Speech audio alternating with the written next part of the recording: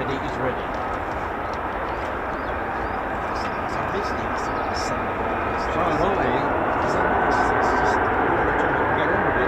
Yeah, man. That's the way. Alright, here we go.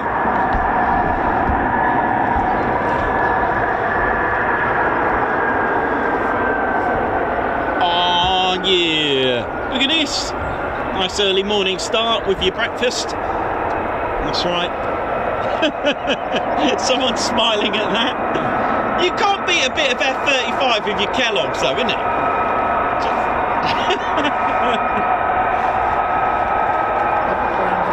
Yeah, and sugar-free. Sorry, but these are sugar-free. Sugar-free, low carbs.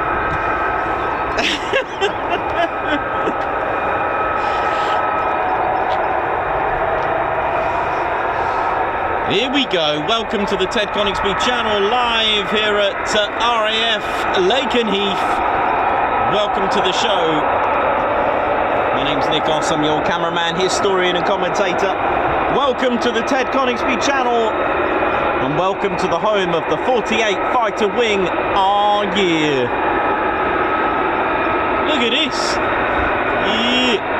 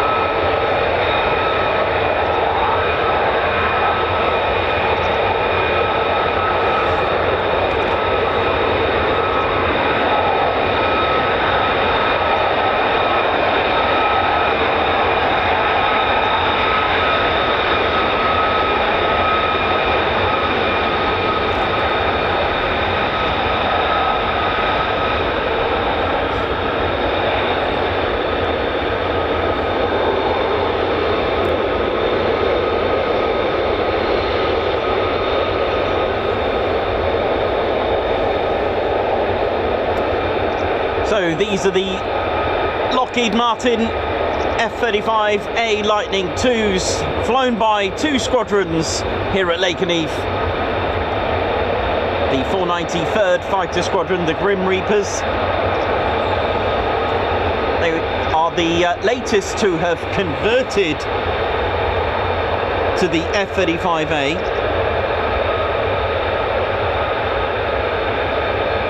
And that was in 2022.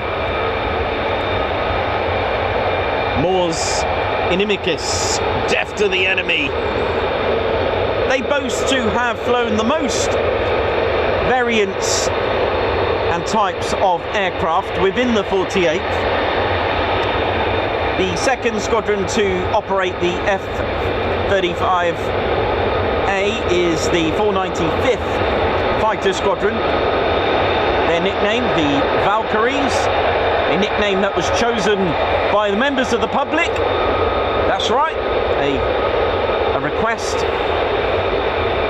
to seek out a new nickname, as they had been inactive for 30 years from 1991, but they arrived on the 15th of December 2021 with this. Not only making Lakenheath the first wing to operate the F-35A within USAF, but actually as a whole within the USAF 3rd Air Force, the first wing to operate. Also, RAF Lakenheath's 48 Fighter Wing are the only wing of the United States Air Force to have a number and a name. That's right, they're called the Statue of Liberty Wing, and that's all down to when they were operating in France in 1952, close to the very birthplace of the creation workshop of the Statue of Liberty. That's right, the Foley's workshop.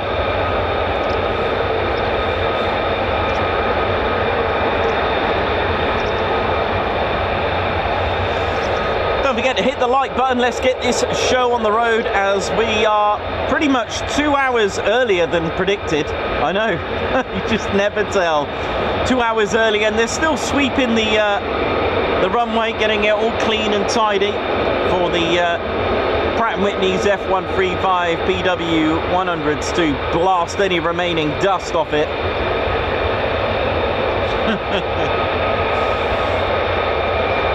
A station that was built in 1941 to serve as a satellite station to neighbouring RAF Mildenhall.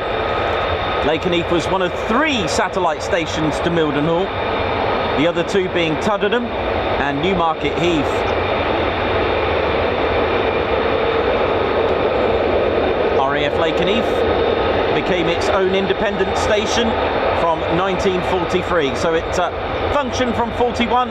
It sits bang in the middle between RAF Feltwell, which is 5 miles just to my 5 o'clock, and Mildenhall, dead ahead of us in about 4.5, 5 miles in the direction of the backwards profile.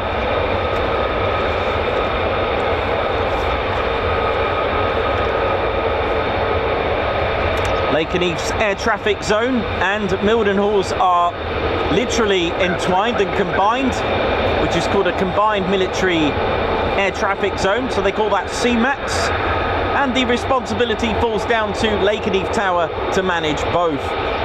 This is called RAPCON, radar approach control. So it's Lakenheath Tower can do Mildenhall and here as well.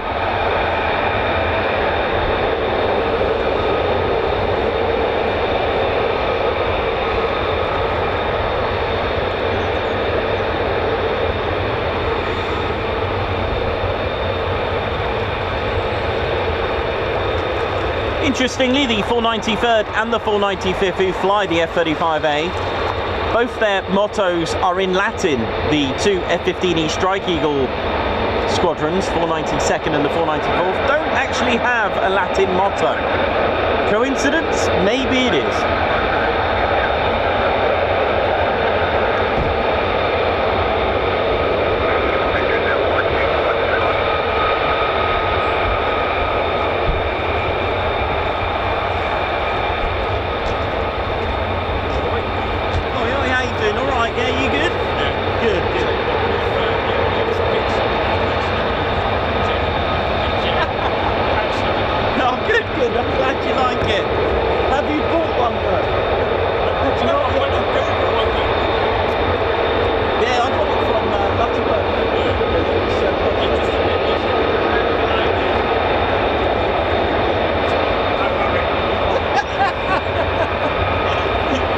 I'm glad you enjoyed it.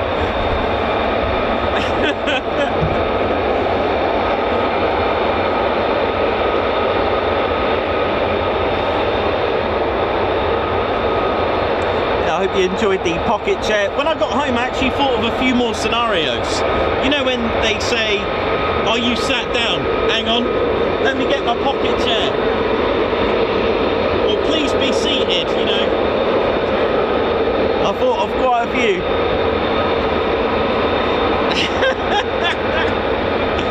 Oh dear. Yeah.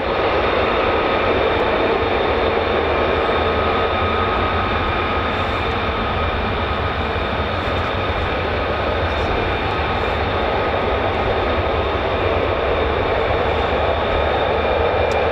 big shout out to all the 48 fighter wing. As a wing, there are many components, such as the 48th Medical Group. Big shout out to them. Tommy, miss you, man. I know he's not here now, but he was here. But a big shout out to them. Always remembering the 48th Medical. The SF, Security Forces, OSI, LE, how you all doing? MOD Police, how you all doing? The 48th Civil Engineer Squadron as well. The 48th Operations Group, which forms as part of the flying component. So, of course, as we mentioned, the medical, you've also got a flying component, which is the operations group. So this stems back from the times of the original structure of an air force. So if you remember the mighty 8th Air Force, we all know them. They had 3 divisions in their air force. For example, you've got your Air Force, number 8. There was many. This is, today this is number 3. 3rd Air Force. But you've got your Air Force, you've got divisions. So in the 8th Air Force, they had 3. Once you got your divisions, you got your wings, and once you got your wings, you got your groups, and in those groups there are squadrons, and in those squadrons there are various flights, etc.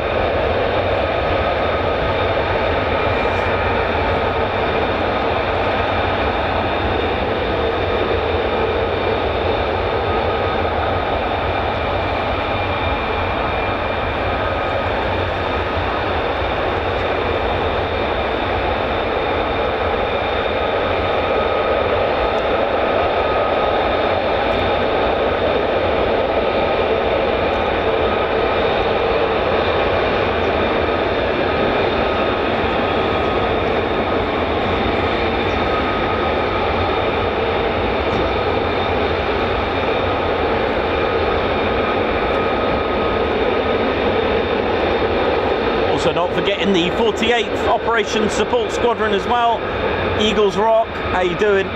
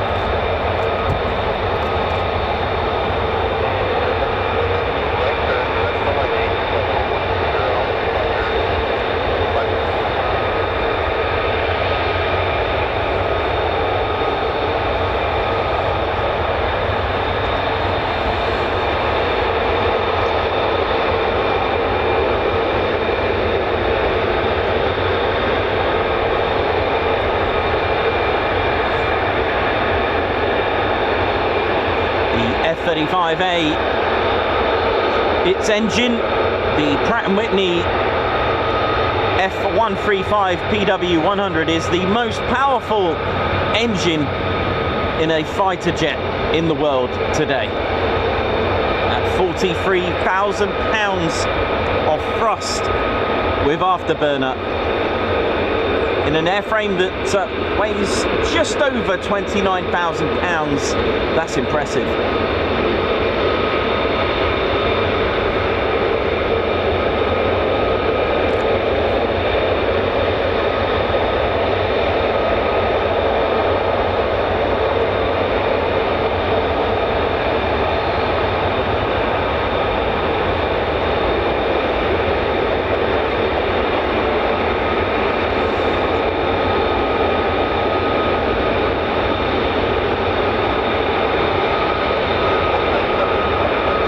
Babs, thank you very much for that as well. Thank you so much for your support, Babs Art.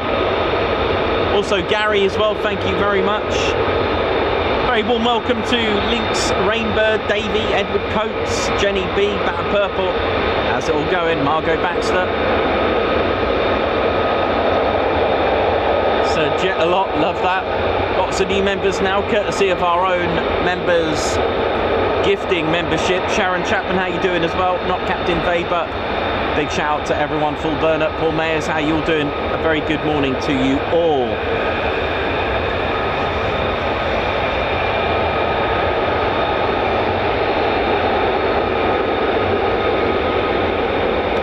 And a big shout out to all our US viewers as well. How you all doing?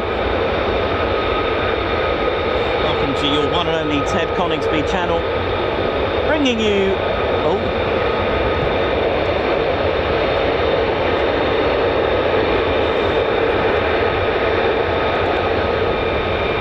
using the flags there to scare the birds.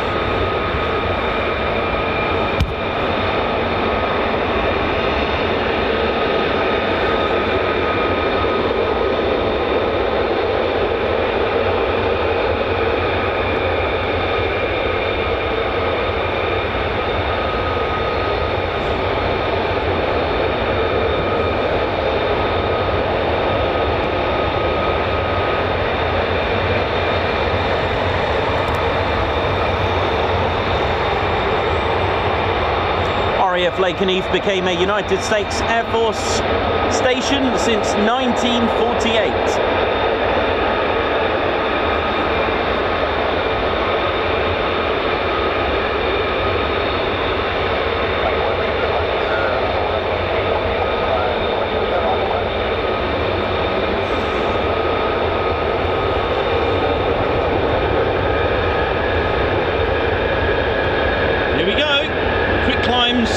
Time to ride, get ready.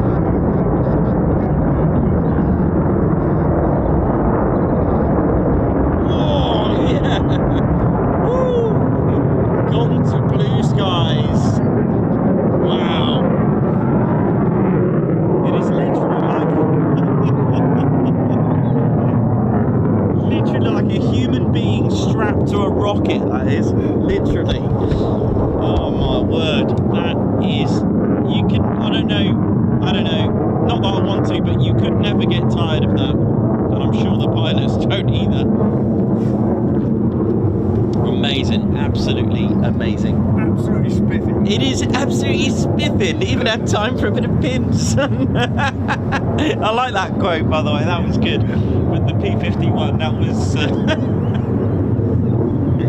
Oh dear, oh dear. That was good. That was good. Lovely. Well, there we go. So, a few things. I'm gonna just home in on a couple of questions that I do get asked about the quick climbs here at Lakenheath. So when this is fully fueled, let me just turn that down.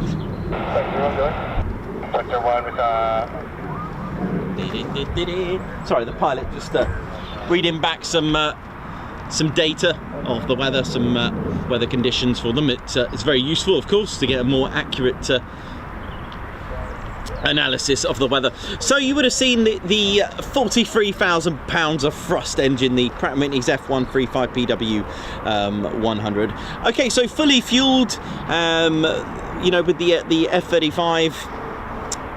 As I mentioned earlier, that the airframe is just over 29,000 pounds, just literally just over, and its engine, it's 43,000 pounds as well. But when it's fully fueled, its thrust to weight ratio is just below 1:1, basically, the thrust to weight ratio with that. Okay, so it works out fully loaded, fully fueled at about 0.87. But again, you can actually make it a 1:1 or in excess of 1:1 by having less fuel, etc.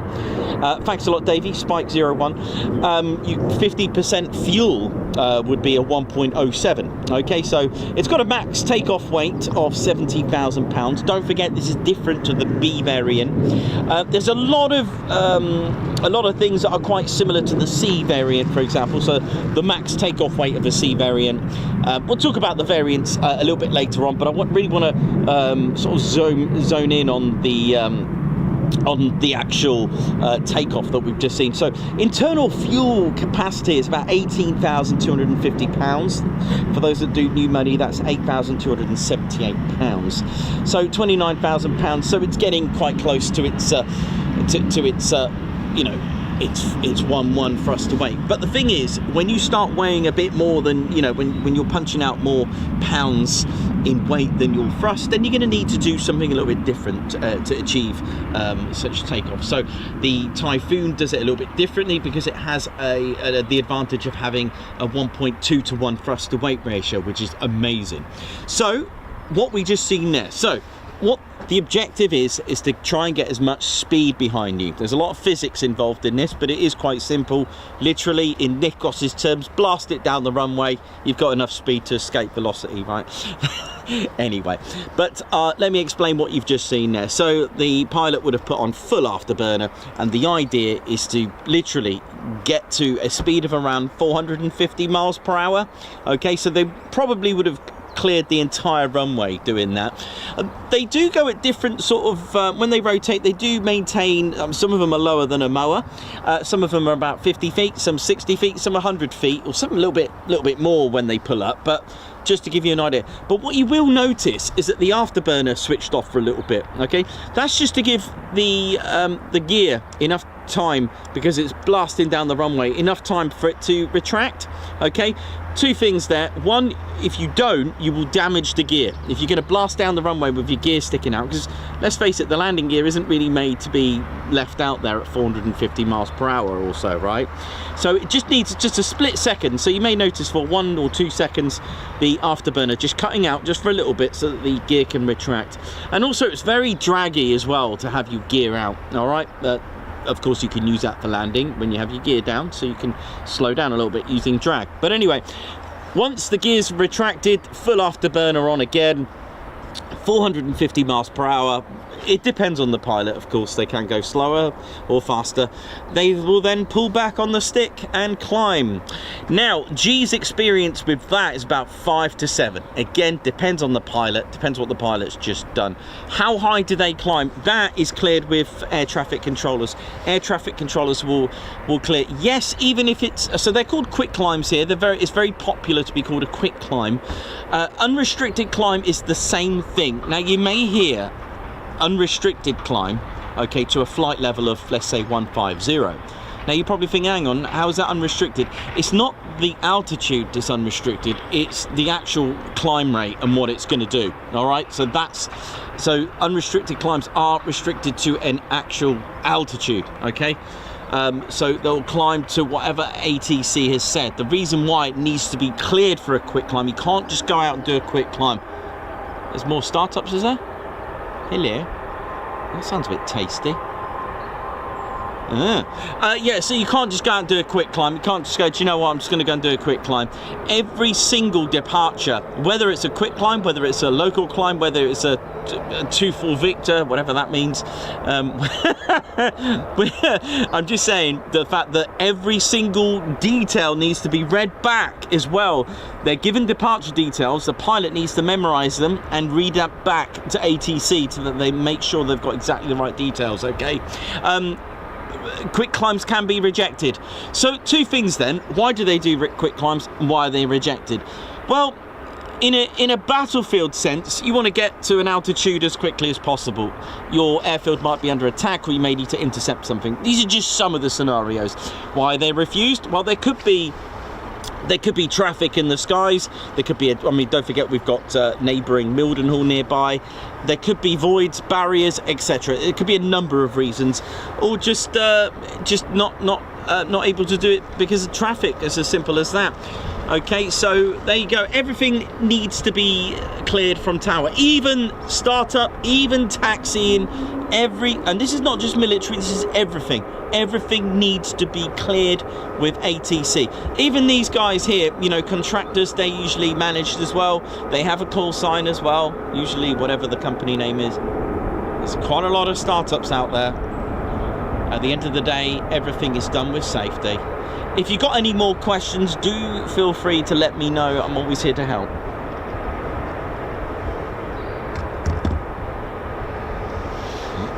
Nice little start to the morning though, right?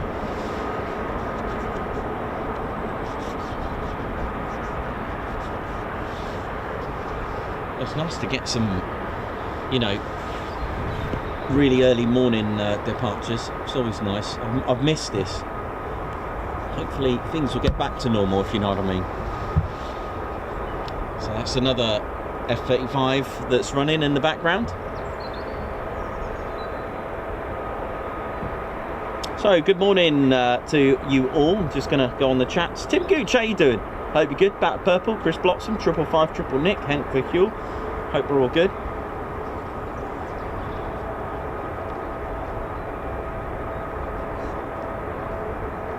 Argen, how you doing? Hope you're good, man. Argen watching from Netherlands, not Captain Weber. How you doing? Oi oi to Michelle Viljoen from South Africa.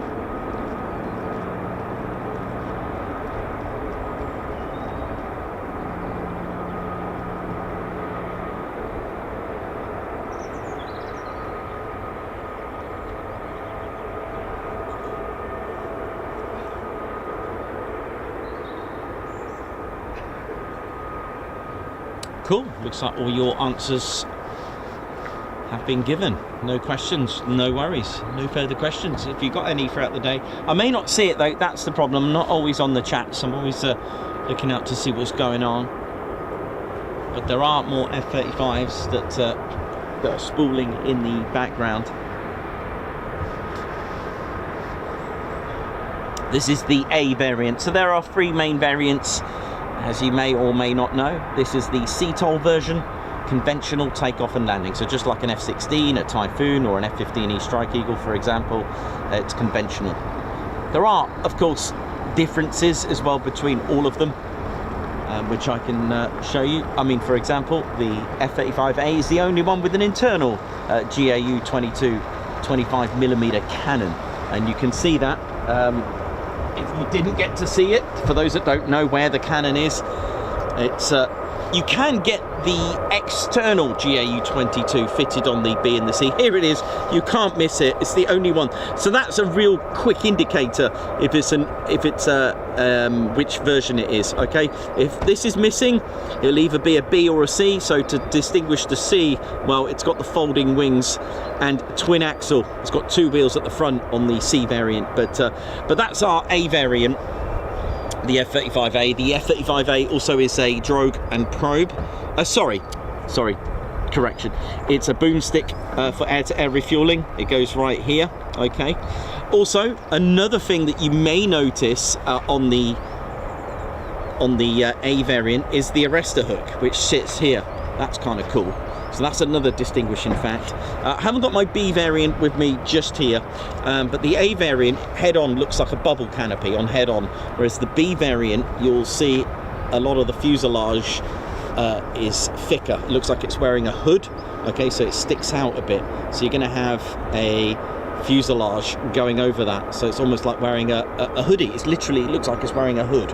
All right, if you were looking at it from the front. Okay, the F-35B is a drogue and probe. That's what I was thinking, and so is the C variant. The C variant is a lot different. It's the B variant, that's the one that hovers. It's classed as STOVL. The C variant is the catapult version, the carrier variant, also known as a CV variant. They all do the max speed of Mach 1.6. But there are G limits on each one, so plus 9G on the A, plus 7 on the B, and plus 7.5 on the C. However, the C variant is a beast because it's an extra 2.4 meters. It's got an extra 4 foot. I know I do a bit of both new money and old money, but it's got 2.4 meters, so 1.2 either side. Thank you very much. 129k. Wow, thank you very much. It's got extra wings, wing area, so it sticks out here and here. Larger wingspan and a larger wing area for greater lift. And the thing is, the arrestor hook is different. In fact, the whole airframe on any carrier variant aircraft, such as the F-18, is strengthened. Okay, any carrier variant is strengthened. The airframe strengthened, the suspension, the front nose gear is uprated, so it can be pulled along with the catapult, that steam engine catapult. Very, very different. Internal fuel is different on all of them. Range is different. Actually, internal fuel is actually the same on the A and the C, if I can just correct myself on that one. Actually, no, just slightly. No, the internal fuel on the A variant is about 18,250 pounds. The C variant, if I remember correctly, 19,750. The B variant has less fuel, 13,500. Why? Well, they've stuck the 1.2 tons of Rolls-Royce lift fan in here. 1.2 tons is a lot, and there's a lot of space lost for internal fuel. That's why it doesn't have as much range as the other two. But other than that, it's an amazing concept to have 3 different variants. Isn't that amazing though? You know, when you think about a 5th generation stealth aircraft in 3 different main variants, that is colossal. And I haven't even spoken about what else it can do yet. Normally I do, but not yet. We shall wait.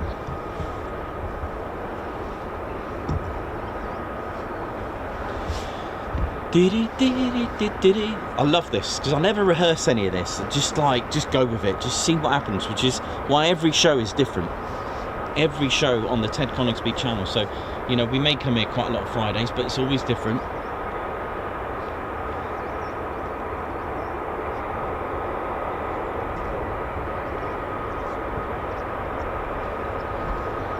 Nice one.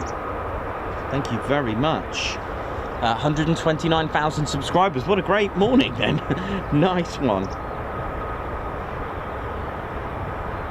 Enjoy, Edward Coates.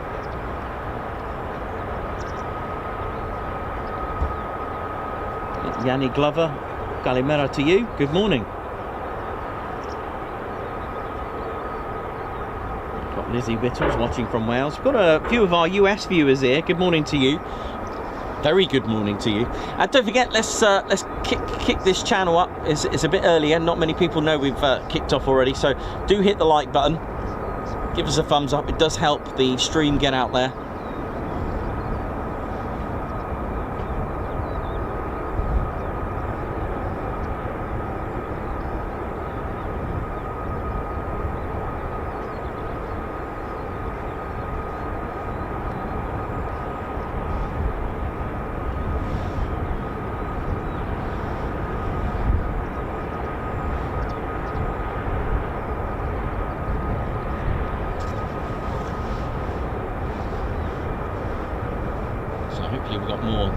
just coming up. Sounds like F-35s that I can hear in the background. Oh, Tally's here. Just seen Tally, hang on. Tally, just stay there, mate.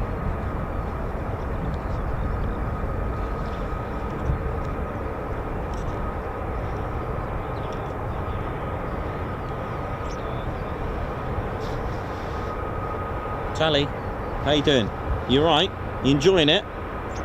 Yeah? That's good. Tally, this way, mate. Yeah, there you go. Yeah, nice one. Thank you very much. Yeah, I'm here. What are you doing? You having a good time? Yeah? What do you think of the F-35, Tally? Do you think it's alright? What do you reckon?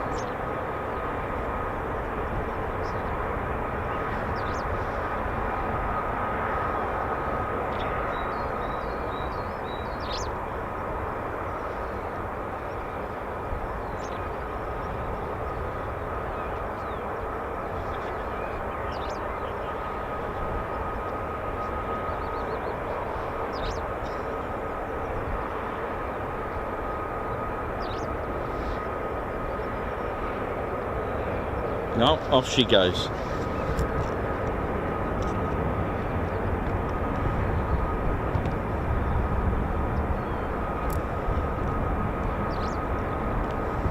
So this is the Catwalk.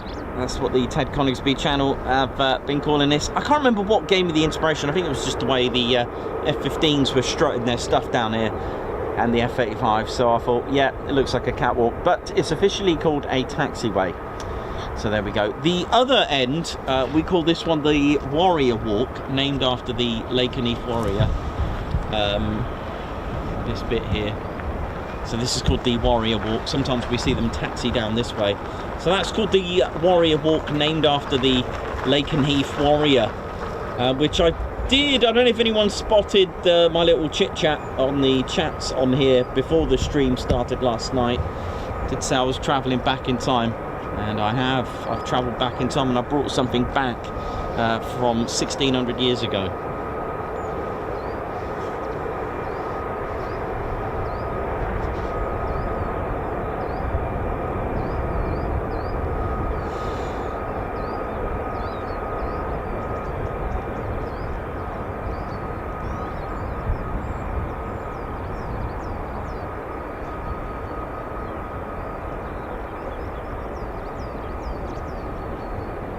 Thanks a lot, Chris. Thank you very much for your kind messages. 129k. Ooh, yeah.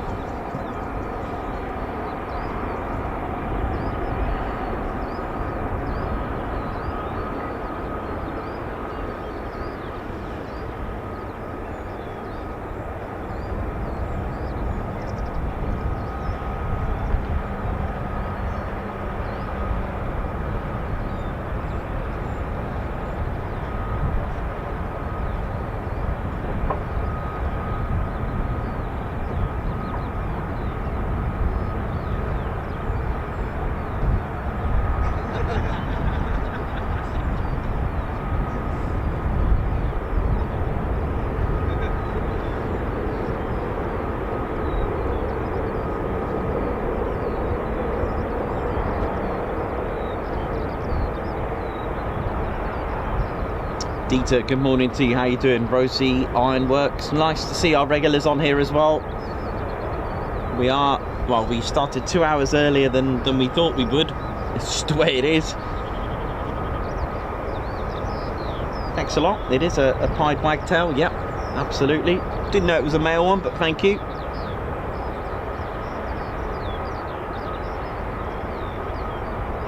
not Captain Weber, thank you very much for your super. Margot as well, thank you very much. 129k.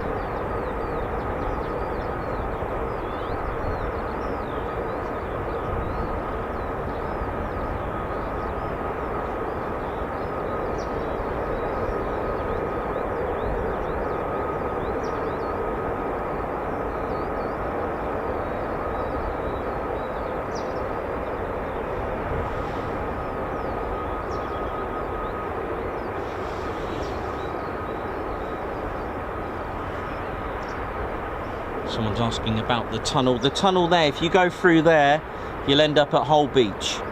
That's what happens. You go through it and you'll end up in the wash as a boat. That's what normally happens.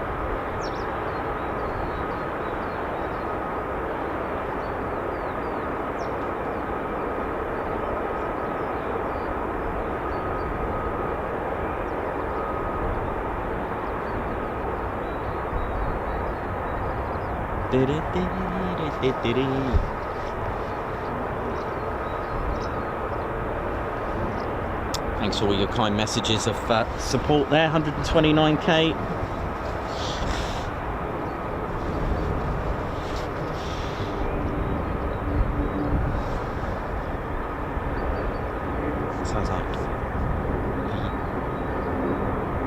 Sounds like an F-35 is on the move,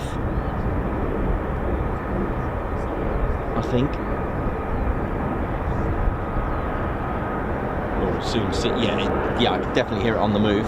It's kind of nice. It's almost back. It just almost feels like normality at the moment, which is nice. We need that. We need that in our lives, don't we?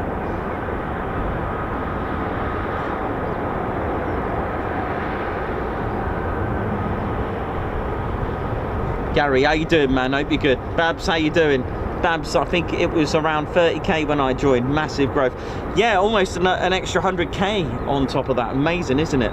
Got Margot joined when it was 7.2k. That's amazing. Wow.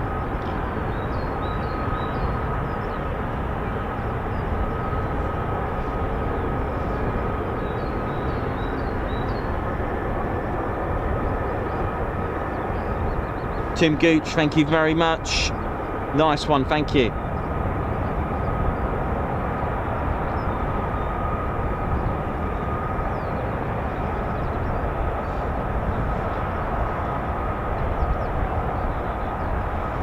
So that little yellow, that yellow box that you can see sort of on the bottom right of the screens there.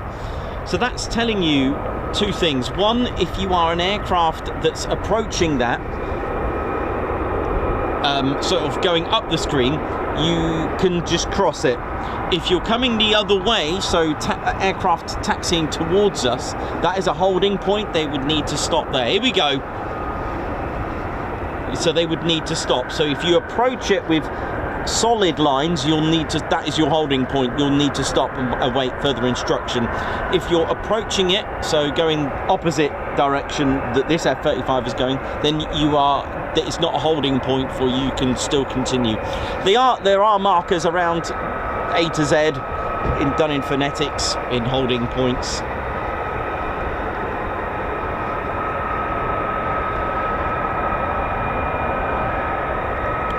Timmy Lights, how you doing? Hank Verhuel, Steve Rampling, oi oi, here comes trouble, absolutely, here's trouble. Look at this, beautiful. Everything about this is just amazing. Every single detail, from the materials used, which is RAM as we know, but it's also got radar absorbing tape, so special RAM tape on there, serrations all over the place. No 90 degrees, everything is just rough and smooth at the same time. It's amazing.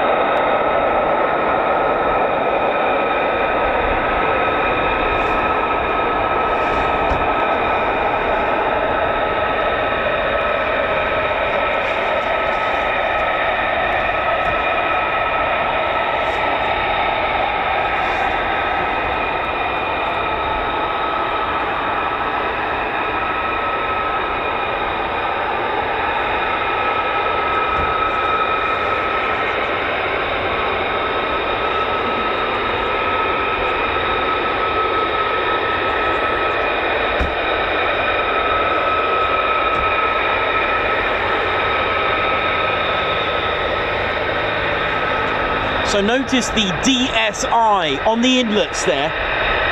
That's called a divertless supersonic inlet. And that bulge on the just literally on the insides of the inlets, they control the boundary layer. It's very clever. The system is amazing. Serpentine system as well.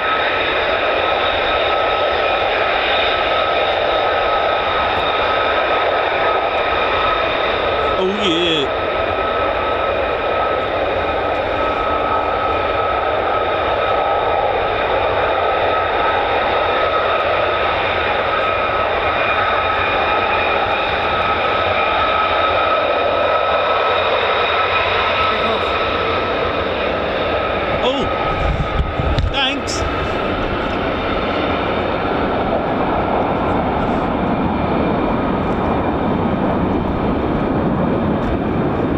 Never seen that before. That's cool, isn't it?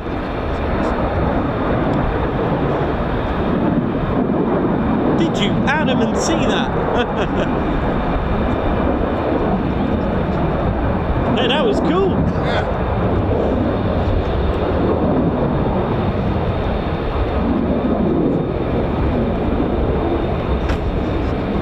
Please turn round. We need him to come back. Cool, man. I know we only caught a glimpse of that, but let me, I'll tell you what, I'll leave it here and I'll just look behind me.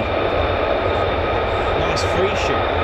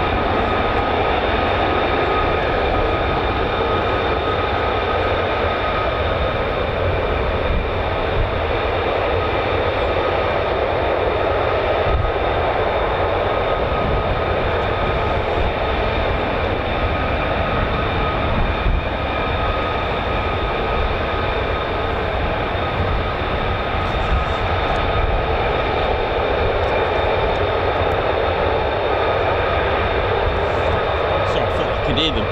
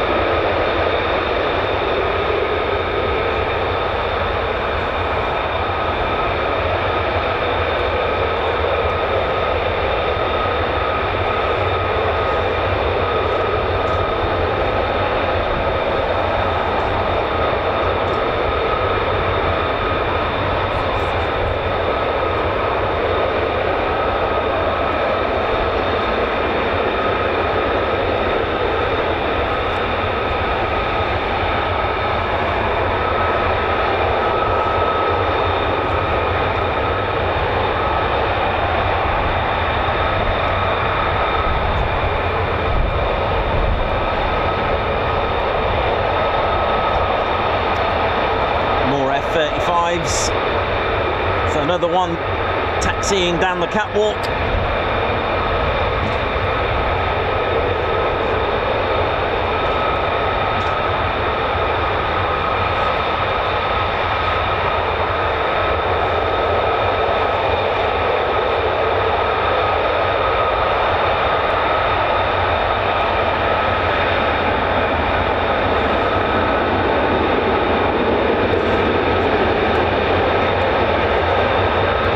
They're going to wait for him.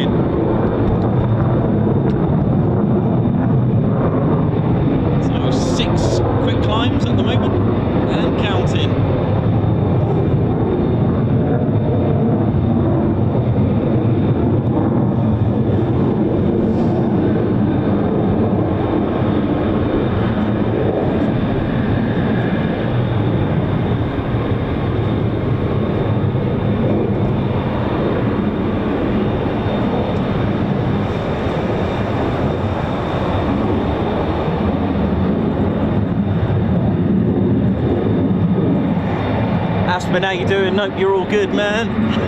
Hey, hope you're all well.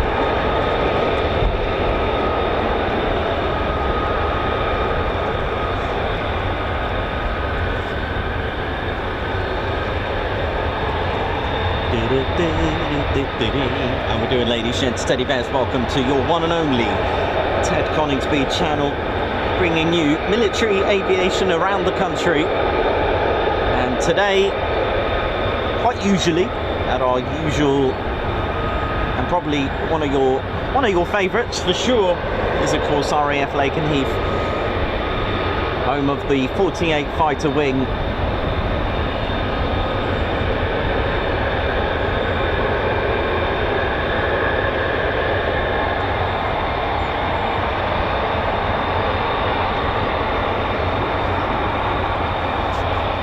Some new stuff, if I can fit it in today with the way the movements go. It's not always possible. Some of this will need probably without interruption, sadly. I say sadly because sometimes it's kind of nice to explain a few things for you, so I'll see if I can fit them in.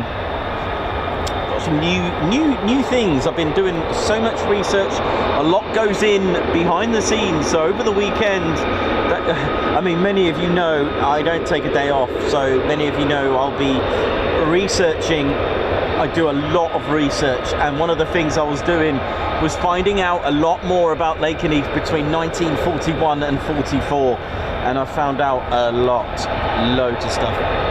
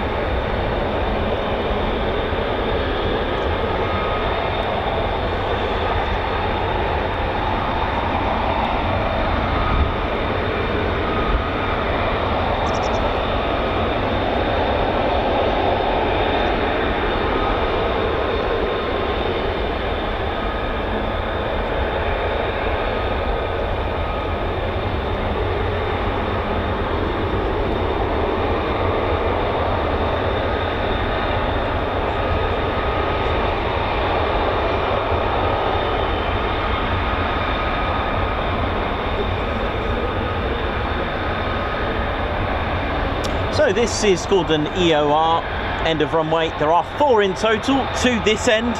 So runway 23, so you got, this is the south, and you've also got north, and then you've got 2 more EORs, end of runways at 05. End of runways can be used for post taxi checks as well. So the F-15s, you'll see the ground crew and their crew chief come out, fighter generation squadrons doing their thing, pulling the pins, doing their checks, ready for departure.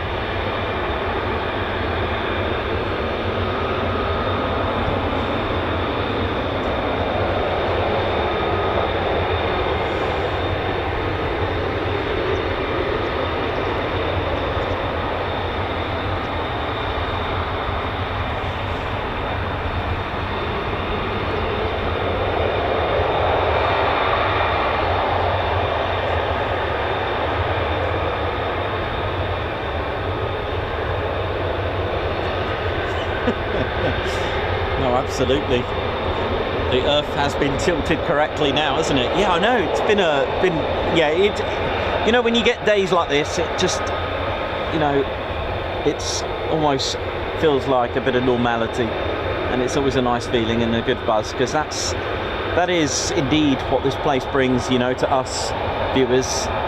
Ultimately, the boys and girls here have got one job: air superiority, ready to own the skies. That is exactly what it is. And for us here in the bird viewing area, we love watching it. The noise, the sights, just everything about it, that feeling. The Richter scale been shattered. I mean, Suffolk must get some sort of earthquake measurement, right? Something on the Richter scale, surely.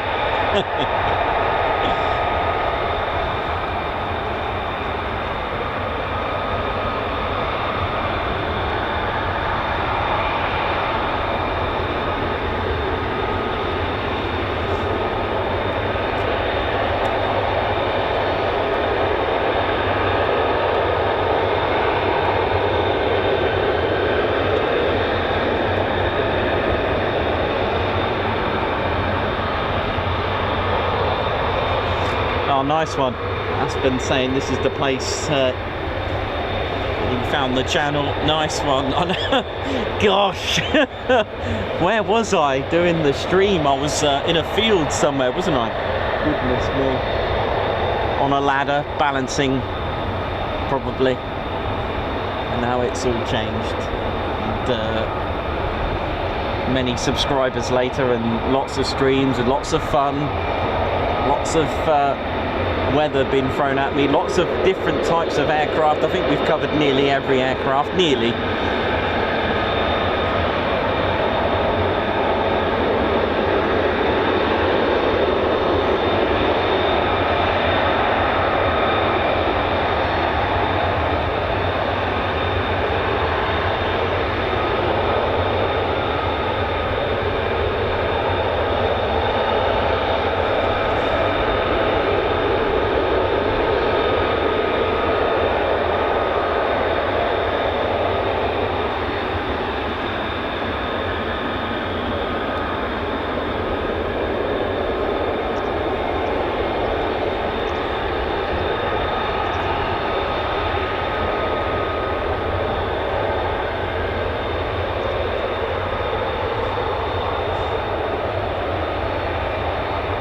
So for those that are concerned, first of all, relax, enjoy the aircraft that's on the screen, because once it's gone, it's gone. They wait here on the EOR for various reasons. I'm going to say infinite amount of reasons. This aircraft could be waiting for another aircraft to join it. I say aircraft because it could be an F-15, it could be another aircraft. They could be doing aerial combat somewhere, aerial, you know, red air, whatever you want to call it. They could be waiting for a tanker. It could have gone tech. Maybe it was going to go to Wales. The weather's not good. It can't go through there. It's going to submit another flight plan. It could be troubleshooting. It could be various amounts of reasons. Maybe it was going to go up, but it can't. It's got to wait for traffic. But ultimately, as a viewer, sit back, relax, and enjoy the aircraft. Take a step back and say no worries. At the end of the day, you're not the one in there just waiting around. But mind you, I wouldn't mind sat there for an hour inside an F-35. You know how it is.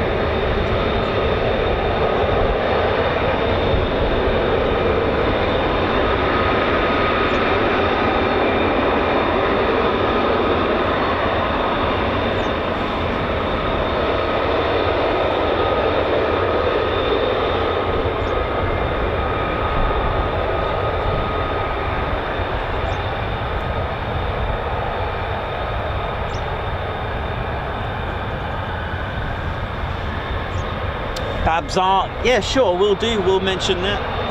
Give me 1 second.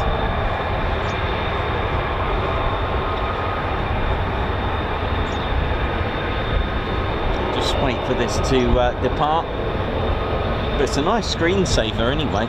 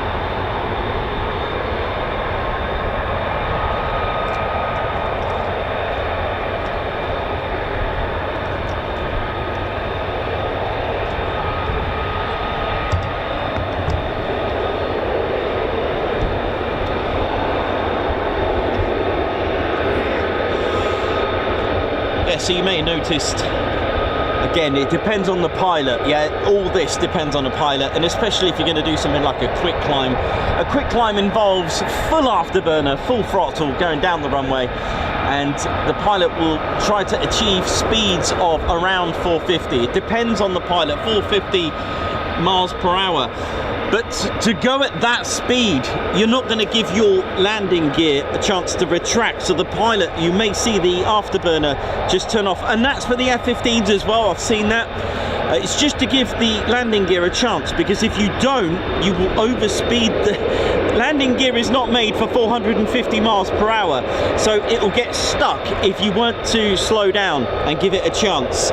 Okay, so the idea is that you go as fast as you can, but you've got to give the landing gear a chance as well to retract. So the afterburner will cut out for a little bit, just so that it can have the landing gear chance. Because if it doesn't, like I said, it will get stuck, and then you'll go into other sorts of problems. Your landing gear will get stuck, it'll be very draggy, and that's why the pilot will turn the afterburner off for a little bit a second. I mean, the pilot can go a little bit slower with full afterburner. You can see that sometimes as well, but if you the thing is, you're going to run out of runway and you need to get some speed up to get down the runway at 450 miles per hour and then pull up. So I hope that answered your question. You don't really want stuck gear, because the other thing is, you don't know how badly stuck it is. You know, is it halfway up? Has it retracted fully? Is it still a little bit out? Is it, you know, that kind of thing. You don't really want to start damaging your landing gear like that. Yes, you could say it's better to be stuck out, but that's not the point with that. But it can get rectified in the air, but not always, but it can.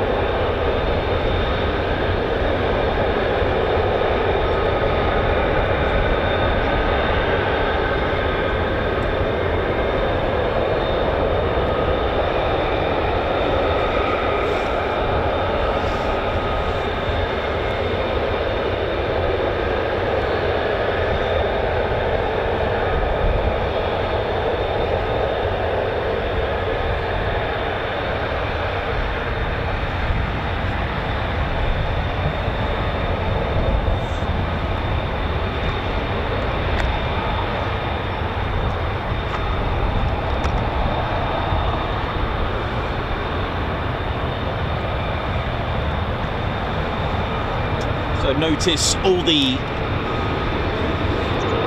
all the serrations that are on the actual aircraft. And of course, Lockheed Martin, I can't remember what year it was, 2010 was it, put out a patent for a particular paint. It's a radar absorbing material with iron ferrites as well, that actually these particles in the paint start to burn the radar waves, the radio waves from radar, and then the actual panel of the aircraft absorbs that heat. It's very amazing. There's so many things that it can do. You'll also notice some slightly off color sort of zigzags on the airframe as well. Those are radar absorbing tape, kind of like what my model has here, and there's a good reason for that as well. And don't forget the actual material, so that's these here in that lighter grey all over the place. Don't forget the radar absorbing material with the iron ferrite can absorb frequencies from 0.1 megahertz all the way to 60 gigahertz. Not even an S400 can pick this up. It is amazing. And again, if you want to know how radio waves work as opposed to how it hits and deflects off an aircraft, well, you can do that with a torch and a mirror. Okay, if you shine the torch, if it comes straight back at you, well, the radar's going to love that. It's how much of a radar return you're going to give. Now, there is a misconception with stealth. People think it means invisible. It's not. It's how long you can delay the enemy's detection. Okay, it's how long you can delay from being detected, get the job done before it's too late for them. Okay, so that's how it's going to be with radar. And the reason for the tape as well, which I can explain, there's even on the B2. I mean, we got to think back to the very starts of coating the SR-71, then trialing out different shapes like the F-117. But the idea behind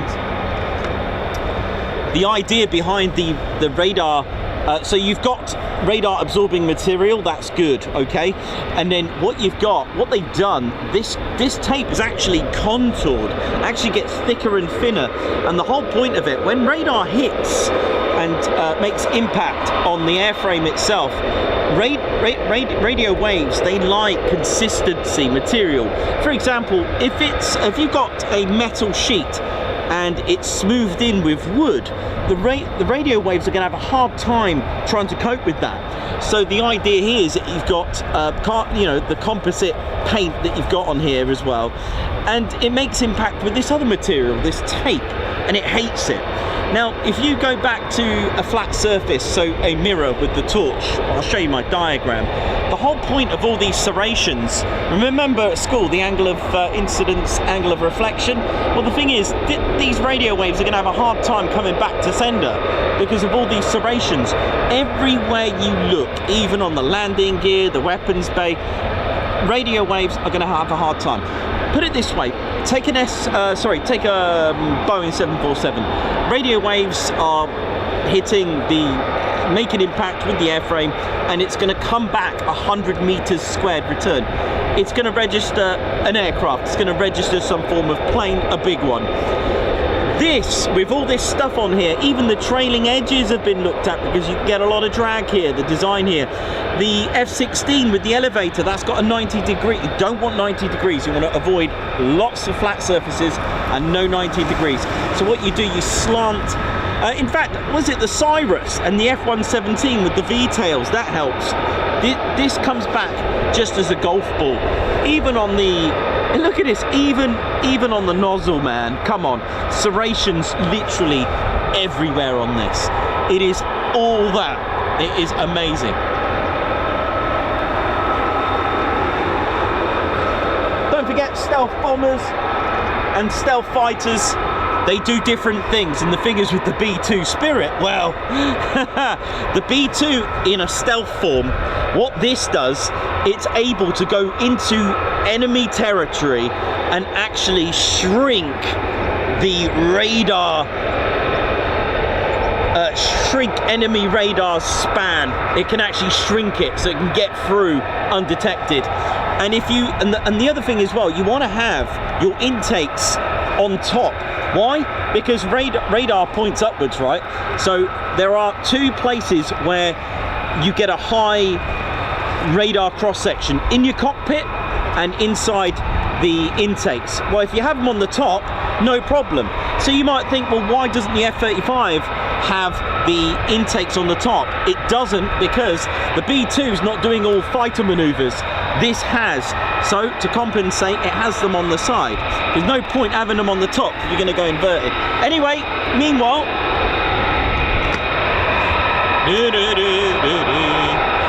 I've got some diagrams to show you, so don't worry.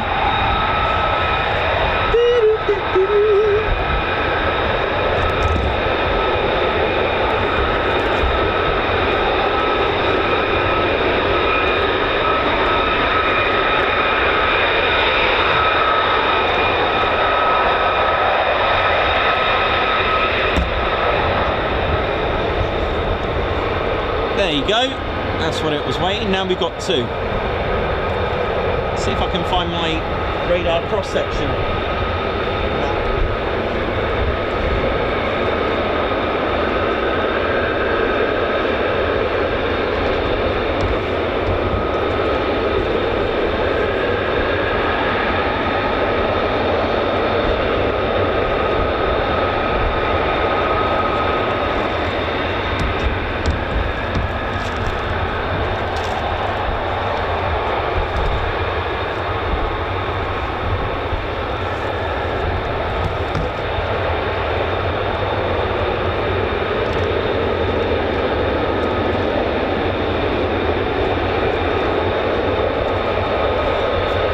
So again, back to my mirror and the torch. Here you go. So this is RCS Jess, radar cross-section Jess.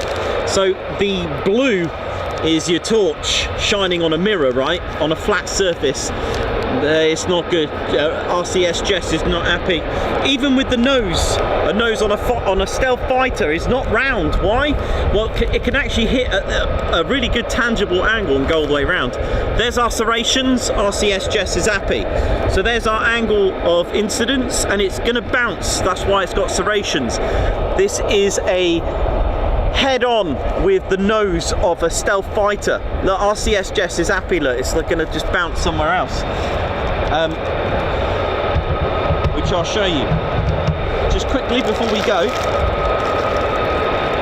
This is how the iron ferrite works. There's our enemy radar hitting our ram, and these little particles are not Big Mac burgers or anything like that. They start to burn the radar frequencies and radio waves and gets absorbed. But yeah, in the meantime, here we go. We've got some F-35s going in now. So here we go. So appreciate everything about this, because it's amazing.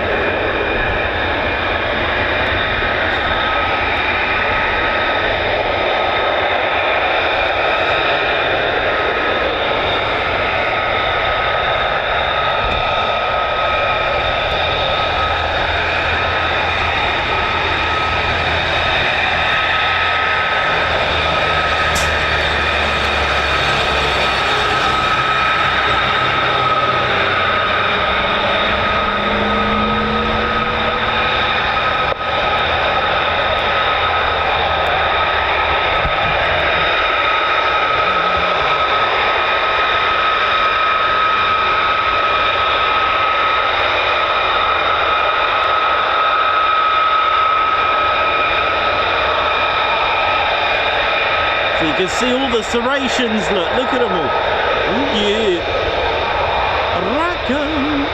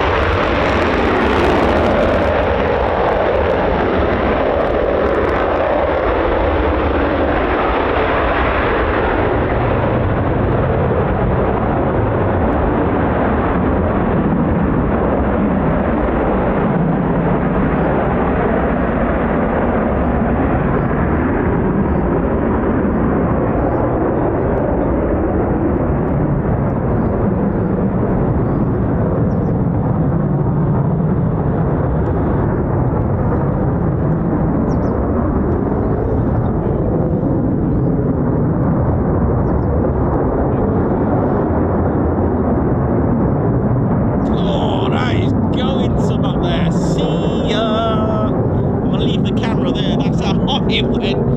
Woo! Yeah.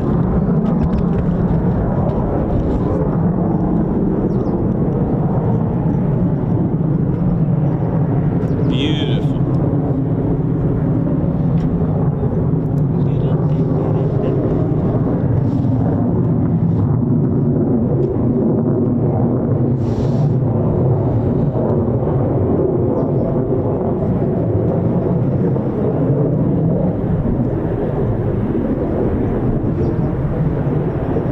So there you go. Anything you want to know about the F-35, just throw it at me. Now, obviously some stuff is classified. I can't tell you everything about it, but again, if you look at stealth fighters, like I mentioned about the nose, look, there's our nose. You'll see it now, whether it's the JU or the SU, F-22, the F-35, the nose has a ridge from the point right where the intake starts. So you can see that there, look, the nose is not actually fully round. Because what could happen, it can catch it, I forgot the word, it's like it's too early in the morning for tangents and hypotenuse and the other one, forgot the other one. But yeah, it could actually catch it and come round. I mean, basically, you know, radio waves, I mean, this over here, this is an SSR, this is this thing here. Hang on a minute. Let me just sort this out.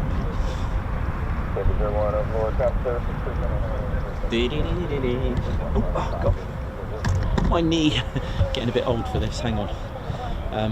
Yeah, so this is a classic example of what's called an SSR, secondary surveillance radar. I haven't actually told you about this for a long time, haven't I? So, an example, a giveaway for this is that sort of rectangular. Can you see that? It's almost like it's almost got two radars there. Can you see that? You've got your classic radar and then this sort of like oblong, long rectangular bit. That is an SSR. If you were to take away that top bit, that rectangular bit, that's a classic. I take 5 seconds to fully rotate. Yes, it takes about 5 seconds. You can count it if you like. Takes about, is that a startup I can hear? I thought I could hear an F-15 startup, but anyway. Okay, there are other things that are happening, you know, with technology. There's the, what's it called? Oh, is it the wide angle?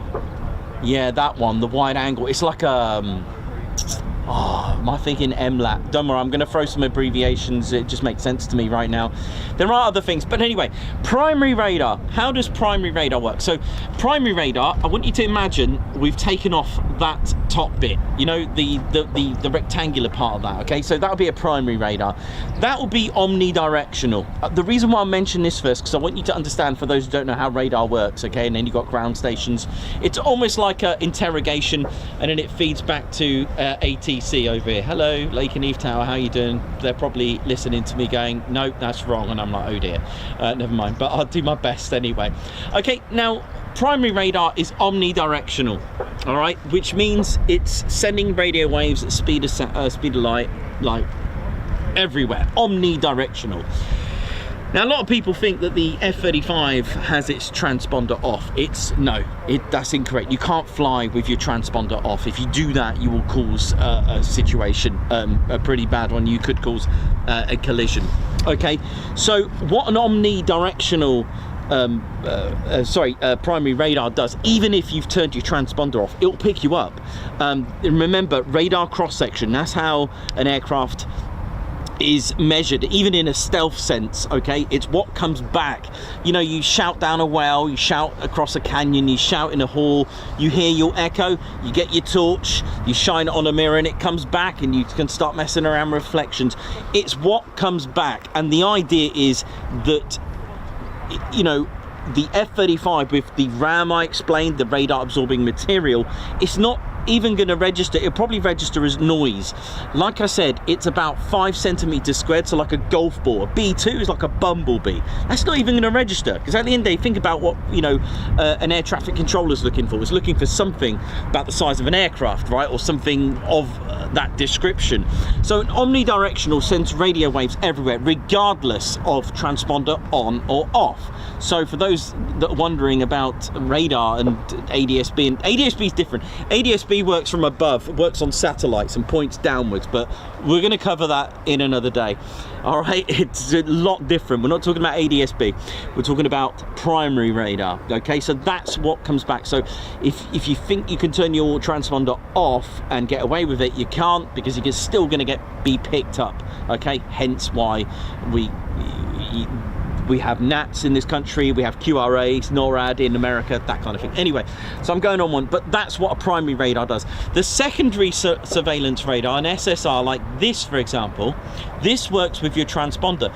You know, when you hear squawk codes, and even those F-35s were given squawk codes on departure, you have to have a squawk code.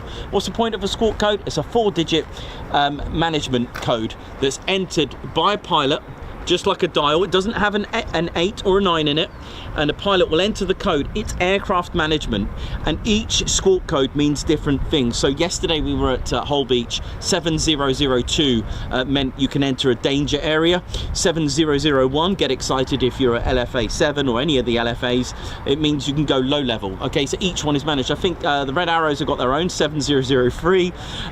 There's also emergency ones, 7700. You got is it 0033 or 3300, which is a parachute drop. Not that they're going to do it on this, for example. But anyway, long story short, so that works with the transponder. Now remember, transponders is actually 2 words: transmit and response. What the SSR does, it talks to the transponder. So the SSR works with the transponder. There are different modes: mode A, and you've also got mode you've got mode S as well. You've got different transponder modes, okay, and they do different things. Mode A isn't going to give you a lot of info, but mode S gives you all the info. So for example, altitude, speed, lots of different information. So with that, so you've got different transponder codes there. All right, there are I believe there are 3. You got mode A, and you got mode S as well, and that's what's going to work. Okay, and mode C as well. So they do different things. So mode A basically provides like an ID code. Mode C adds altitude, and mode S allows for a more, more detailed data, shall we say. Okay, I don't want to go into too much detail, but the point is that's how an SSR works. If you turn your transponder off, you won't be able to be managed, and that's what kicks off a QRA, right? Because you can't get managed, you don't know what the aircraft's doing, which is why for the likes of our friends at Lossiemouth, when we get our annoying neighbours, shall we say politely, come along with no transponders on, the idea is that there's civilian aircraft flying around, and what the Typhoon will fly next to it, so at least someone can actually see it, if that makes sense. But again, ADSB is completely different. ADSB works with GPS.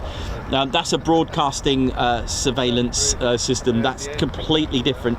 That works with its own, that's got ADSB in and data out. Data out, you can actually control what data comes out of your aircraft, such as your whole thing. So, actually you can turn that off and actually not give out your data.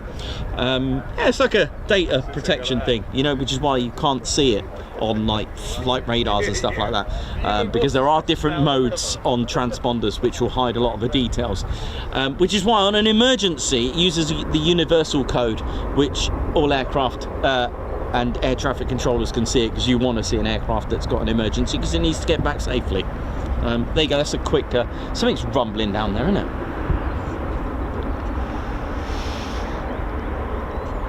Anyway, I'm here for a minute to answer some questions before they all come back.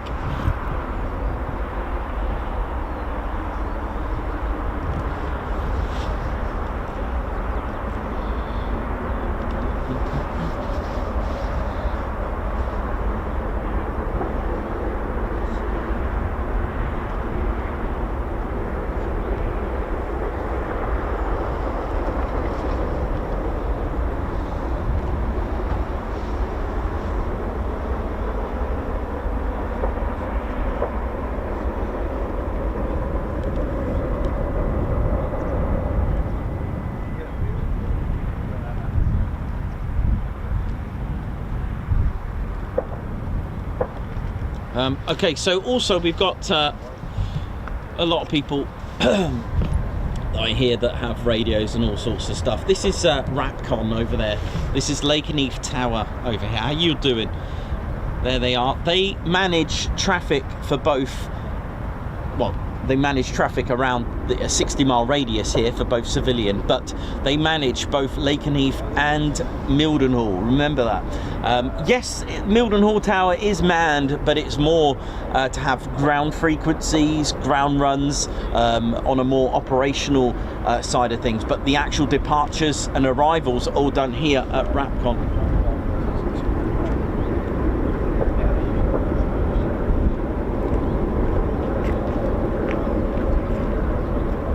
So they're actually part of the 48th Operations Support Squadron. They're there behind those tinted, slanted, at a 15-degree angle, I believe, tinted windows. They're called RAPCON, which stands for Radar Approach Control. They're part of the 48th Operations Support Squadron.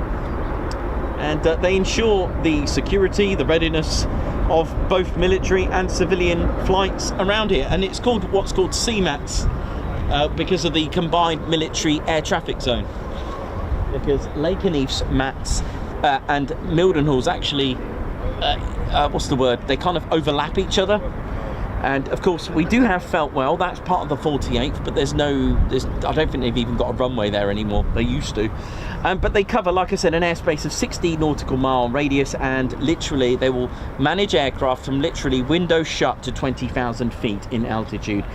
They have radar technology. There's an assist controller and an approach controller. The approach controller is talking to the aircraft. That's why sometimes on your radio you can hear like a little phone, I think.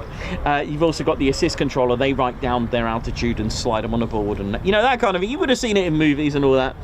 So there's a lot of collaboration between the team and the pilot, because that is the most crucial thing. ATC and pilot is the most crucial communication and bond, and especially during adverse weather conditions, and they prevent any conflicts.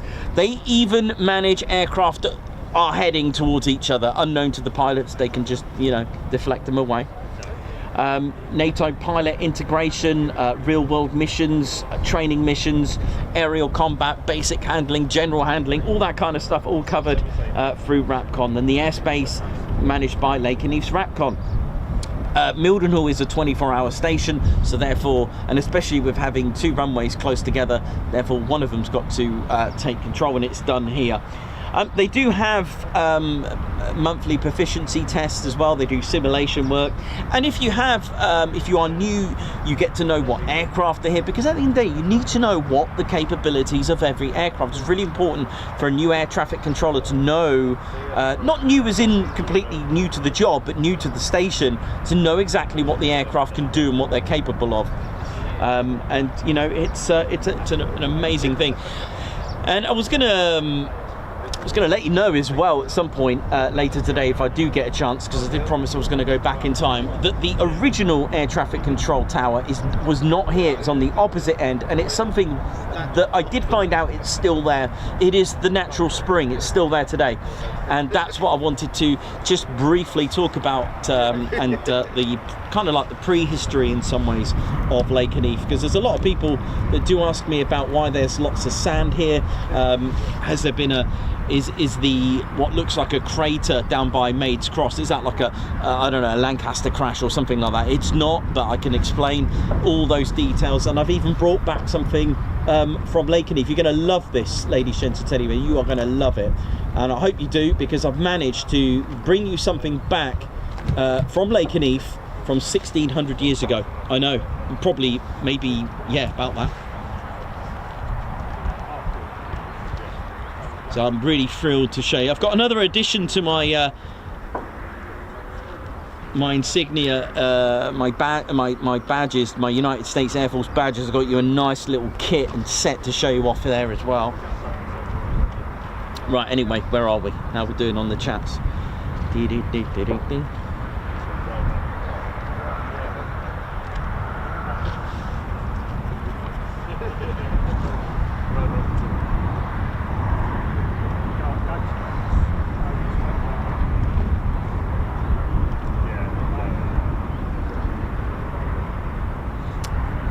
Angela Machardi, how you doing? Sorry, Angela McCarty, how you doing? Hope you're good. Tim Gooch, oi oi to you. Davey, Margot.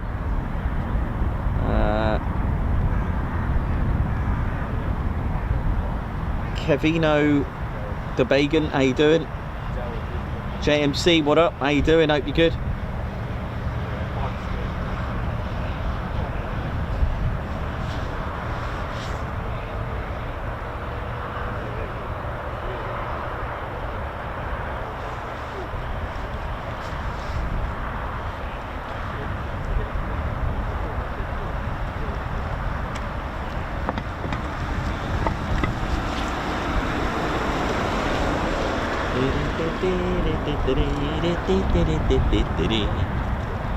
Hope you're all good, ladies, gents, steady bears, and enjoying the show. It's yeah, it just feels like a bit of normality. Hopefully we get the F-15E Strike Eagles as well out. That'd be quite nice, wouldn't it? That'd be all good. And well, oh yeah.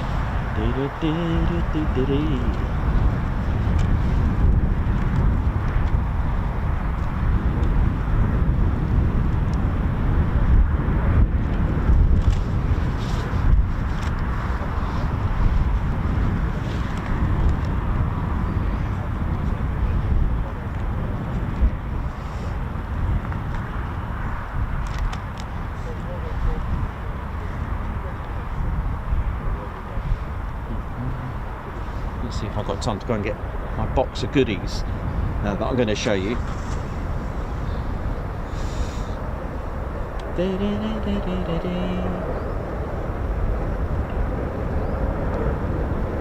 There's something is having a proper engine test down there. Can you hear that? Oh yeah. Something's flexing.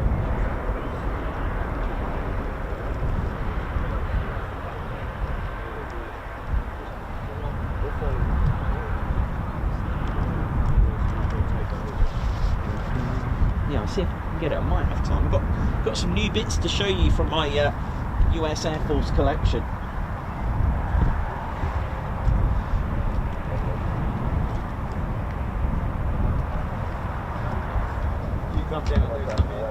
Yeah, I know. Always the way.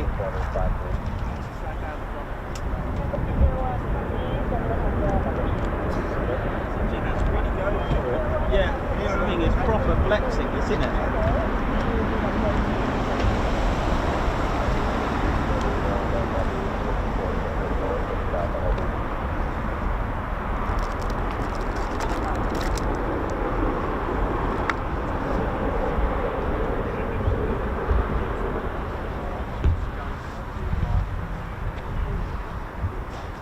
How we doing, ladies, gents, and teddy bears?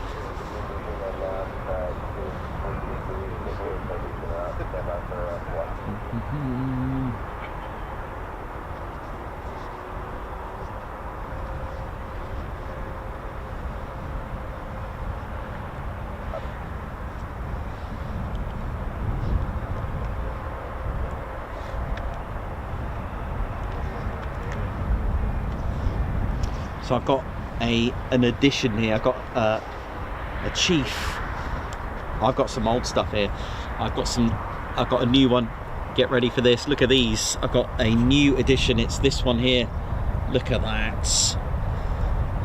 A silver, genuine silver alloy United States Air Force. We're talking 1940s. We're talking World War II on that one.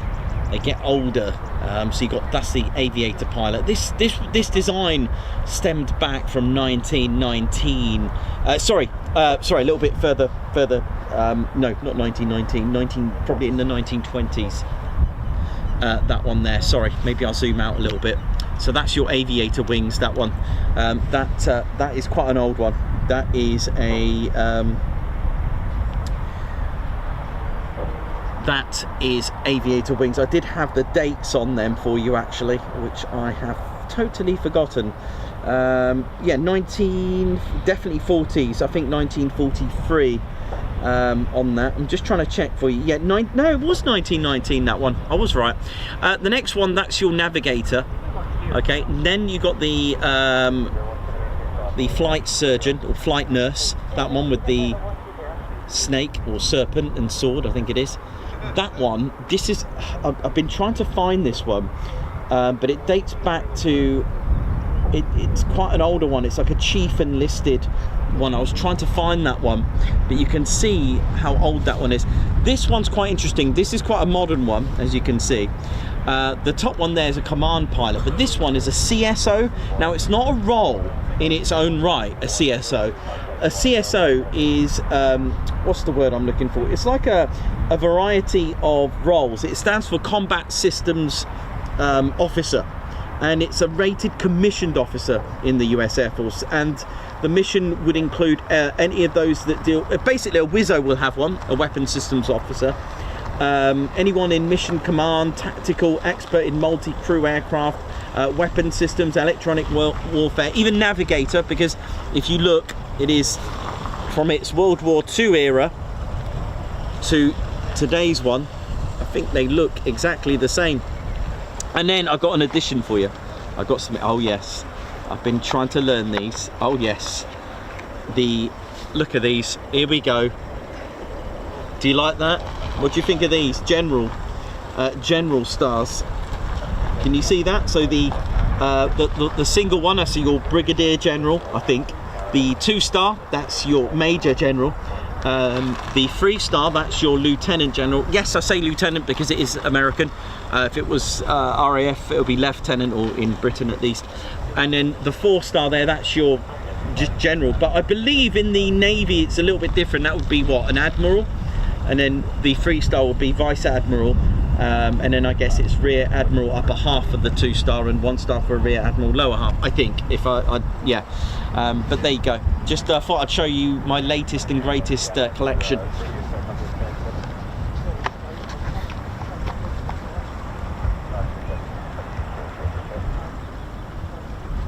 And then something else I got to show you, and it was a question that 70% of you got this wrong. I asked you in a question, what bird is this? Now this is the 492nd Fighter Squadron, the Mad Hatters. What bird is this? Now I want you to notice, in 1943, the bird, which I'll tell you what it is, was facing this way, all the way up to about the sort of around the 60s, if I remember. Then they swapped it so it looked this way, so it's looking from right to left, which makes sense in the form, the way the flag flies. I get it. Now it's looking down a bomb site. Now I believe that's probably from an A-35 or A-20, the bomb site that was used, because that and those two aircraft were ones that they were using. All right. Now the bird is indeed a kestrel. I know, right? Not an eagle. Many of you said eagle. It's actually a kestrel. There you go. Nice little patch there that I managed to get from America.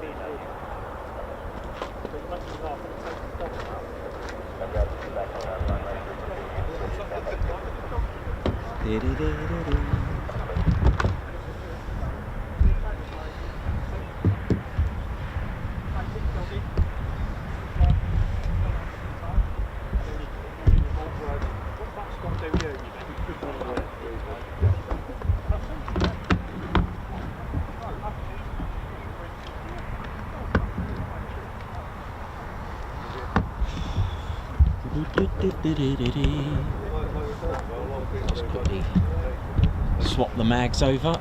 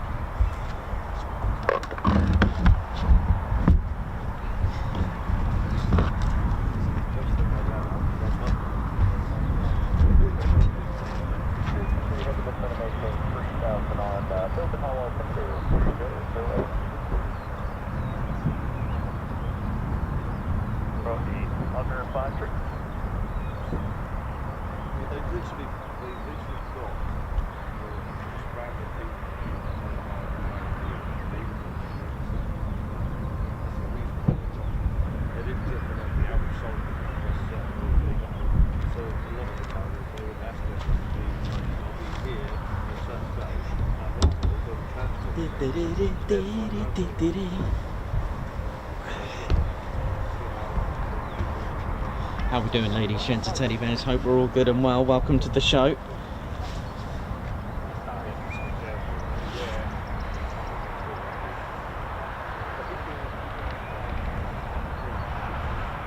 The Zen Warrior, you're most welcome. Zen Warrior's put, thank you for showing us those nice things. What I love about this channel is all the history and knowledge I get from both Nikos and the subscriber members. Nice, thank you very much.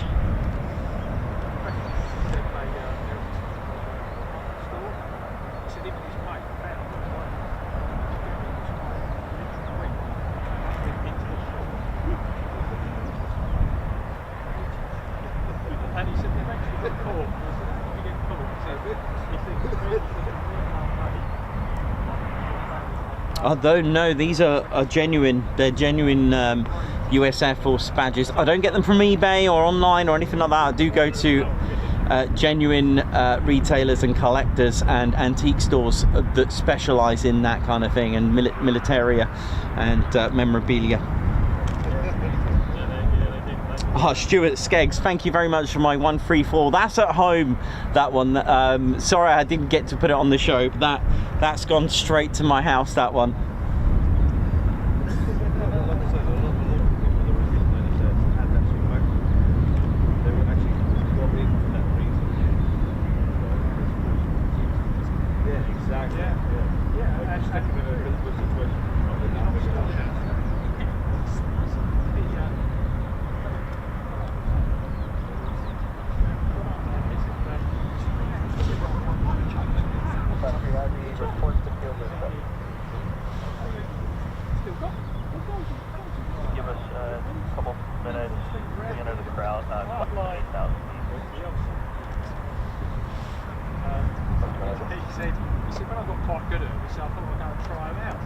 Thanks a lot for your support today, ladies, gents, and teddy bears. I'll get Ted on the show, and as promised, I've done a lot of I've done loads of research.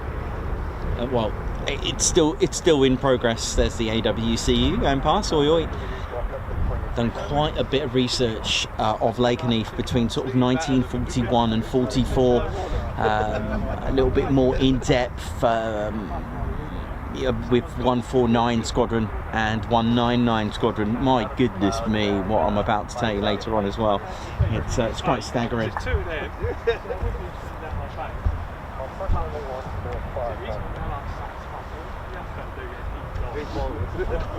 Hopefully we'll get some F-15s today. We didn't last Friday. I don't think we did. No, we didn't.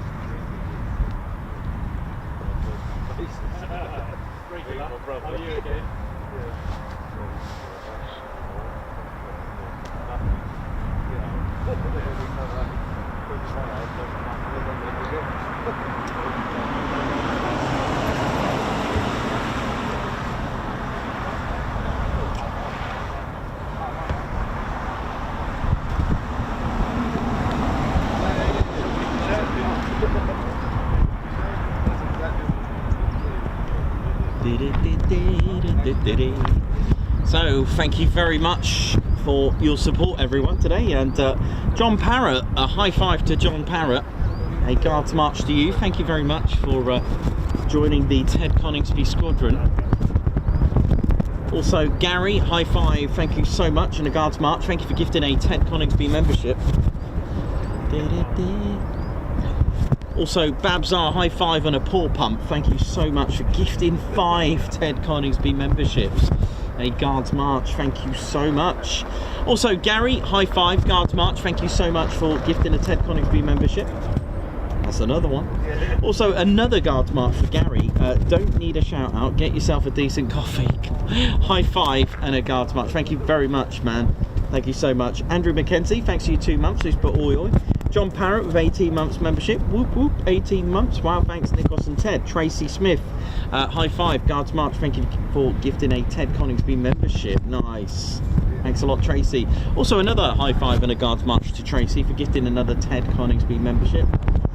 Also, high five and a welcome to KD Wales. Welcome to the Ted Coningsby Squadron. Guards march to you. Gary, also another high five to you. Thank you for gifting a Ted Coningsby membership. Margot, thanks a lot for the super, who's put 129k with lots of celebrationary emojis and a green heart. Not Captain Weber as well, thank you very much for the super, who's put congrats on 129k. Wayne L. Goog won with 35 months membership. Another month without sweets. For wife. Alright, I got it, yeah. Steve Rampling, thank you very much for your 21 months membership. All the best, see you at the fence soon. Thank you very much. Tim Gooch, high five, thanks a lot, man. Guards march, thanks for your super chat there. Nice, 129k, congratulations. Danny Hutch with 11 months, oi oi. JMC 1364, welcome, high five to the Posh Officers Club. A year gardening, thanks a lot for your 20-month membership. G'day all, oi oi, thank you very much. Davey, thanks a lot, man. Thanks for your super chat there, thanks, man. Who's also part of our spanner flight as well, 129k. Oh yeah, with a salute and a star. Thanks, man, thanks, Davey, that's awesome, mate. Chris Baxter, thank you very much for your super chat as well, guards march. Something rumbling over there, isn't it, Ted? Something is rumbling over there. Well, I'm guessing there's tankers about. Probably. Most likely.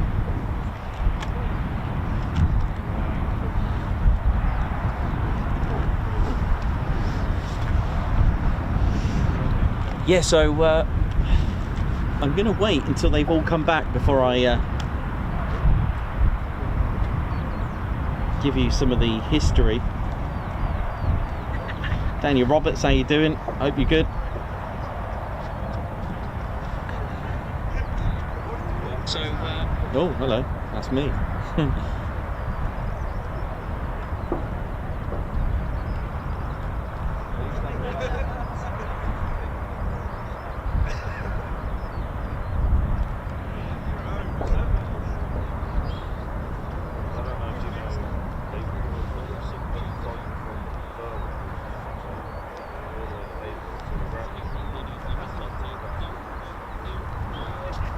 Yeah, something is rumbling over there, isn't it?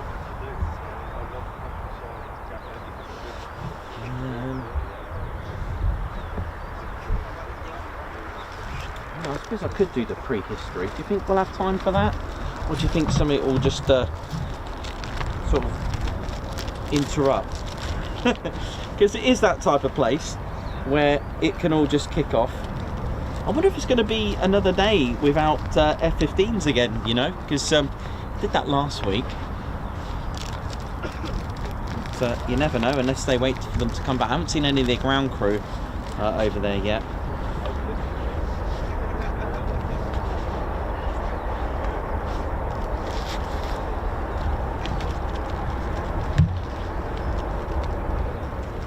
Yeah, something definitely is rumbling over there.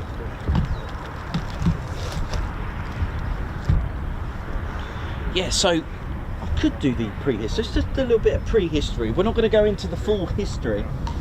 I'm just going to break this down because I've got something. So I did promise I was going to take you on a little adventure. I was going to take you on a little time travel, and you know, the more I go into this, the more I discover, the more I do my research at home on a weekend, it's just phenomenal. It just goes on and on and on. And one of the things that I found as well, and you can do this on Google Maps as well, the control tower was not here. This is quite a new one-ish, and it was over this side. Okay, it was over there. All right, the original control tower. And if you have a look on Google Maps, there's the original airfield code that's on that would have been next to the control tower. That would have been the aerodrome code, which was LK. Now that's interesting, LK, because you know when we talk about the F4 Phantoms that were here in 72, they featured the tail code LK, but they couldn't because that was allocated to Little Rock. So for about 7-8 months rolling into 1973, the Phantoms actually had for temporarily LK as the tail code, but that changed of course to LN. Now the other thing you'll notice as well, so this is a bit of a build-up, because you've got a lot of sand at Lakenheath, loads of it, and a lot of people asked me about, you know, why is there so much sand? And if you go over down to over there, Maid's Cross, it's over there somewhere, Maid's Cross, there's a massive crater and lots of holes. It does look like you know, some sort of, you know, old crash site from many years ago. There's also loads and loads, even today, some Bronze Age architecture, is that the right word, or burials? Okay, there's remnants of it here. In fact, this whole aircraft viewing enclosure is actually built on earthworks. So I want you to think of Stonehenge. I want you to think of the likes of Stonehenge. If you have a look, it's got a ring ditch. For those that know Avebury, now you probably think, where on earth am I going with this? If you look at Avebury as well, it's got earthworks as well. But one of the natural things that's here, let me just turn the camera around. How you doing? I'm Nikos. I'm your cameraman, historian and commentator. One of the things that you'll notice here, if you look, well, especially if you're up on a van, it is built on an earthwork. So Avebury, the Knowlton circles, these are sort of earthworks that were made for unknown reasons. We don't really know why. Stonehenge, actually, the vicinity before the stones were put there about 10,000 years.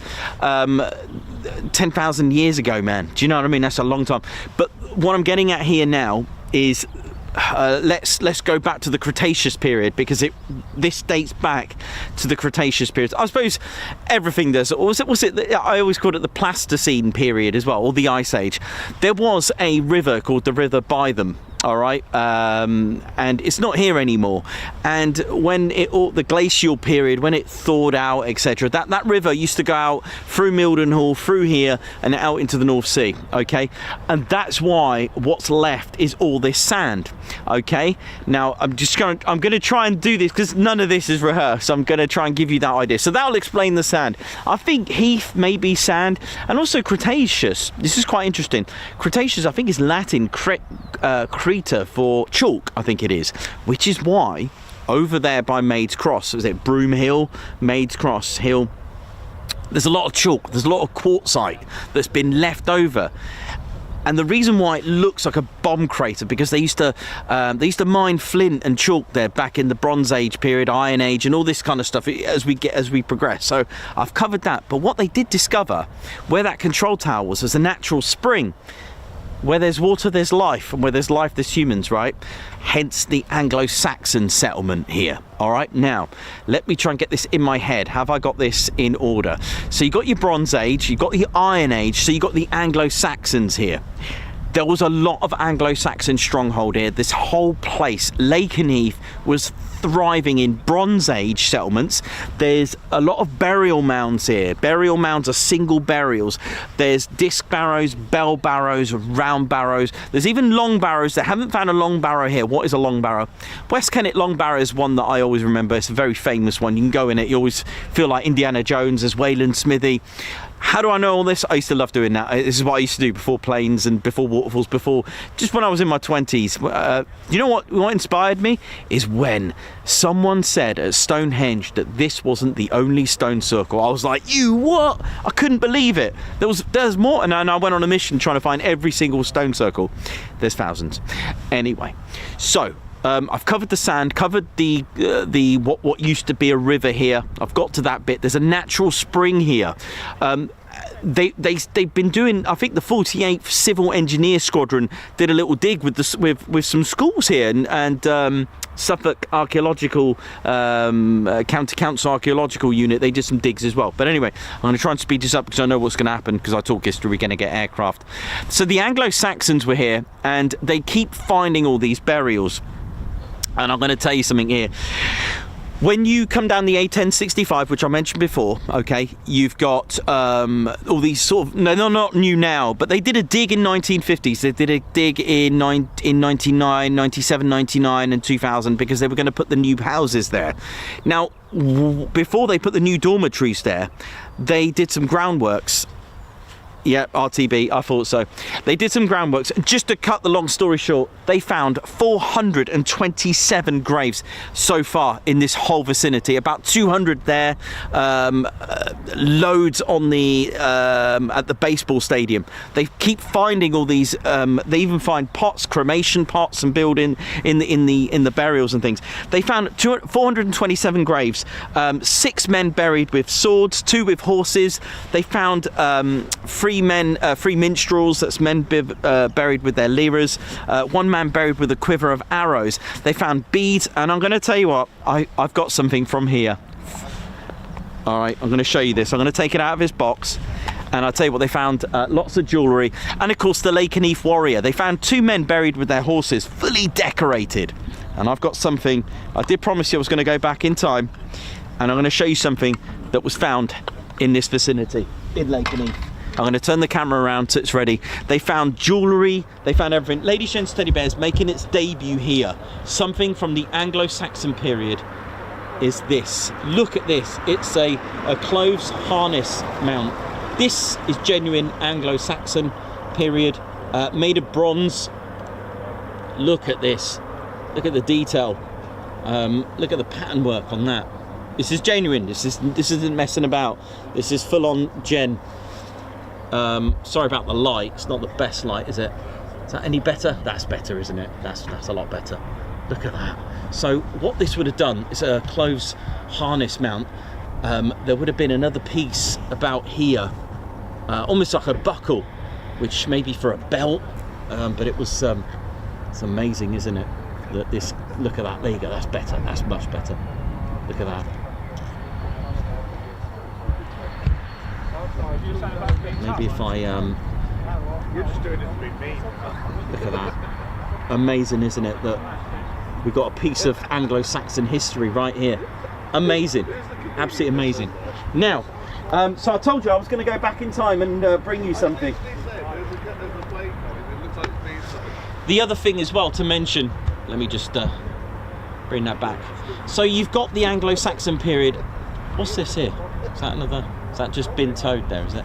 Yeah, it's been towed. I thought it was the flight of the navigator.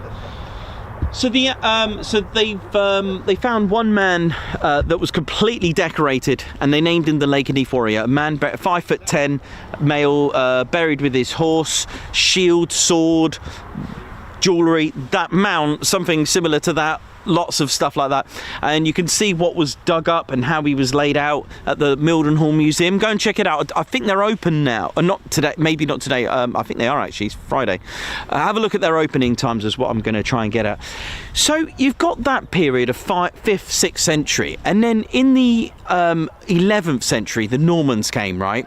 They're the ones that brought the rabbits, and rabbits kind of like multiply overnight, right, to a point where they're uncontrollable. Hence this vicinity was named Lakenheath Warren. Now, I'm going to skip to the 18th century, because there was a lot of gamekeeping and rabbit warrens were here. And the reason why I mentioned that, in the Norman period, when they brought the rabbits over, all hell broke loose over at Maid's Cross. That is what is digging up and making that crater. You've got the Iron Age flint mining going on there from the ancestors that were here, and then you got the rabbits digging up and making it completely looking like a massive crater.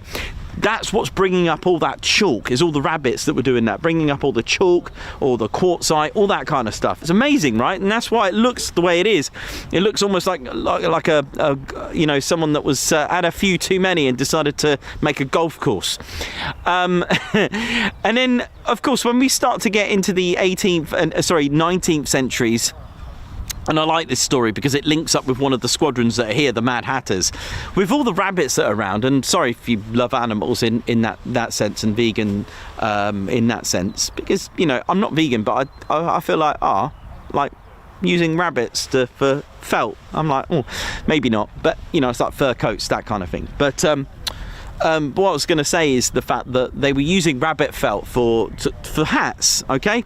But the way they bonded that rabbit felt to the hats was using mercury. They'd use mercury for hats, and local to either Brandon or Thetford, which are not far away, there was like hat stores, and obviously mercury, when it gets in your bloodstream, in your blood system, and you're exposed to it, it can make you mad as a hatter. That's where it comes from, and it's kind of nice that we got a squadron Mad Hatters here. So there we go.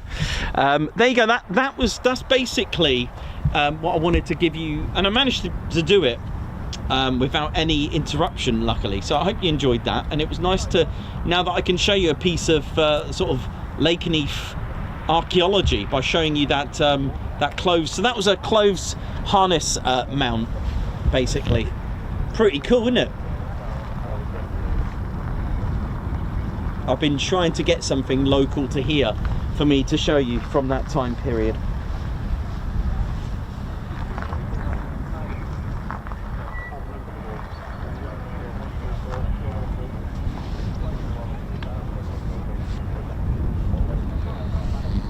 So I'll just show you it in its box. Look, that's what it is. Look at that. Cool, isn't it?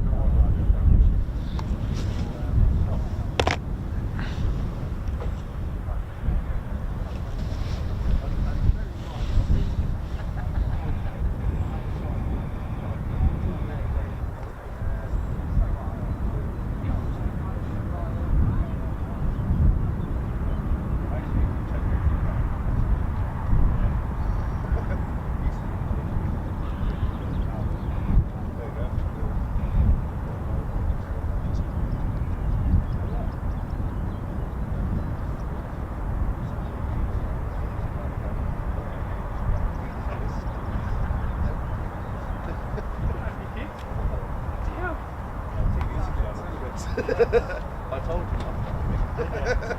Oh, Davey, absolutely. They're still finding things here even today. It's just trying to, you know, obviously being an active military base, it's not that easy to do, right? But they are still actually finding stuff today. There's so much buried here, it's unbelievable, and we haven't even got to the Second World War period yet, or even the First World War. There wasn't an airfield here, but there were in 1916 various airfields training US airmen in this vicinity. Not actually, and it's a bit like Coningsby, you know, the vicinity had airfields, but not actually here.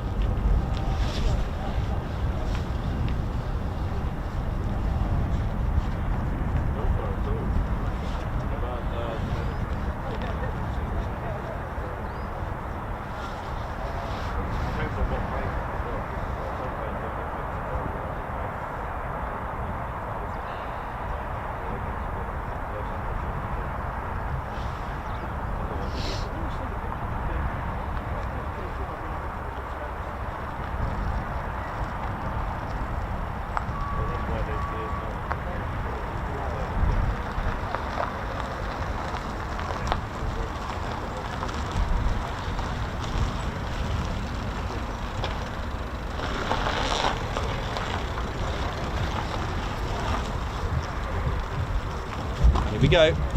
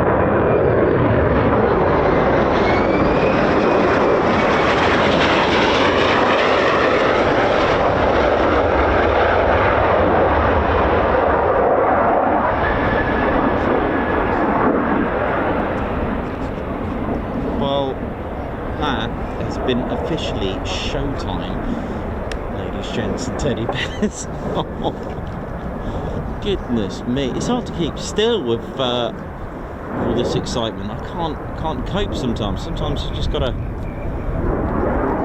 you know, act like a jack in the box or something.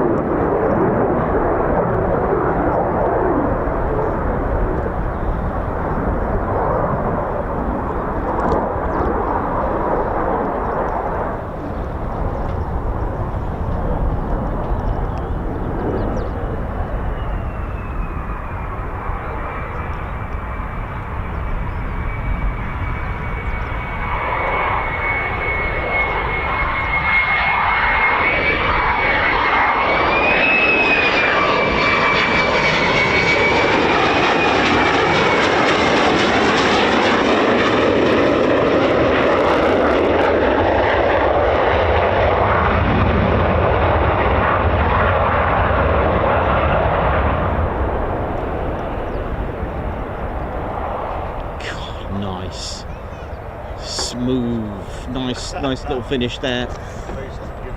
That's a bit like, oh, look at that, nice little background there, beautiful. Yeah, like David Hasselhoff running down Miami Beach, beautiful. Look at that. Dee -dee -dee -dee -dee.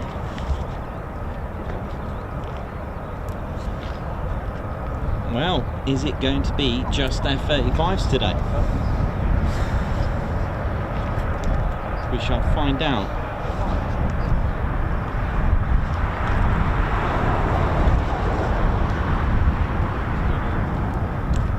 They do, and I love it with those external missile rails there. I love it. The F-35 has 4 internal hardpoints and 6 external, so 3 on each wing. And you can see those pylons there, those external missile railings there. Oh yeah, they do look mean, and I love them with them on there.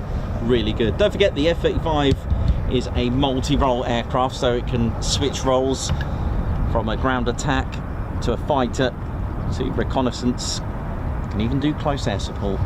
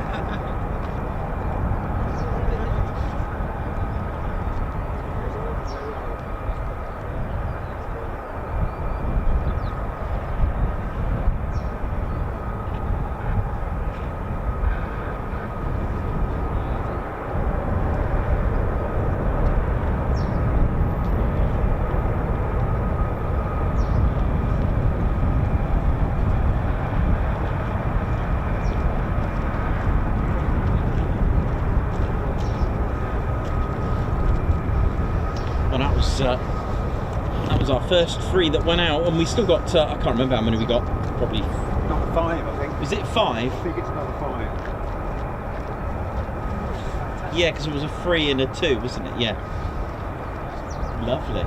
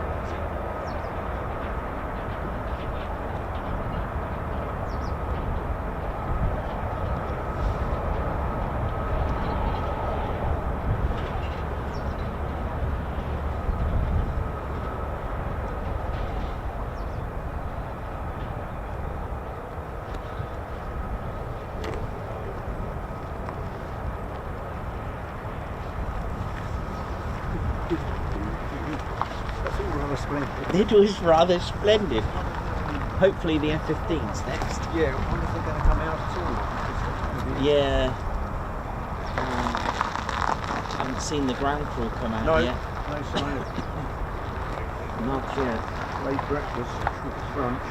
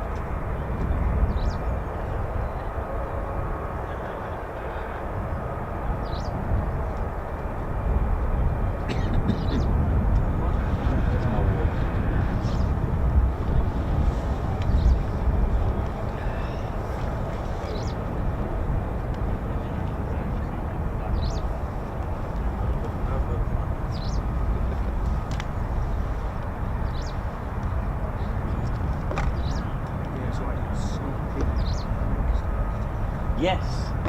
It'll be in bits, right? Like you said, yeah. Of course. I think they're doing the whole, literally inside out.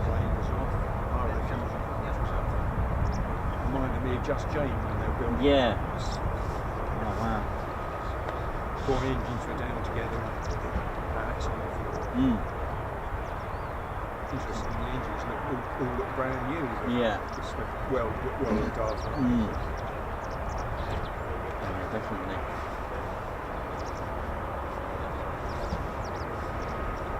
Still, we've just what we've had. It's been quite good.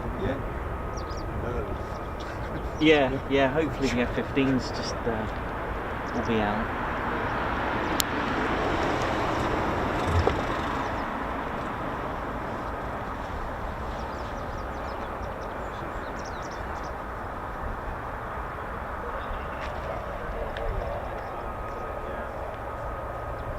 That's not going on.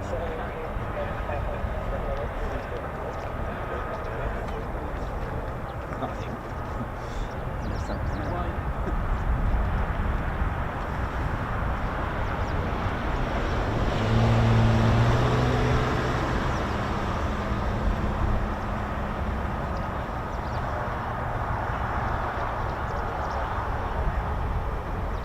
Point Charlie.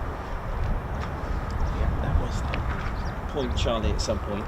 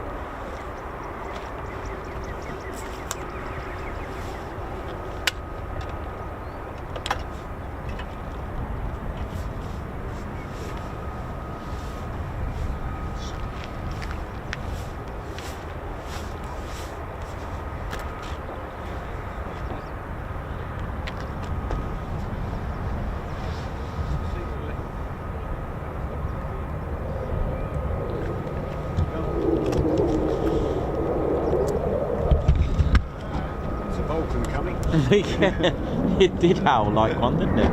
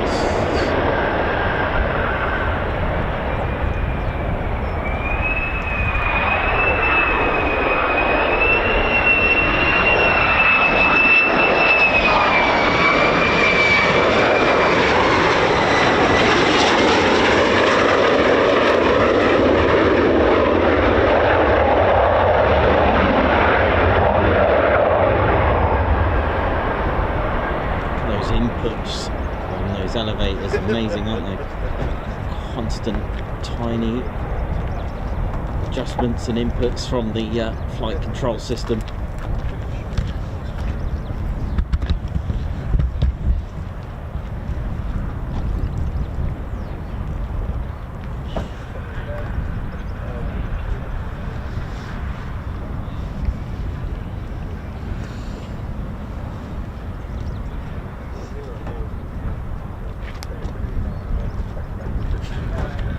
Aspen, absolutely. Do you know, I think I found an answer, Aspen. You've put there very nice landings this morning. They usually plant them like they want trees to grow very smooth. Do you know, I've got a theory. I don't know how true this is, but you're going to have to hear me out, Aspen. Aspen's commented, they do slam them down, don't they?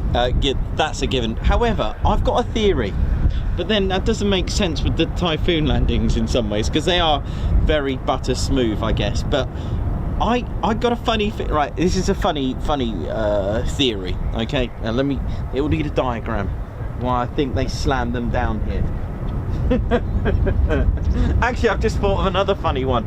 It could be because of the quick climbs that they disrupt the ground, so they have to slam the runway down, maybe. Okay, that's theory number one. I think because of the amount of vibration caused by the quick climbs and the Pratt & Whitney 43,000 pounds of thrust, I think slamming them down just keeps that runway secure. The other one, right, again, it's probably far-fetched. I think, right, the amount of rain that we get in this country is quite a lot. Right, it's quite excessive, and you know where I'm going with this, don't you? Well, the thing is, you probably think the right thing to do when you land in the rain, maybe you know this anyway, but the right thing to do is to actually land it very smoothly. Well, that's actually the incorrect way to land on a wet runway, because if you do that, your tyres are not actually going to make any impact with the actual concrete, with the actual runway itself. And what you do then, you're actually going to create what's called hydroplaning. Now, I know this is a bit far-fetched, but you're going to learn something anyway, for those who don't know. If you don't slam your wheel down, so land hard, you are literally just skidding across water, and it's called hydroplaning. You can actually start to wear and tear your tyre, which is why aircraft tyres have just this line, these lines, is so that the water can run through it when they slam down.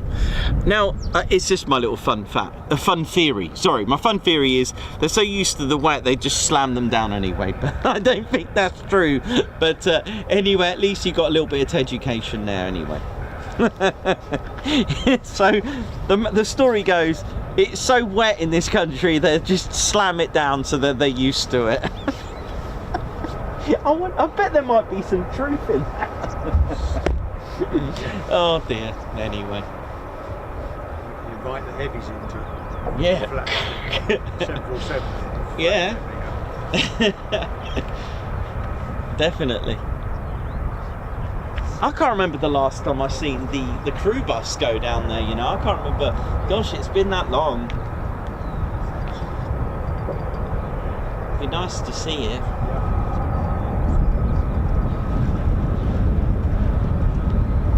So, 2 left. Is that a boat over there? Is that a boat or a trailer? It's so wet it could be a boat. Looks like a boat.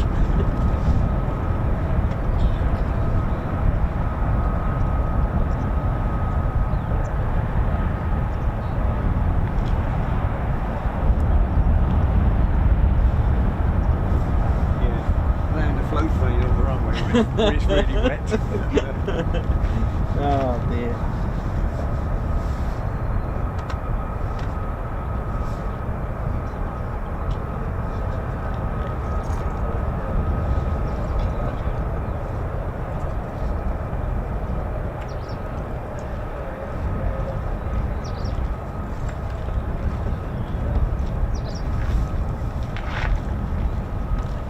Hi, you're right. Good. First time I've met you. You okay? First time I've met you. You alright? Yep. Good, good, good. Enjoying Well, your day? Lakenheath. I was meant to go back up the road this morning, but Yeah. heard a wee rumour. Tonight. Sorry? Wee rumour tonight. Okay. 9 o'clock. Tonight? Oh. 2 weekends. Oh, okay. Oh, I don't know about that. I saw you in YouTube and all that. So Right. try and find this guy. Okay. But I've been here, Cool. I've been here all week. Oh, nice. I was meant to go back up the road Yeah. today, but Cool. stayed for another night.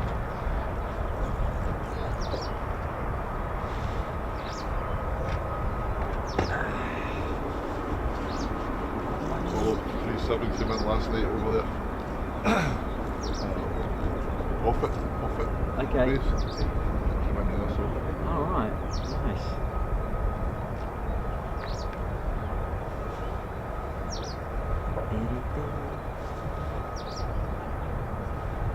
Oh, right. back on the video. Yep. Back on, man.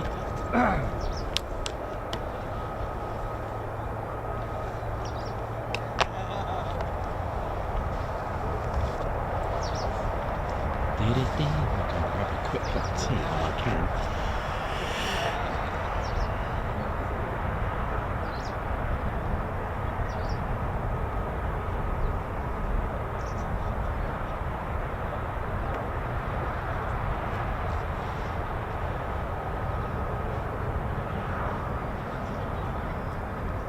Well, it's time to get the Ted to. Yeah,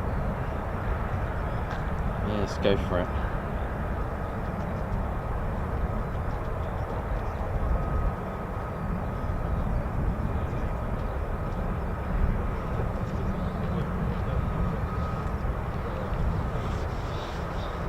There's the pheasant. I wonder if it's come from Hull Beach.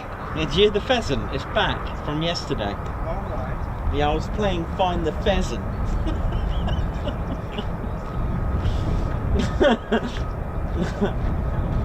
When you have too much of that sea breeze, you know, you start to... Yes! It's actually two stuck together in like a T shape. Yeah, it's got like a case of beer, looks like, sat at the top. I keep thinking it's like a case of Foster's or something.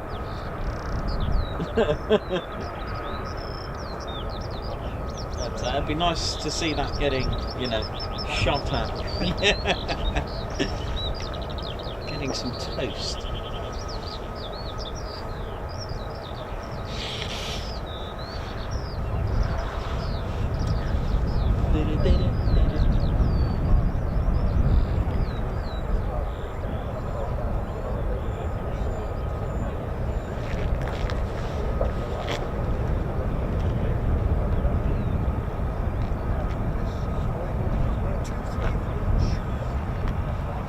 I think they're coming back, aren't they?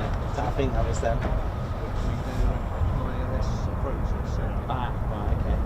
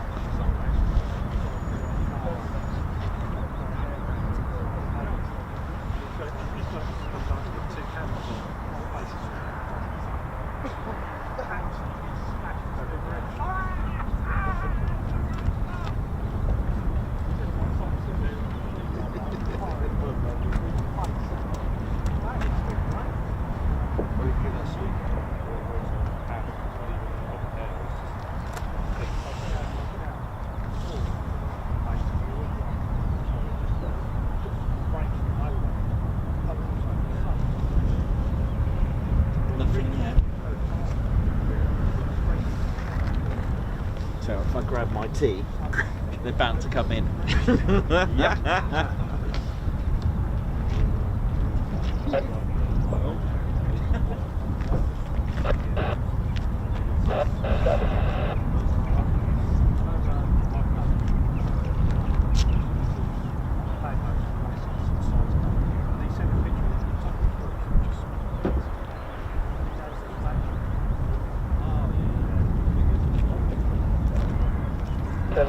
Contact Lakenheath Tower, welcome.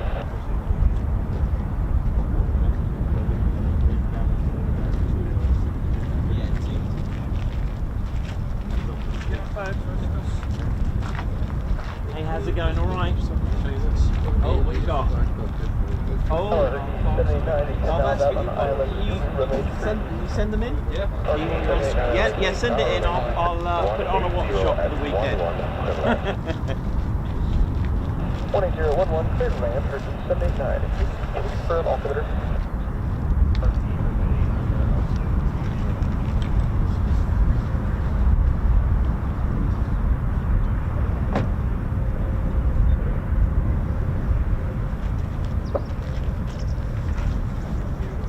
Oh.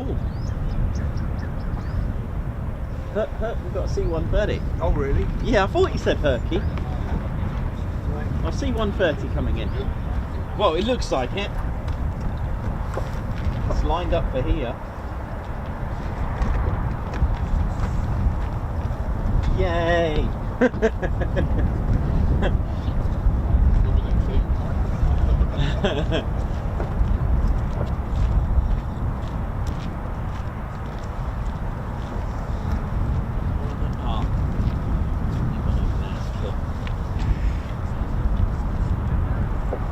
Well, it looks like we've got a C-130 coming in. It'll be quite nice. That is all good.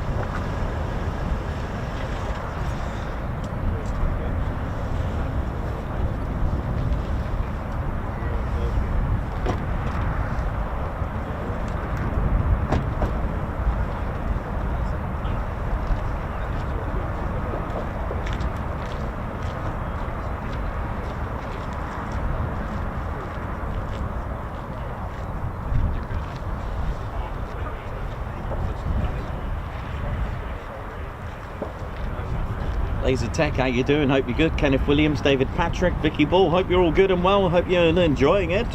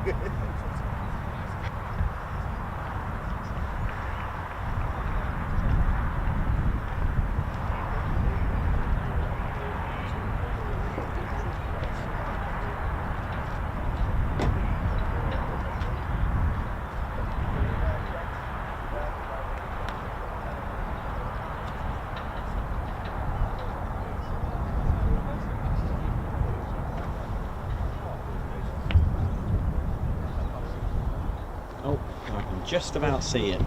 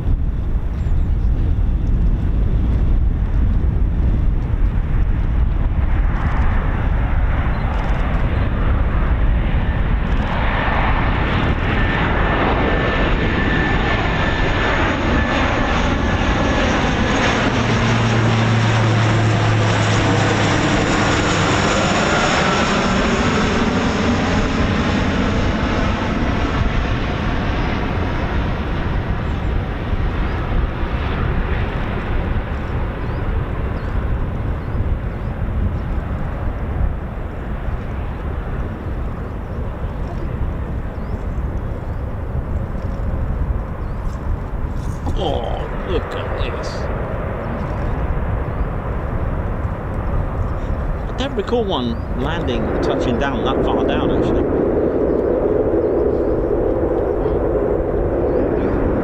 God, look at that stop. Oh.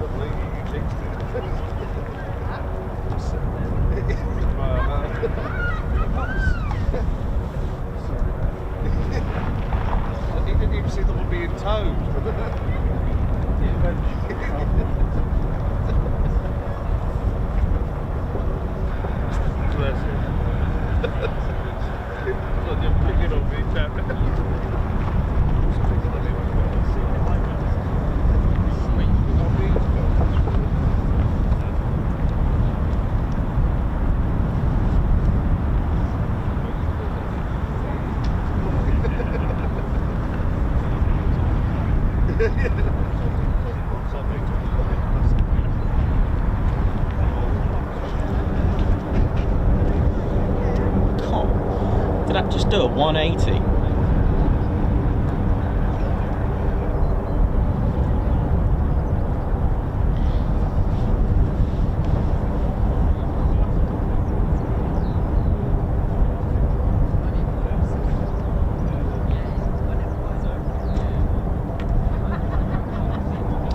Yeah, Babs, definitely, right? I thought, is it me or was I imagining that? I've never seen one that, unless it was avoiding the cables.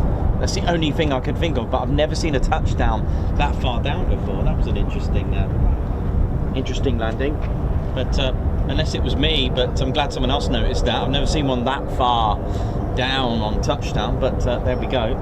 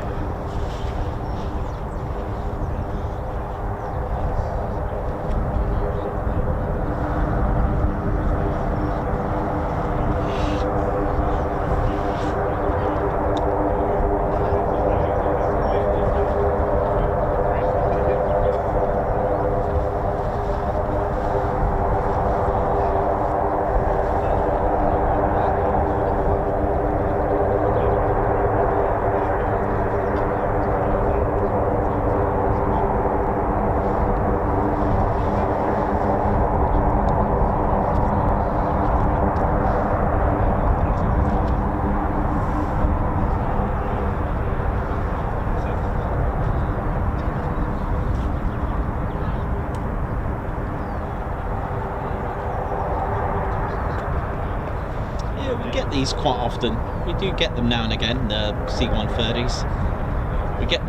We usually get the W7, the airborne 47.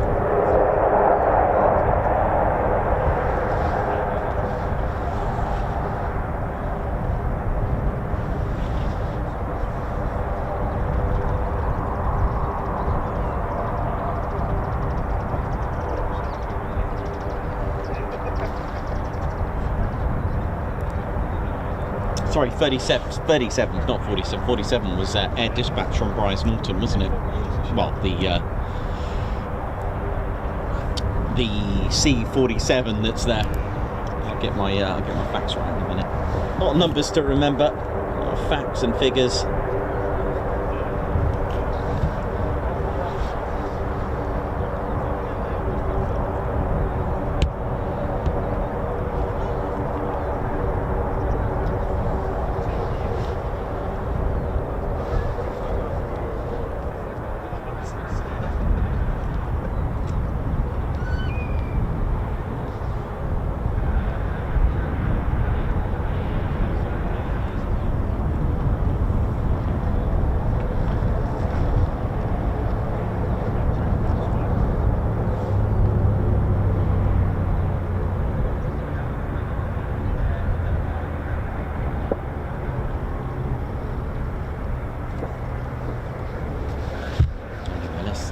Let's get this in the middle. All right, I might just go on a quick little cup of tea break.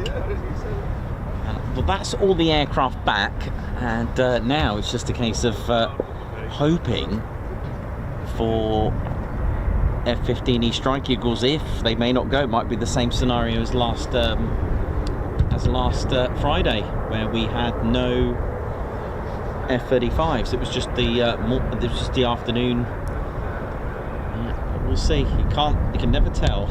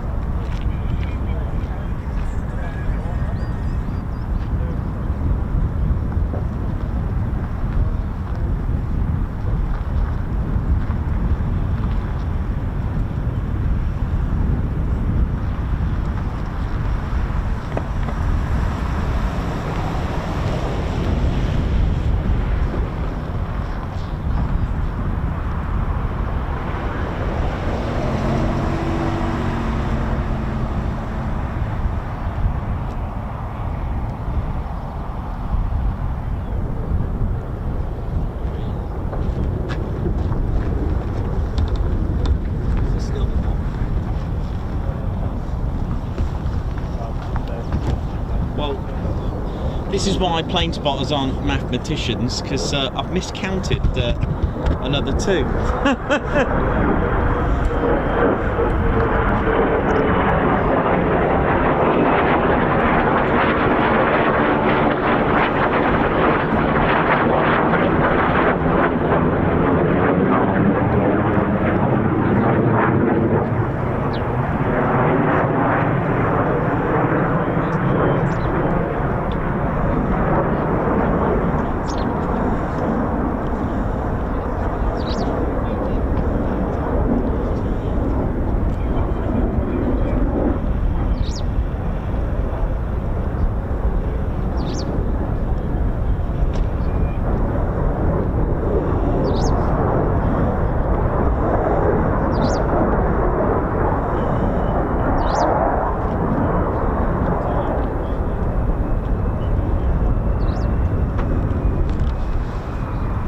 Just checking something.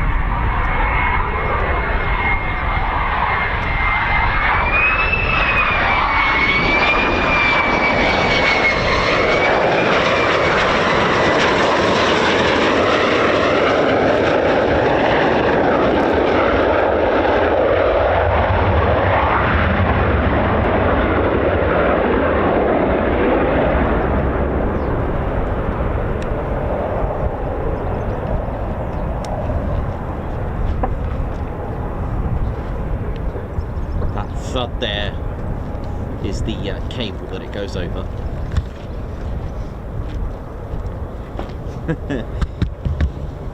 Sounded pretty cool, that howl, didn't it? A little bit of Vulcan howlage going on today.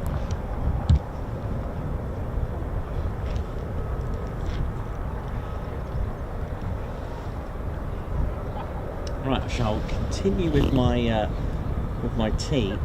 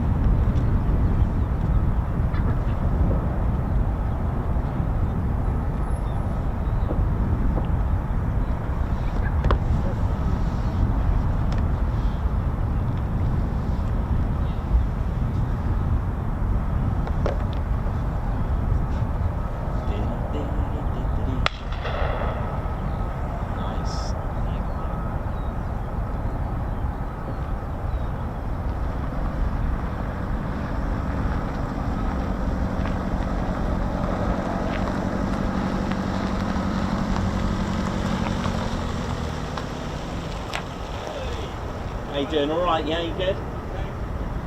Good.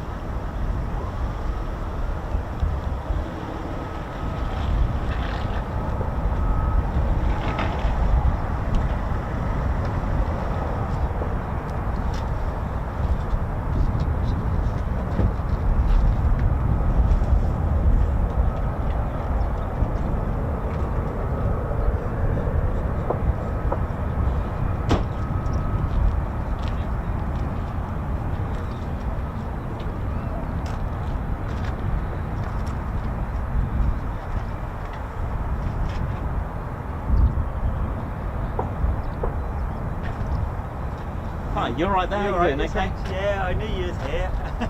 How's it going? All right. Yeah, you got about 7, didn't you? Yeah.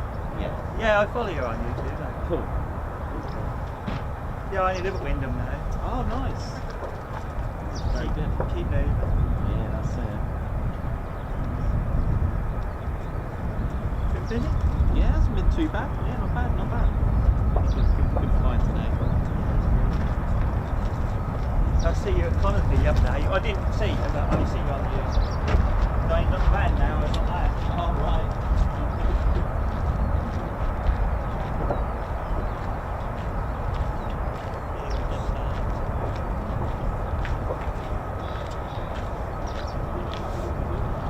Oh, yeah.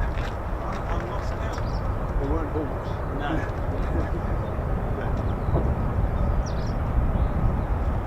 So they're all back. At the moment.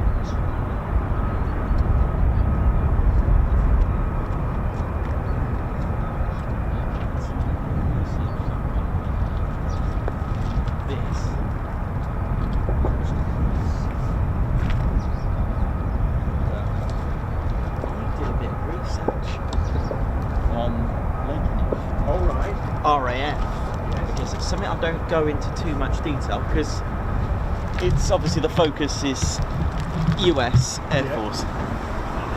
And oh my goodness me, what did I find? It's not great in statistics. I read 149 and 199 were involved in missions here. Put it in numbers, I was shocked. I didn't do the Wellingtons. There was they were mainly doing it for Mildenhall, their missions, so I didn't go into that one. The 149, when they were at Mildenhall, that's where it looked like they came here to a bit of OTU work. But the missions here were for Sterlings, but their Mildenhall missions when they were using the Wellingtons. These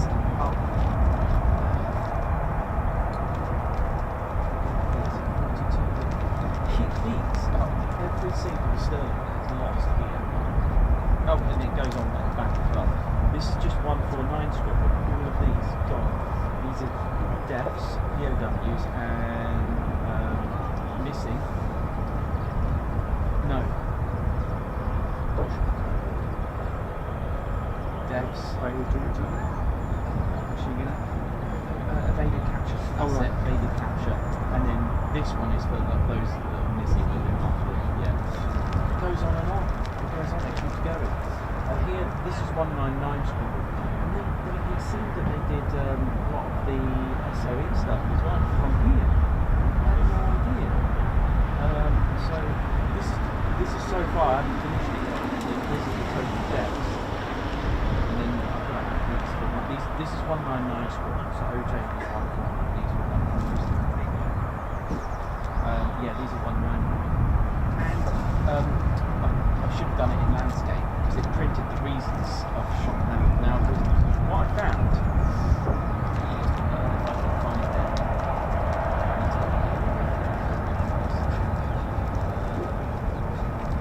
yeah, that's fine. What I found, surprisingly, because the Sterling had a reputation of not having the best service ceiling, and yet the majority was shot down by fighters, not flak. There were a few flak shot down. I'm trying to shot down by fighters because they were supposed to have a rep. Oh right, okay, I see what's happened. It's printed it double on this side. So written off, shot down, shot down, shot down, shot down.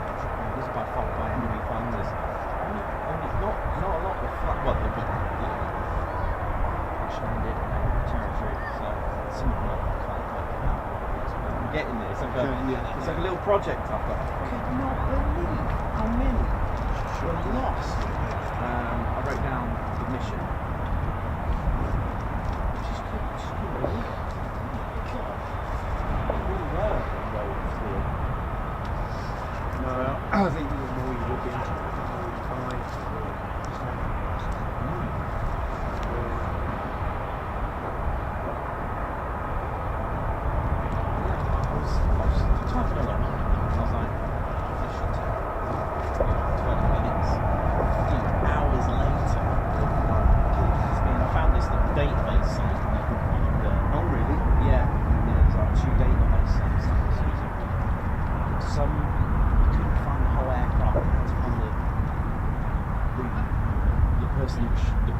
the pilot, and then it would tell you his aircraft, and then you could link that together.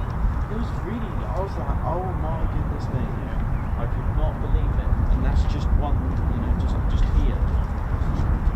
more research on the fathers Yeah. and stuff. If you Google that antique shop, Yes. it comes up.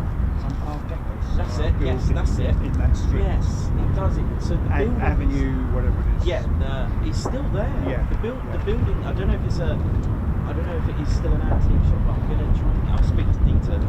He can probably hear me. I'll try and get to that when he goes, because it's about 75 kilometres, he said, away from where he is.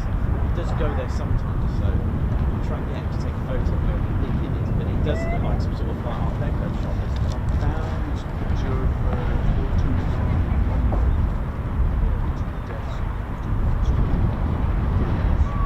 Nova Scotia. Okay. And I was looking at the maps. Is that the one that was shot down? I assume they all escaped and all survived that. They didn't. Yeah. Died. And I've tried to contact them and ask you some more details. I'm still waiting for them. Whatever, I've got an email from somebody, then another email from somebody else. So I'm still waiting for possibly to get more information about who else. How are you? Yeah, good. You okay? Good. Good. So, yes, I don't know how many others from the crews survived. Wow. Apart from Is it ME-110, isn't it? I think it might be Oh, was it?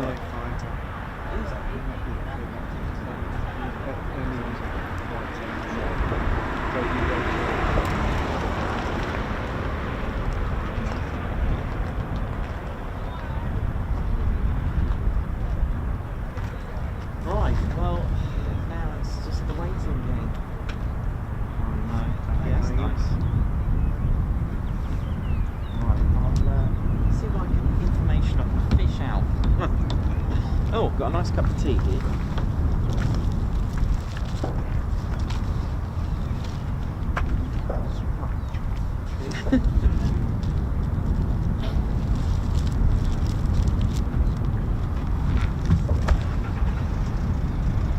This time yesterday, I think I was at about 3,000 feet. Were you? Buzzing No, I around. bet that was amazing. Fabulous. Doing some figure eights and stuff,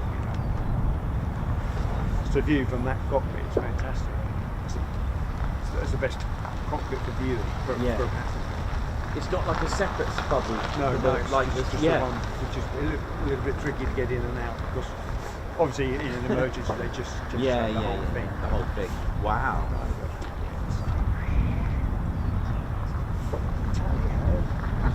Wingy would have loved it. Amazing.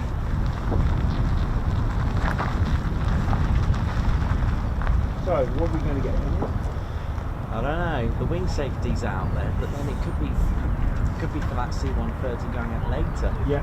This is the thing. On gonna have a cut off. Again. Oh no, not this again.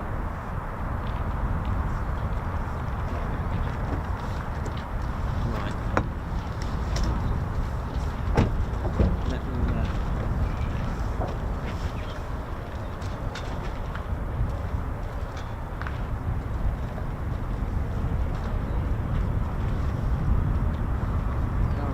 Dave. I don't know whether it's good. See if we can get Well, any slippage. I'll carry on with a bit of history and then see if it.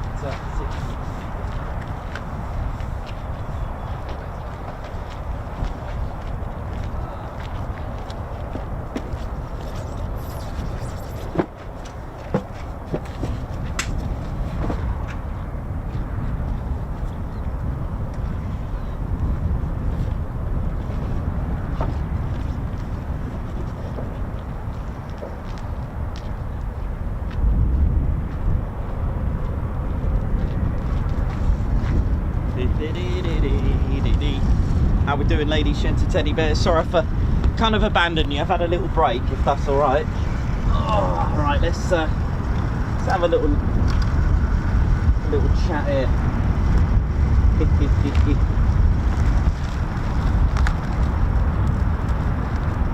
Well, see how I'm going to work this bit out. I've got some new stuff for you. Oh, let's see what we got here. Now, it's a little bit breezy, but I'll do my best. See if I can do this. Just have a look how we're going to do this. Right,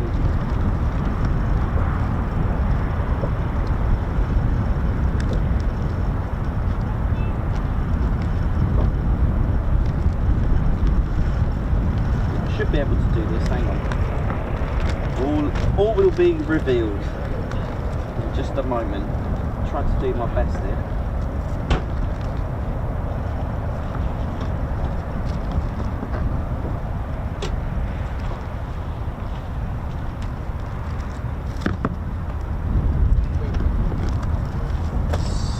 Ladies, gents, and teddy bears, how we doing? Hope we're all good and well. Welcome to the show. Now, I'm gonna just do things a little bit differently. Now, what I might do is just do this bit of history and focus on something a little bit different, because I did some research like I normally do, and it was only last weekend I did this, because when I finish up here on a Friday, how we doing? Let me just adjust that. When I finish up here on a Friday, I do some research. It's a nice time for me to do some research, and I had a look into Lakenheath's history between 1941 and 1944, and this was the first aircraft to operate here at Lakenheath in 1941 when the station was open. It started off with a training unit from RAF Lakenheath. They came here with the Wellington bomber. Okay, they came here to train crew, and it was number 20 OTU. Now, I'm just going to rewind just a little bit what was going on here during the time. 1934, that is a long time before Lakenheath was open, but not too far. But 1934, RAF Mildenhall opened. Now, remember, this is 2 years before Bomber Command actually formed. And what did we have during that time? Well, we had the Handley Page Hayford with 99 Squadron that were operating there. 2 years after that, okay, so 1936, RAF Feltwell, again about 5 miles in the direction of the backwards crow flying, that opened in 1936, and in 1937 they were operating the Harrow there, and eventually Mildenhall and Feltwell from 1938, it was indeed Mildenhall that received the first Wellington bomber built in the same specification. Okay, B9/32. The Wellington was born along with the Handley Page Hampden. Now, I'm not going to go into too much detail about the specifications, but 2 companies got the go-ahead. Let me just adjust that a little bit. Is that better? There you go. 2 companies got the go-ahead for this, okay? And it was the Wellington bomber and the Handley Page Hampden, but we'll leave that. I mean, the Hampden was focused more in Lincolnshire. The Wellington bomber was here. Now, 1938, 99 Squadron, the first to operate the Wellington bomber. 1938 at Mildenhall, okay? So too was Feltwell. So the Wellington is actually quite an iconic aircraft. If you go to Ely, in the stained glass windows, if you go to a lot of the little villages, you'll see the Wellington bomber painted on in the villages nearby here. It was an icon of this area. So in 1941, Lakenheath was built, and it served as a satellite station, that we know. From all the way from RAF Lossiemouth, an operational training unit came here, okay, which is kind of great, because that's it's almost like having this whole airfield like an OCU at Coningsby for the Typhoon, except here we had the operational training unit for the Wellington bomber, so that was kind of nice. And what happened is that eventually number 20 OTU went back to Scotland, went to RAF Elgin eventually. But here 149 was born. I think it was born out of one of the flights out of 99 Squadron, I think. Yeah, I'll have to do some more research on that one. Did stumble across it, but 149 was operating the Wellington at RAF Mildenhall.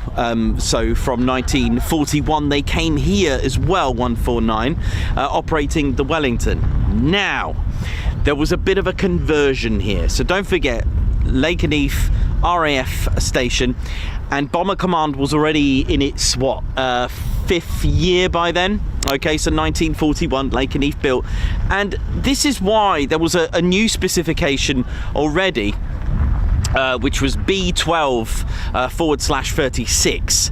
So as soon as Bomber Command formed in 1936, they wanted something heavy, because Hitler was boasting about his Luftwaffe, even though they weren't allowed to have one.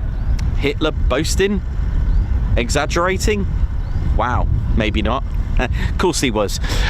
So Bomber Command were like, right, that does it. And I think, was it Chamberlain did a little meeting over there, and thought, oh dear, we don't have a lot. So Bomber Command were on the case to build a 4-engine heavy bomber. The go-ahead was for Supermarine Type 317. Supermarine got the go-ahead for this 4-engine heavy bomber, boasting it can do over 300 miles per hour. It needed to have a minimum of 8,000 pound of bomb load. It wanted to have a capability of being catapulted. Don't forget, bombers were new, especially 4-engine heavy bombers were new. But sadly, R.J. Mitchell passed away, okay? And there were 2 prototypes of this Supermarine 317. It looked a bit like a B-17. It's the best way I could describe it. One of the early B-17s, all right? Sadly, those prototypes were destroyed. Now, gosh,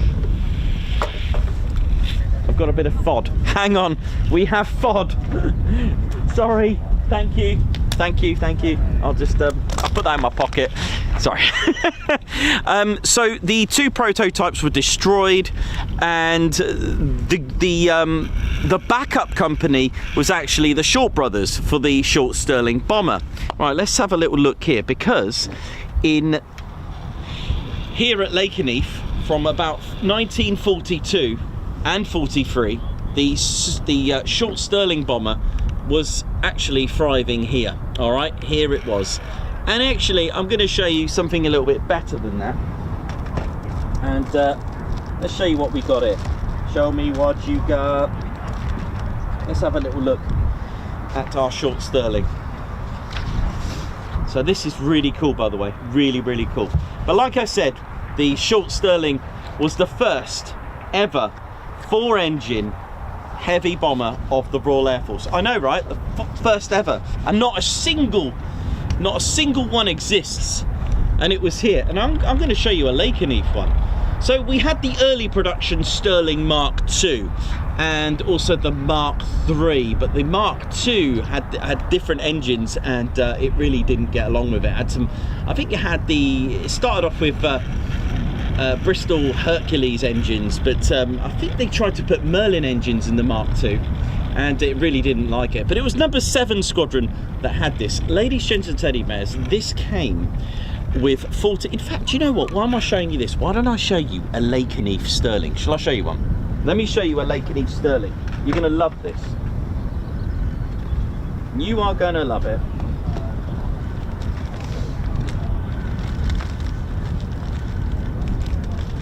I've got one here for you to show you. And I hope you like it.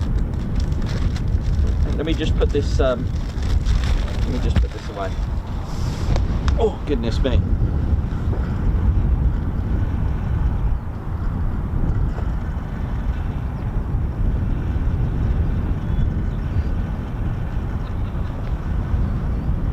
I've got to be careful with it. You can hear the engines.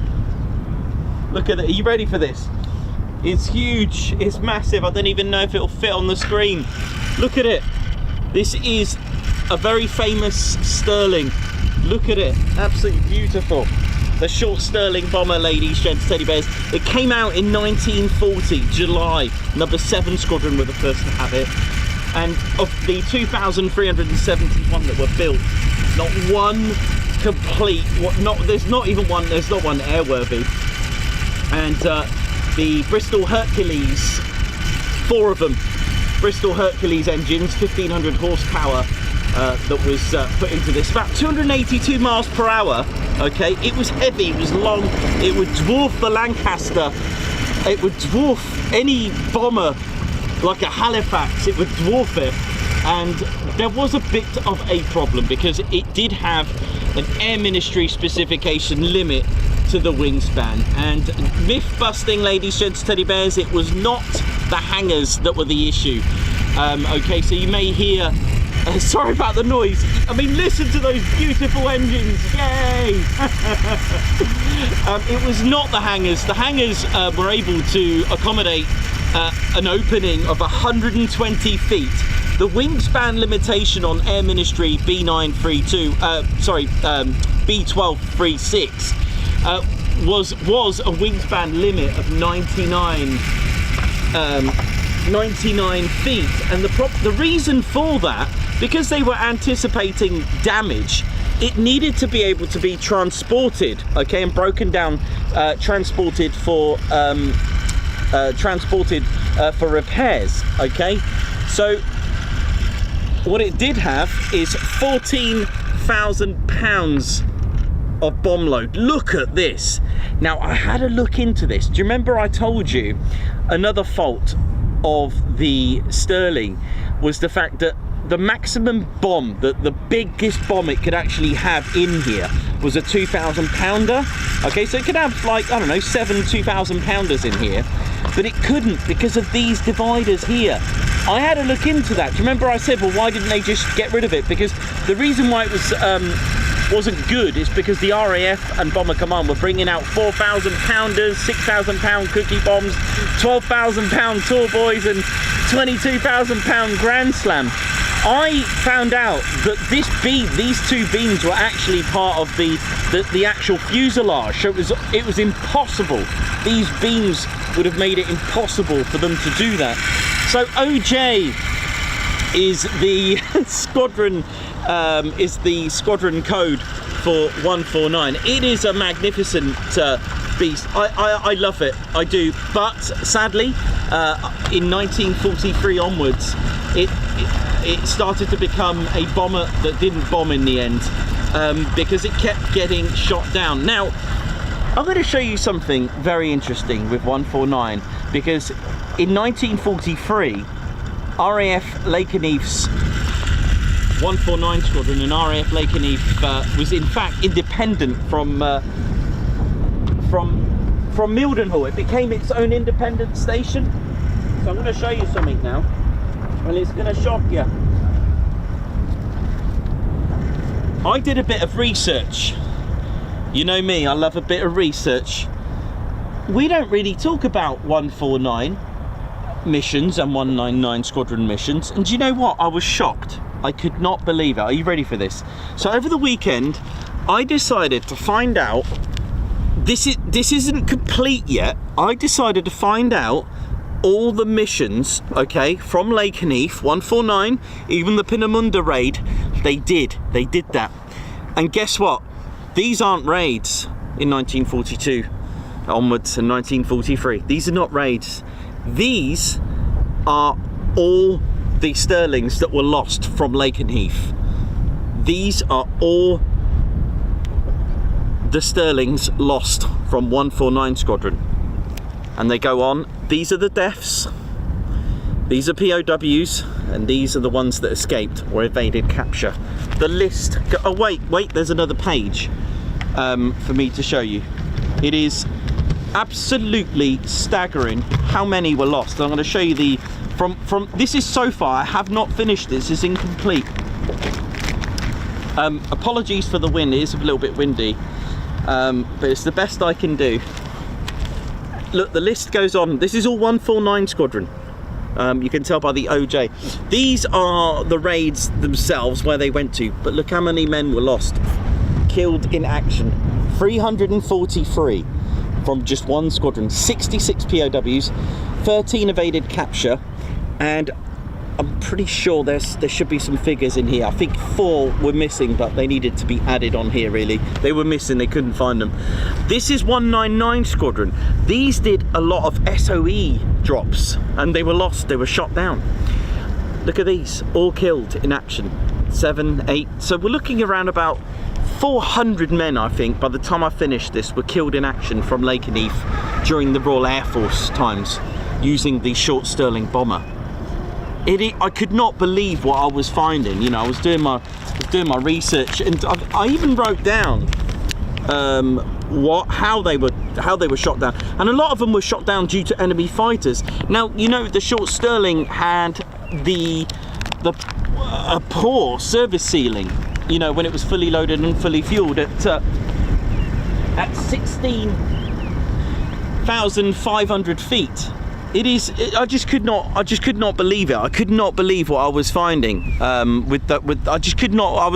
started out thinking, you know, I was interested to find out the history of how many, you know, what was going on here with 149 and 199, who served here, and we know that Lakenheath is also a Victoria Cross station for the acts of that very aircraft. I just couldn't believe it. It started off as a, you know, in my head, I thought, you know, half an hour, 20-minute job, just typing in, I thought the odd aircraft. I didn't realise that 149 had such an impact here from 42 to 43. I didn't realise how many missions and sorties actually took off from here. I could not believe it. It is staggering, because when you start putting numbers, those numbers start to relate to these are men that are not coming back ever again. I just found that I just couldn't believe it. Yes, I come across figures before. I go to, been to Grafton Underwood. I've been in the church. About 1,500 men were lost just there. You know, and then you got Bomber Command's 55,000 killed, and then you got OTU. You know, all these numbers, but then I didn't know much about Lakenheath. I didn't know about just one squadron here, you know, and then 199 Squadron. I knew about them, but I never really looked into the actual losses. It's unbelievable. I could not believe it. But lest we forget. Hello. Oh, thank you very much.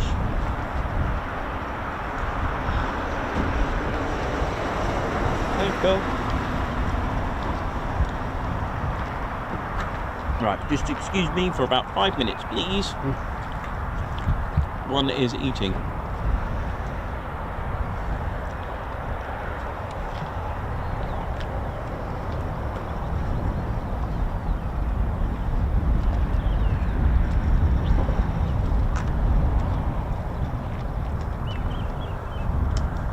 Dave seems to think that could be it.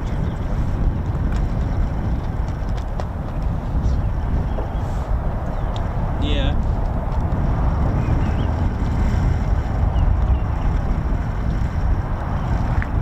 I think so.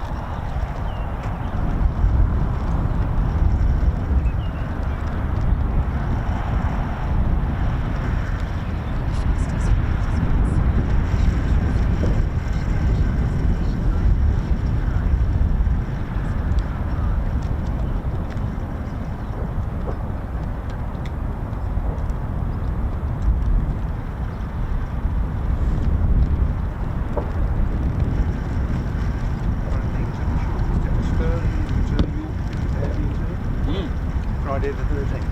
I think so, yeah.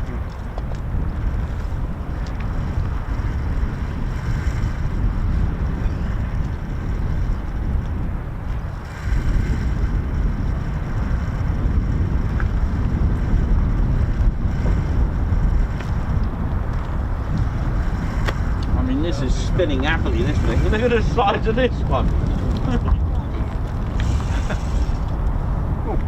It's a good one. What's underneath? 14,000 pounds of bombs.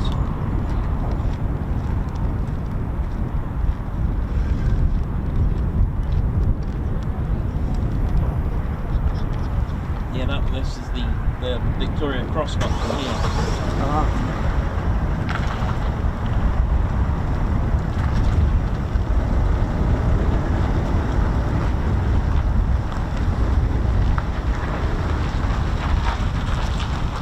So with that shot up, he met the pilot, managed to get it. What if that happened? Was it the pilot got the Victoria Cross? Posthumously. He tried to do it because it was running out of fuel, and he turned it parallel with the coast, so when it ran out of fuel, because it was going to aim for civilians like in a town or village, and he knew he couldn't bail out because it was all smashed up. 5 got out, and they swam to shore, but 2 stayed behind with him. I'm not sure if they tried to bail and didn't make it, or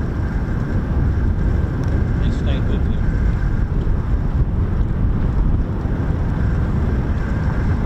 But the 2 that didn't make it got washed up the next day. But Ron didn't get washed up until February. That's 3 months later.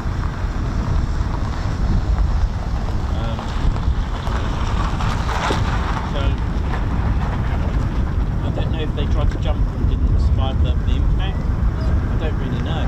No one knows. But one of them was only 18. Like a kid.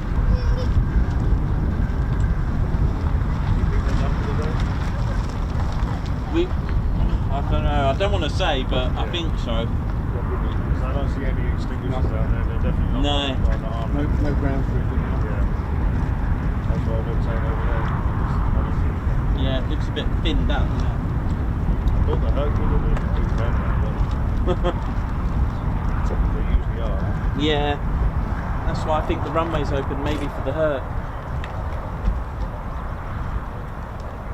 Well, the C-17 over there as well, which wasn't there earlier. Oh, right. I didn't notice that. Wait and see, really. Yeah.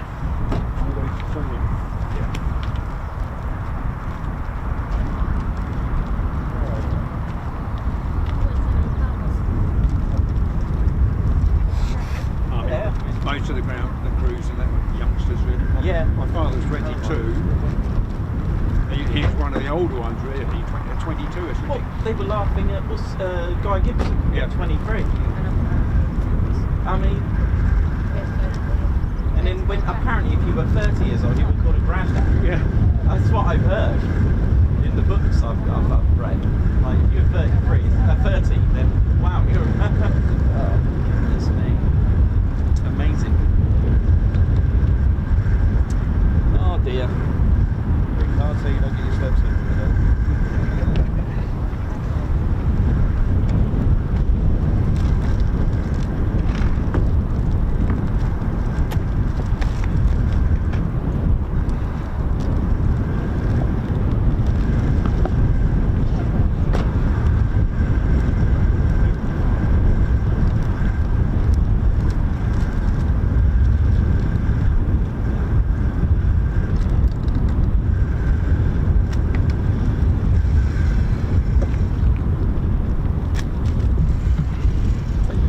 How we did. Sorry, I'm back. And what I'll do, I'll just give you a little story of what happened here. And this very aircraft is a Victoria Cross. In fact, for those that don't know, Lakenheath is a Victoria Cross station. Of course, we all know Lakenheath here in Suffolk, a fighter town hosting the United States Air Force since 1948. Of course, we've got the Strike Eagle, F-15E, and the F-35A. And as you know, the Sterling was here with 149 and 199, made Lakenheath its home.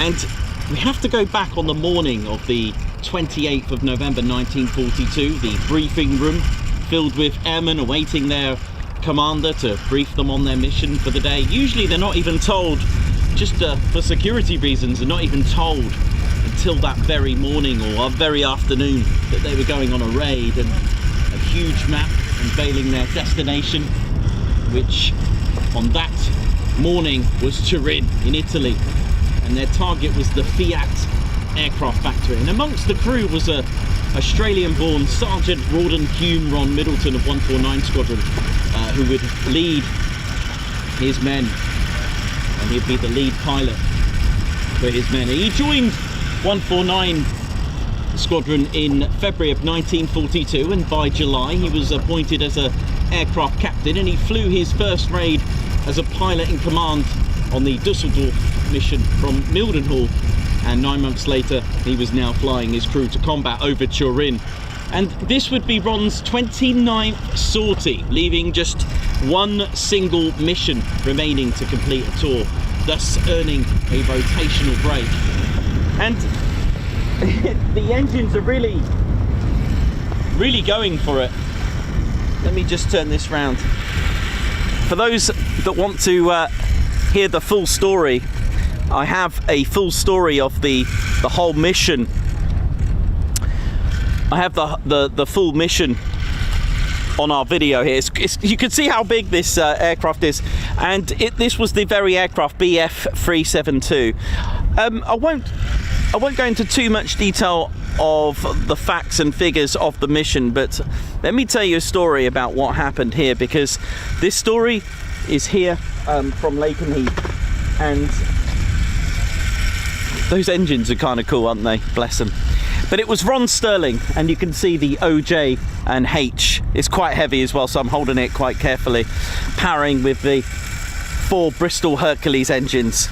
So they went off on their raid, and the thing is with the Sterling, it didn't have the best service ceiling when it was fully loaded and fully fueled. And you can see here, fully loaded. And it would have to go through the Alps. And the thing is, it was always said that if you were in a Sterling, you didn't go over the Alps, you went through it, so it was a bit of a bumpy ride. And they got to the vicinity of the factory, Turin, the Fiat factory, and the weather was pretty poor that day as well. And Ron made ready for his attack run, his bombing run, and they were being shot at by, you know, light anti-aircraft fire on their first run. But Ron couldn't really get the target in for his bomb aimer.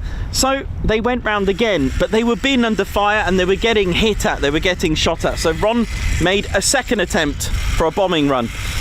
Ron again took more hits to his Sterling. He lined it up for his bomb aimer, and they were ready for the target to be hit, ready for his bomb run, but couldn't get it again. And Ron, as he turned, took a hit straight into the cockpit. Flak went straight into the cockpit, exploded inside the cockpit. Now if you're squirmish, you can turn it off for a minute, you can turn the volume down just for a few moments while I explain what happened when that exploded in the cockpit. A direct hit inside the cockpit. This blew Ron's right eye out, okay? Completely out. Fractured his jaw, shrapnel all over his body. His second pilot was also hit and he became unconscious. And Ron and his second pilot, Flight Sergeant Leslie Anderson Hyder, he was struggling. The Sterling was now pilotless and started to lose altitude and went in a dive. The crew were completely helpless. You know, you got a big Sterling bomber just going down, just losing control. You know, 3,000 feet, 2,000 feet, 1,500 feet. When it got to 900 feet, his second pilot managed to come round and managed to get Ron back to normality of some sort, but he must have been in absolutely excruciating pain. He managed to pull the Sterling back up, and then he did the unthinkable. He actually went round again for a third time, okay? A third time to try to get to his target with one eye missing, a fractured jaw, and he managed to drop his bombs on the target, and they headed for home. When they reached the Alps once more, they took another bumpy ride. They faced much anti-aircraft fire over enemy territory. His next issue was now fuel. They were running out of fuel. As they went over France, they had 5 minutes of fuel left. That's all they had. Ron knew they weren't going to make it onto land, but he mumbled in the most excruciating agony and said, "I will get you home." That's what he told his crew. Ron did the most unthinkable thing. They could see the Kent coast. Now Ron knew he was going to run out of fuel, and he certainly wasn't going to make it on an airfield. So Ron, what he did, if the screen is, or if my hand is the coast or the beach, England's coast or the beach, what Ron did, he decided that if he was to go over land and run out of fuel, the Sterling would just crash into a town or a village and kill civilians. So what Ron did, he decided to turn it parallel with the beach. Does that make sense? So that if it ran out of fuel, it would just slowly dive down into the sea, right? So he ordered his men to bail out. The first 5 did, and they survived. They managed to swim to the shore. Now, the other 2, they didn't. They stayed with him, and one of them was just 18. And what happened is as follows: the 5 that swam to the shore and survived just watched the Sterling just gracefully in some ways, and I say gracefully because one of our members, Dieter, actually painted exactly how I wanted this picture to be. This huge Sterling lit up a little bit by the moon, sadly, and in some ways very gracefully in a way, just went into the sea. Now what happened to the other 3? Well, the next day 2 of the bodies were washed up, and it wasn't Ron's. In fact, Ron's body wasn't washed up until February the next year. I think it was Shakespeare Beach in Kent.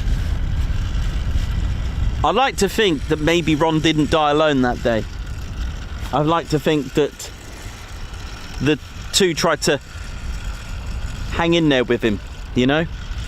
There are some sources that suggest maybe they did jump out and didn't make it and died in the sea, but there are that some suggest that maybe they stayed with Ron so he didn't die alone. But one thing is for sure, Ron was true to the end, and Ron was posthumously awarded the Victoria Cross and posthumously promoted to pilot officer. You know, these are the men that just went out on these sorties, and being 18, 20, one was 30. I mean, that's quite old in Bomber Command, and Ron just needed one more sortie, and that would have been it for Ron, having a bit of a break. But sadly, it wasn't to be. And you can see Ron's grave not far from here, Beck Row in St John's Church, if you'd like to go and see it. But if you want to hear the full story, I've done a little video on my channel about that day.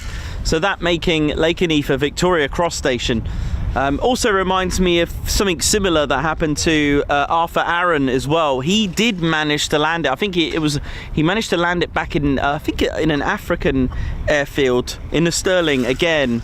Different squadron. I don't want to. I hope I don't get this wrong. It could have been 218 Squadron. Arthur Aaron. Sadly, he passed away after he landed, and he was awarded a Victoria Cross as well. There's something about the Sterling that I love. It does get a lot of negativity, you know, but at the end of the day, it did what it needed to do. It had brave men doing their thing. It had brave men just, you know, mission after mission, and just fighting for freedom. Crazy, right? You fight for freedom. That, in some ways, it doesn't really make sense, does it? Really? But there we go, ladies and gents. Anyway, this is why it's really important when you go to museums, just take a minute and just have a little think, because, you know, I like to think we're in a world where we can still teach it. It's you know, it's really important to remember them, I think, you know, and that's what I feel. But these engines are great, aren't they? They are all good. But there we go, ladies, gents, teddy bears. I'm going to brighten this up a little bit. How are we all doing? Hope we're all good and well. And I hope you enjoyed the quick climbs that we had here, by the way. Hope you enjoyed it. They were good, weren't they? F-35As. And I'm just hoping, fingers crossed. What should we do? Wait till 12? Should we wait? I think wait till 12. What do you reckon? Did Ginger agree? Ginger agrees. Yeah, Ginger agrees. I think we'll wait till 12. If we don't get anything, I think we'll call it a day and go into our weekend. And but anyway, how are we all doing? Let's I'm going to go on the chat with you now.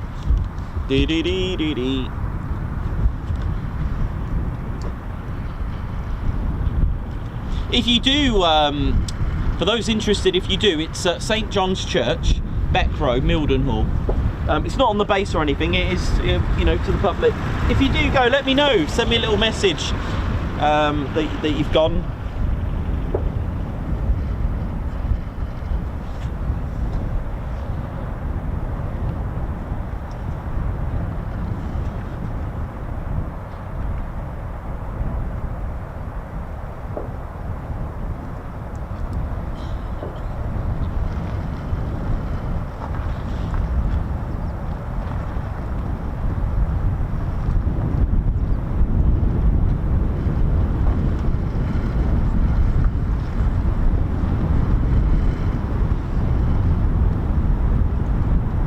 Anna Luke, thank you very much. Wow.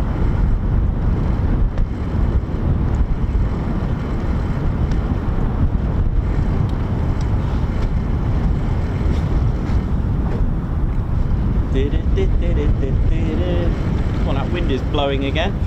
Oh look, a windy day. That's a surprise. It's not rain. Yeah. Right then. There's Teddy. How you doing, Teddy? You good? Good times, mate. Chris Baxter, thank you very much for the super. Thought I had a start-up then. What was that, Ted? Also, thanks to Ginger Bailey. Thank you very much for my food today. Thank you very much. Tally ho. God's much. Kev H, thanks a lot for the coffee there. Thanks, man. Also, Paul M. Hennings, thank you very much for your 31 months membership. Oi TCS family. Ted Coningsby, Nikos, Claire Bear and Spanner Flight. Enjoy your day, everyone. You know how it is. Also, the Flying Duke with 11 months membership. Where's the time gone? Love the channel and the TCS family. Great job, Nicholas and Ted. Ali Leyland, thank you very much and congratulations on 24 months membership. Oh my goodness, 24 months for the amazing channel. TCS family is to many more. Chris White, high five. Thank you so much. Thank you very much for your super chat there. Maybe we can encourage Nicholas and Ted to stand down for refreshments. Oh, bless, thank you. Poacher, thank you very much for 29 months as well. And Al Phillips, thank you for your 18 months membership.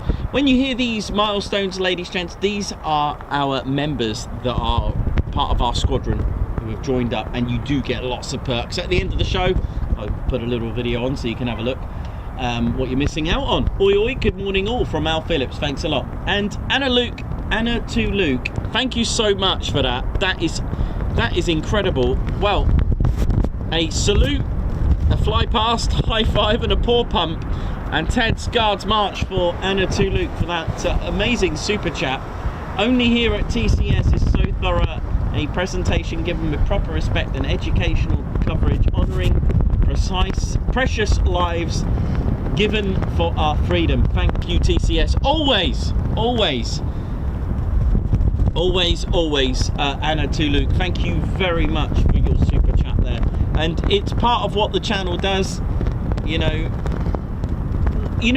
and I've always thought about this, you know, the men and women that fly today, they are carrying on that legacy, you know, because in 40, 50 years time, we're going to be talking about what happened here on this day, if that makes sense, you know, on this day.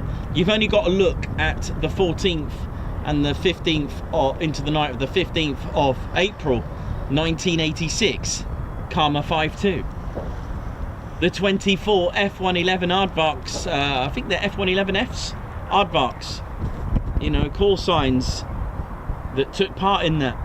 Just unbelievable, you know, to stop terrorism, because that's what they do, because that's what we come to be proud of, our history.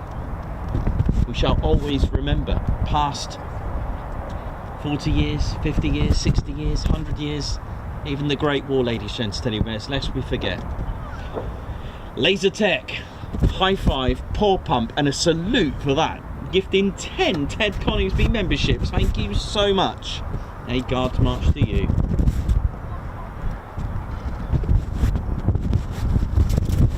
Actually, do you know what? Shall I show you something else? You're going to love this. Give me 1 second, because sadly, I wasn't here on the actual day. Give me 1 second, because this is what I have in the van. I've got something else. Something new. Oh, you'll like this. You'll like this one. I was hoping it was today. Maybe that one.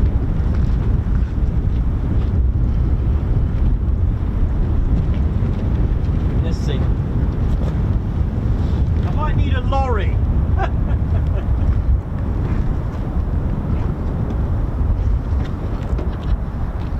I might need a lorry at this rate. You need a Winnebago. From the surviving crew. From the surviving crew of that raid, that mission.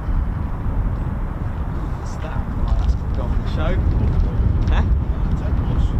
You what, buddy? Oh yeah. Yeah. Yeah, it's cool, isn't it? Give me that once you get flying. Oh, okay. Yeah, luckily, it's not glass. Oh, right. Luckily, even if you know what I mean. So it's thank you. Right. I might hold it this way because of the wind. Yeah, Right, be careful with gusts. yeah. I'm going to have it this way so that the wind... right, check this out. You ready for this? Look at this. Look at that. The El Dorado Canyon tribute by Squadron Print, signed by the crew. Amazing, isn't it, right? How cool is that? Davey, it's amazing, isn't it? It's gorgeous, right? Look at that. And we will never forget Karma 5-2. Absolutely amazing. We'll always, in honour of Fernando and Captain Paul Lawrence as well. Amazing, isn't it? Cool. Right. Can I just give you that 2 seconds? Oh, okay. I will just turn the camera around, then I'll come down and put it away. Safe. That's a cool thing to have, right? That's cool. I think, yeah, money went to the charity for that. Oh, it's great. Yeah. Cool, isn't it?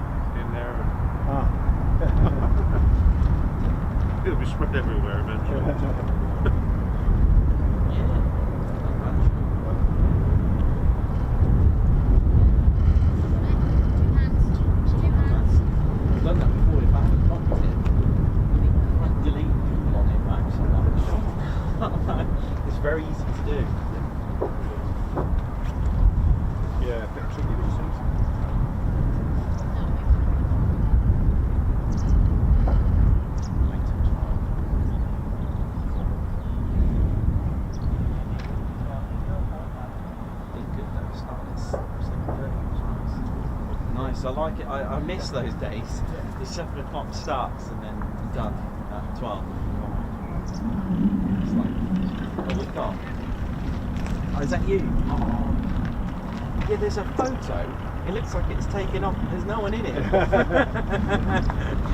That's amazing. On your back. Is this a Duxford then? Yeah. Oh, right, and then you went over sidewalk. Or around that area. Yeah. Alfred Blue. So, is this Jersey? No, this is tall in the sun. Red tail. Yeah. Right. Privately owned. It's owned by a firm. It's a sector's E-flight. They know it.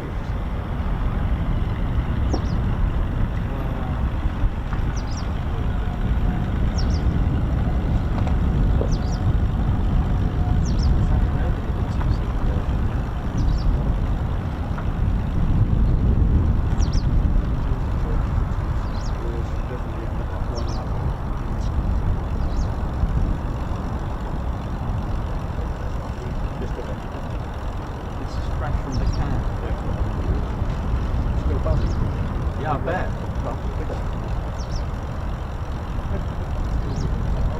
He's a, what's his pilot's name? Yeah, he's really good, isn't he? Yeah, I've heard about him.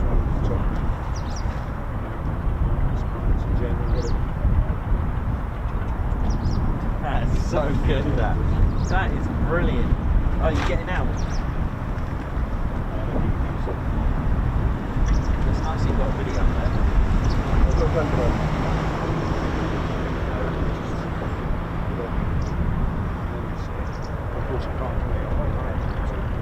Oh, nice one. Hold on, I'm so confused. I thought, oh, nice. It's got an RC. It's like that he actually went in it. Oh, is this the takeoff? Oh, both going together.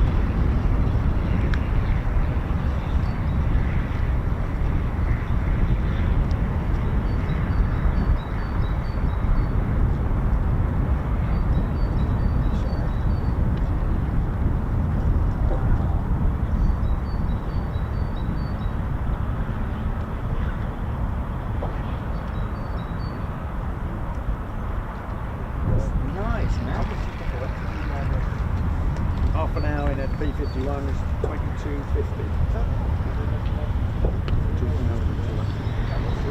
how we doing, ladies? Steady bear. Sorry, I haven't abandoned you. I'm just obviously trying to work out if that's it for the day. John Cruise.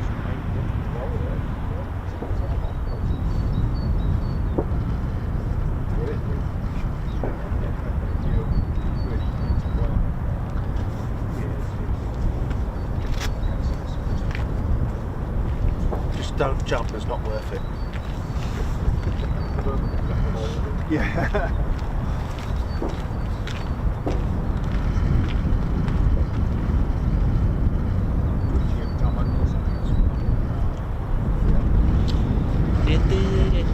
So there are, I think there's a couple of heavies over there. What we got? Should have the C-130 there. There she is.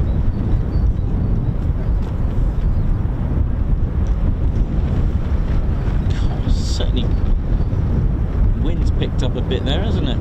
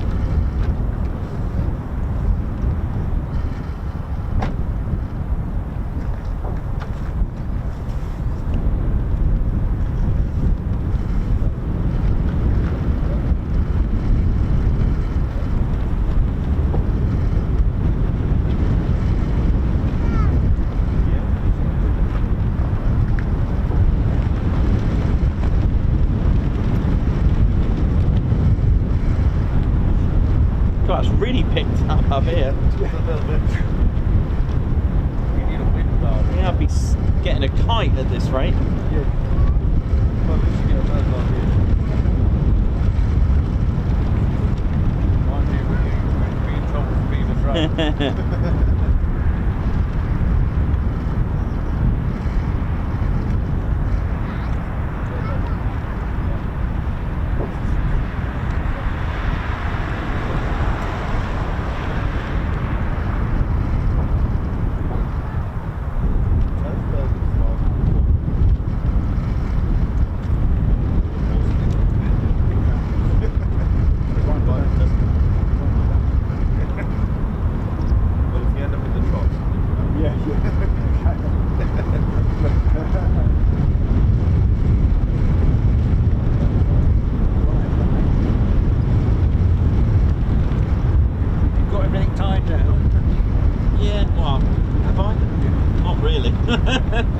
I wasn't expecting it to be that bad, but hey, there we go.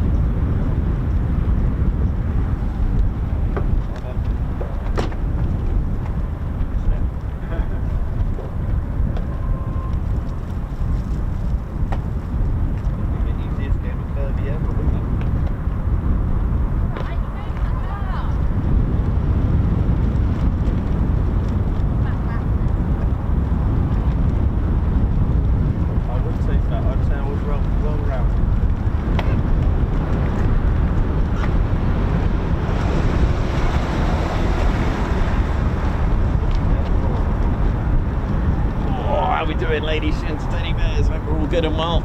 Right, well, we'll just let's have a look. Give me 1 second. I'm just going to go and just have a little look, see what else we got. What I could do, just stay on and maybe another, just a little bit longer. We've had departures at 2 o'clock. You know, before we've had them in late afternoon. Well, last Friday was a classic example. You just never know.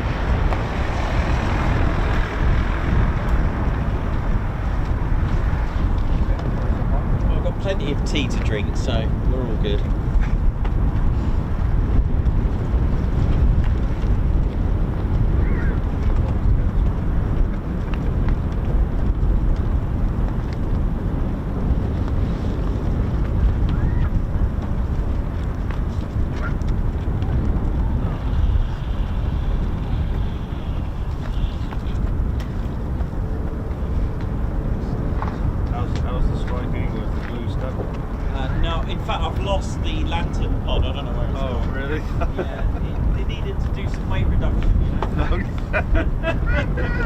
You're supposed to drop fuel, you know. Yeah, it was. Oh dear.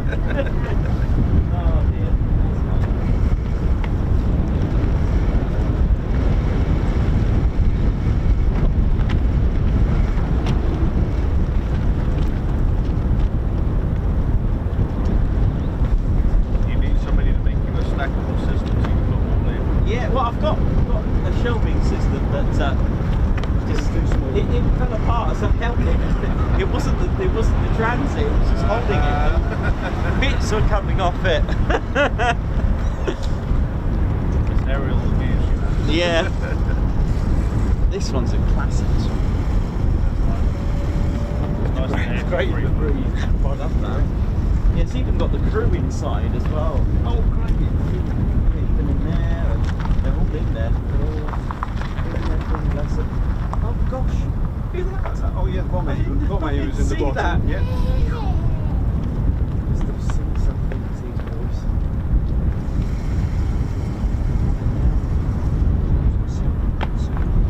Sometimes they had 8, but now and again they had 8. This one had 8. That mission.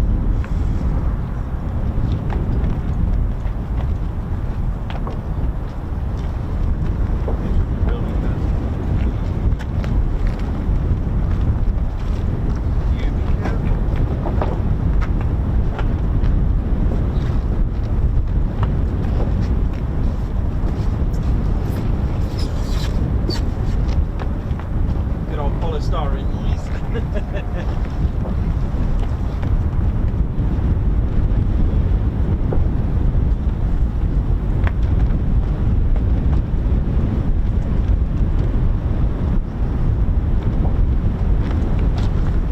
That's going out.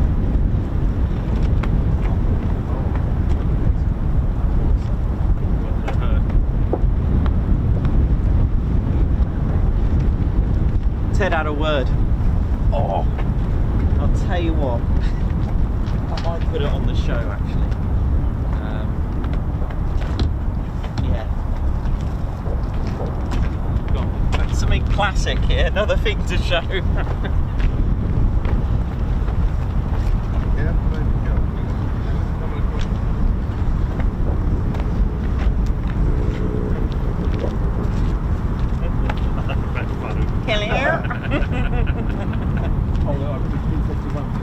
Oh, nice. Oh, that's cool, isn't it? Nice. Bits on the other side. Have you flown in all of those? Yeah. Wow, that's cool. That's nice to have. Is there another one that you'd like to fly in? Lysander, maybe? Oh, wow, yeah. That would be cool, wouldn't it? Maybe gonna do a really hard thing. It's a Lysander or the blend. But the Oh. passenger seat faces the wrong way. So Oh, does it? I don't fancy What, in the Blenheim? that. I don't know whether it's possibly the Blenheim or the Lysander. Yeah, I'd find that a bit odd. What, so you're facing... Yeah, oh, yeah, no. I find that weird on trains. Okay, yeah, I'm the same. I wouldn't. No, I don't know why. I It wouldn't just... pay. I wouldn't pay a lot. No, definitely. That make a bit queasy. That. I don't know. I just don't like the orientation. I'm the same with trains. Yeah. I've blown them out.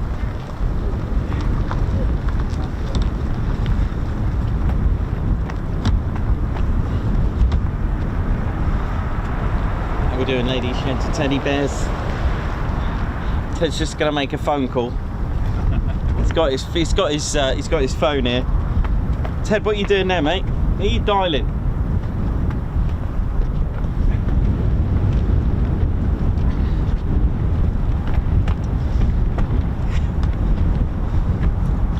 So, you know when for our regulars, if you ever hear me, when I go, Ted's gonna make a phone call. Ted actually does have a telephone, and it's not what you think. It's how are we gonna do this, Ted? It's not what you think. It's a good old classic red phone. You're gonna get on the blower, Ted? Yeah. Okay, mate. It's just gonna get on the phone. Here you go, mate. Do you want me to dial it for you? There you go, Ted. Ted's on the blower now, and this is Ted's phone there, mate. Yeah. Can't show you the telephone number, obviously, for security reasons, but Ted's just making a phone call now. He's having a chat now. What's going on? Okay, mate. He's just... Okay. God, it feels like a scene out of... what's it? Deal or No Deal? He's made a phone call. He says we've got to stay another half an hour or something. All right. Okay, mate. Classic.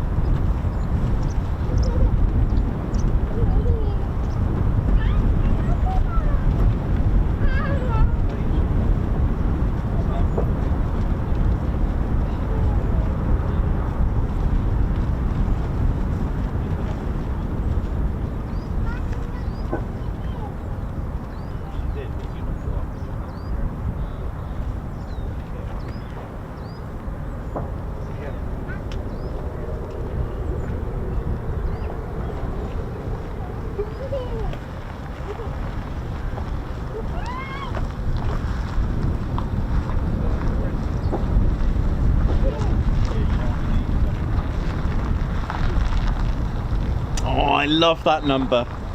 That someone's put the number is 0800 48 15 35. I like that. Yeah. That's good. That's a good number. I like that one. Brilliant. See? Oh dear.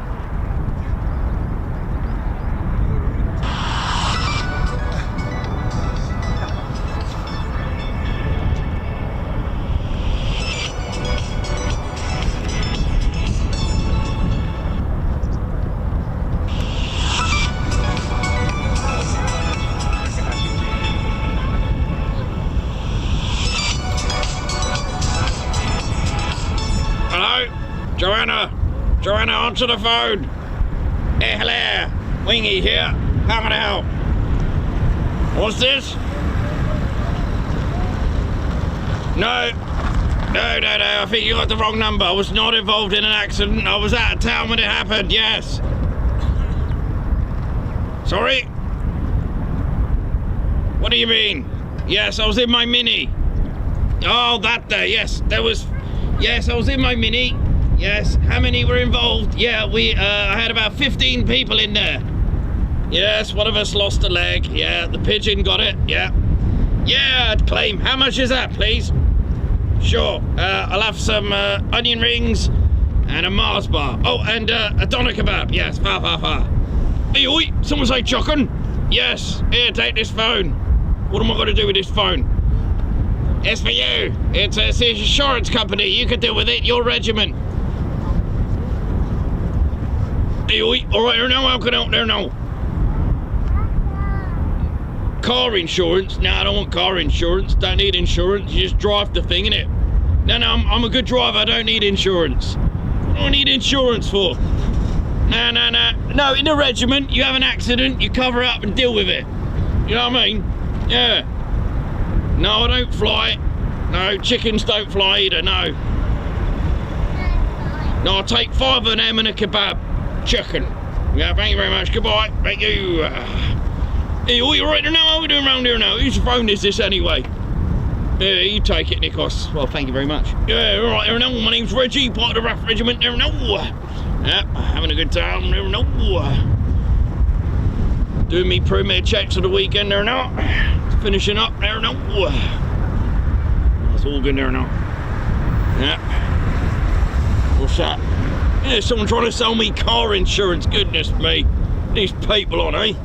You know, don't need car insurance when you're in the regiment. You just, you know, drive around. Ladies and gentlemen, please don't drive that. Disclaimer. What do you mean? No, we got our own insurance. We're a regiment. You know what I mean there now. Right, have a good weekend there now.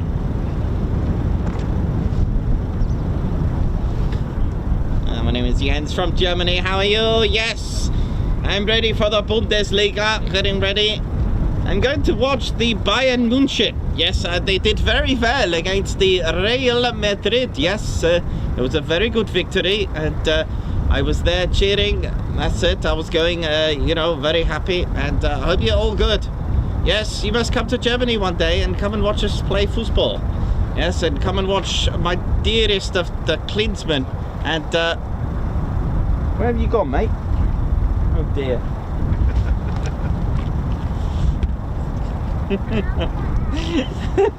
Thank you. Oh yeah, goodness me, thanks.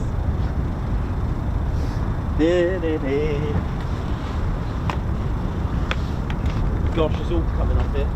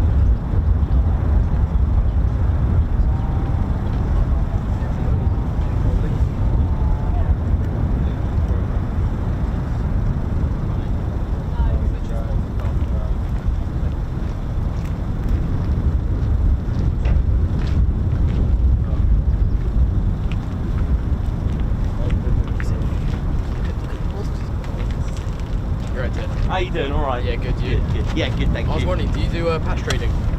Sorry. Do you do patch trading? What? I sell patches. You sell them, do you? Do you trade? No. Well, brilliant F-15 patch here. I got a brilliant take Coningsby patches. Do you? Have a look. I've also got t-shirts as well. Just put these away quickly.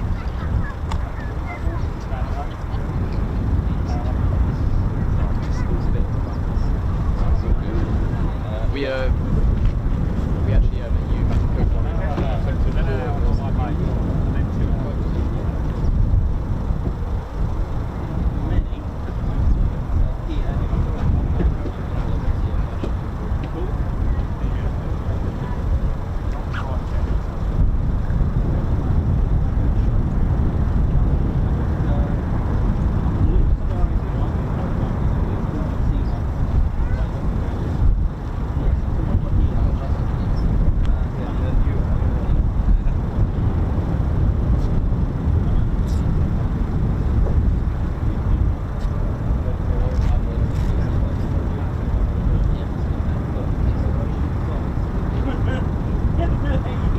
Thanks so much. It was the last one, so you're lucky day.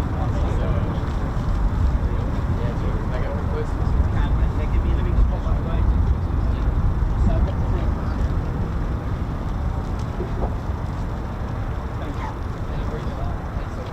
Yeah, very well.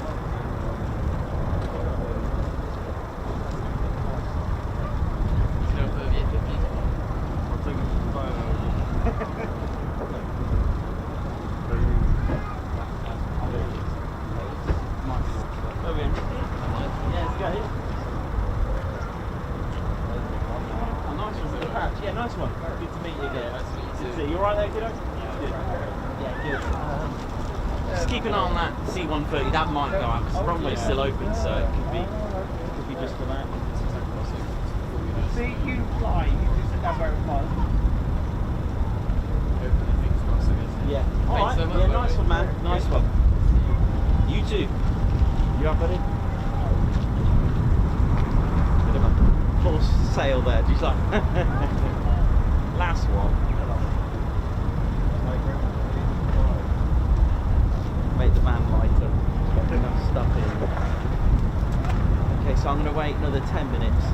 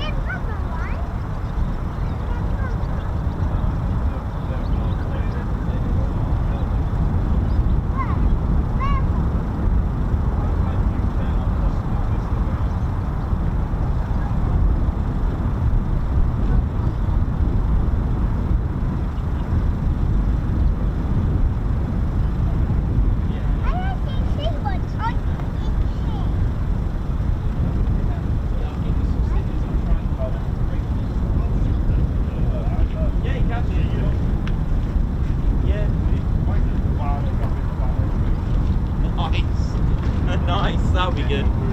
That'll be good. Oh, I've got your cup here. I didn't. There's a little bit left in there. Yeah, it was fine. It just got cold really quickly. So, yeah, that's fine, mate. No worries.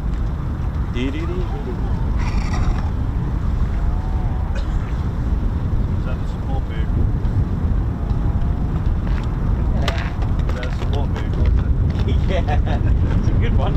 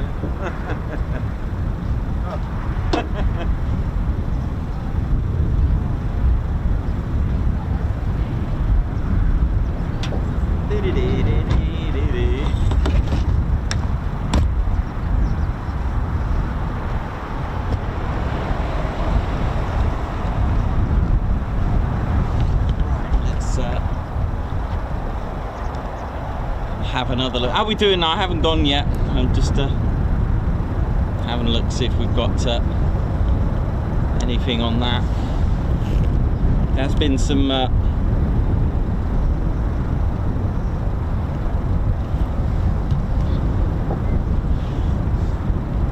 has been some work on some cables and stuff, so that could be affected. That could be what's affecting the movements at the moment.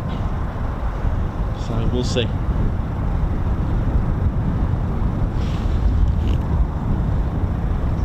But anyway, we're almost done for the weekend.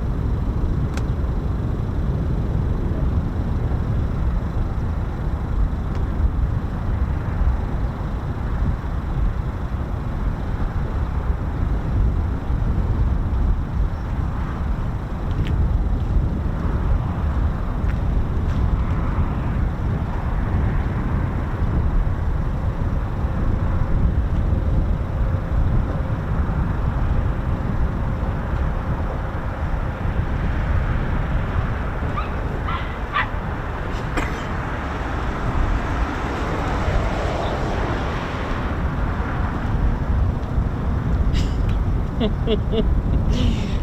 hear lots of people laughing at the Teds there with the phone call incident. But of course, oh dear. Oh, nice one. 129.1k we're finishing on today. That's amazing. Wow. And don't forget, if you enjoyed this, to make sure you keep your notification bell button on. Set it to all so you don't miss out on any of our latest and greatest live streams and videos. For those wondering what air shows we're attending and big events and festivals, etc., go to our website, tedconingsby.co.uk. We still have our no Teds, and they're on there. That will tell you where we're going to be and what we're up to. Those are just for air shows, man.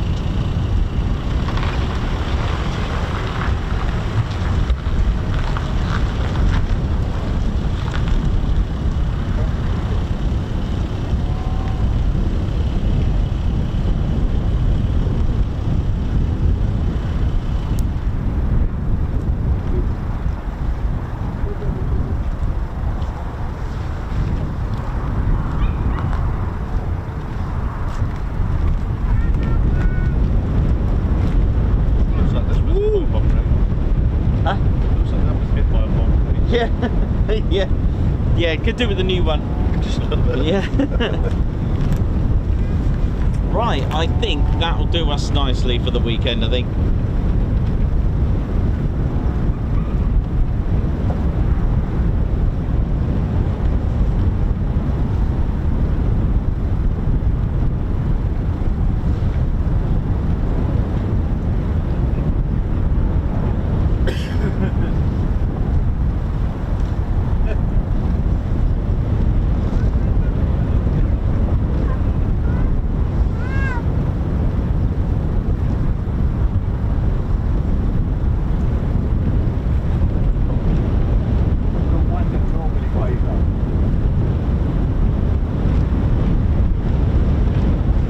When did that wind just start arriving? Oh,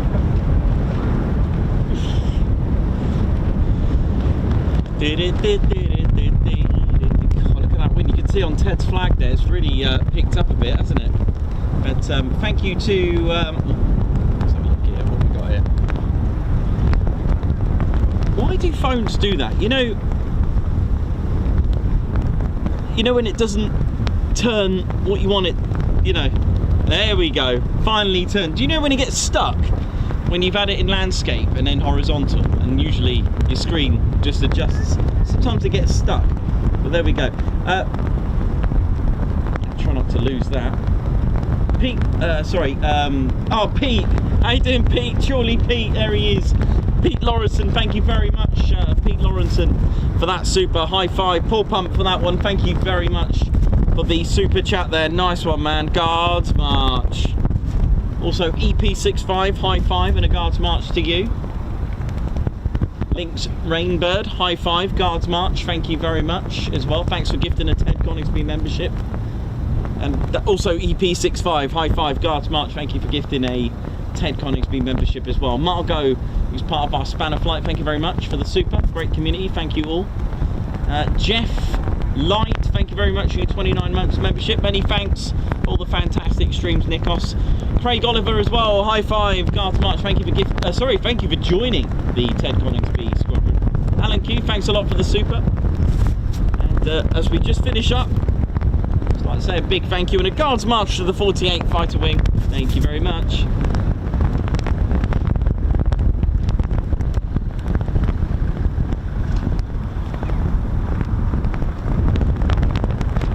Us done. Yeah, let's go, Teddy. Let's ride.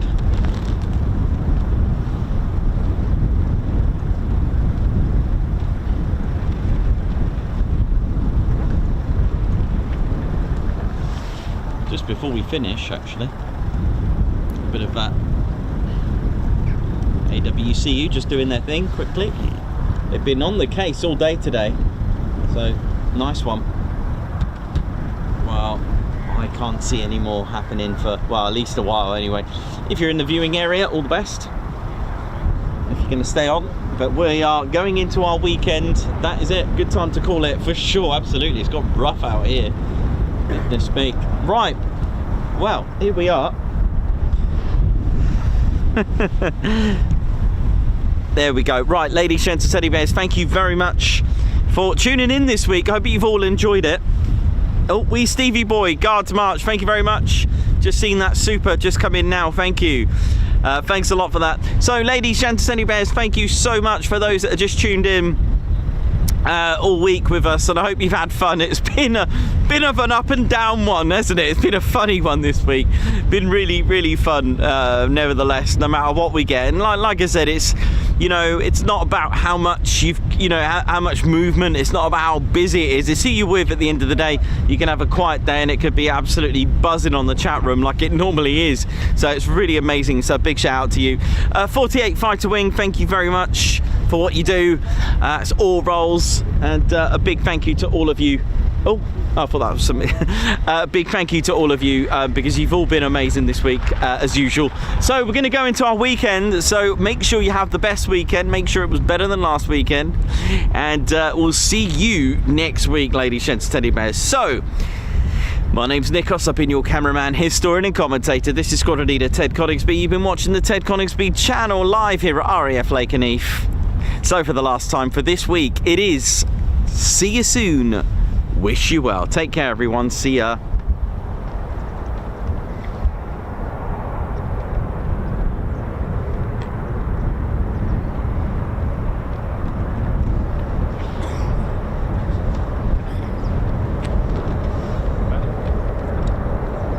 What is that? Here's something that's the same one though. Is it? Yeah. Hang on. Something started up. Oh, it is the C-130. Okay, we'll stay for this one then. Hang on. I lied.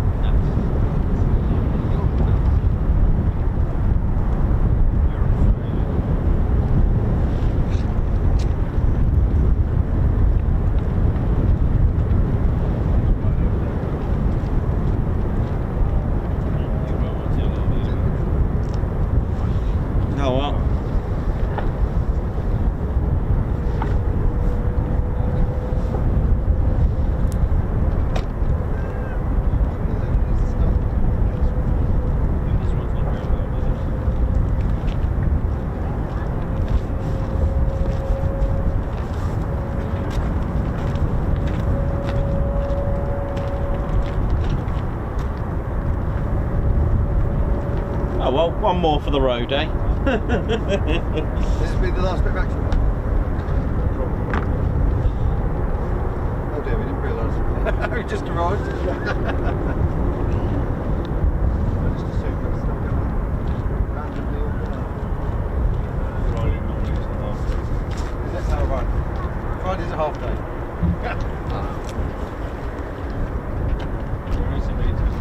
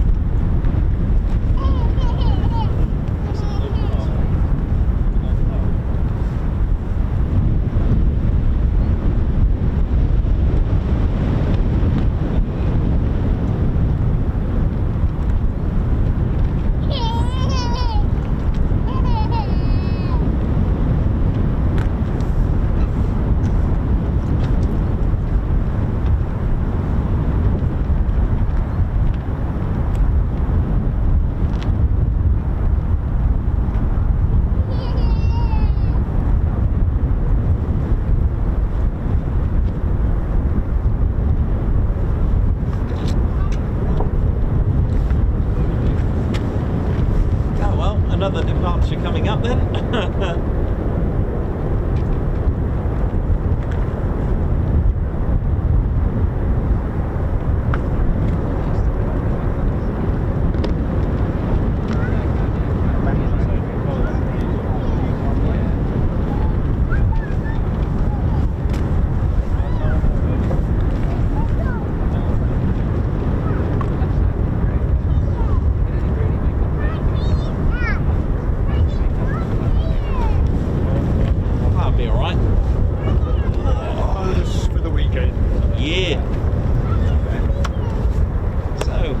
Up the C-130 for the week,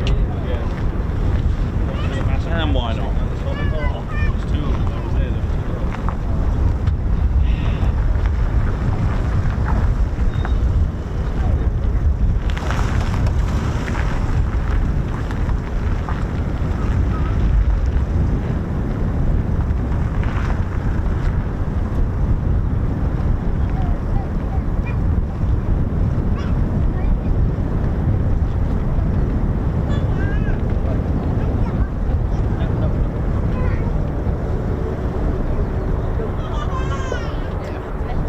Go C-130J.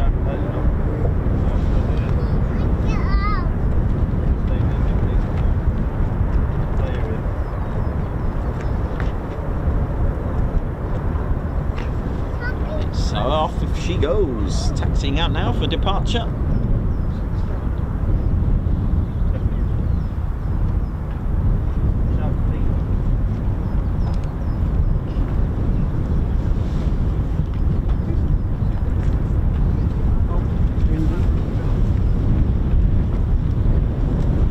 I've lost it. I mean, it's definitely there. It's only 97 feet 9 inches. You know. Oh, there we go. It's not a hawk. There she is there now. There's a wingspan of 132 feet and 7 inches as well.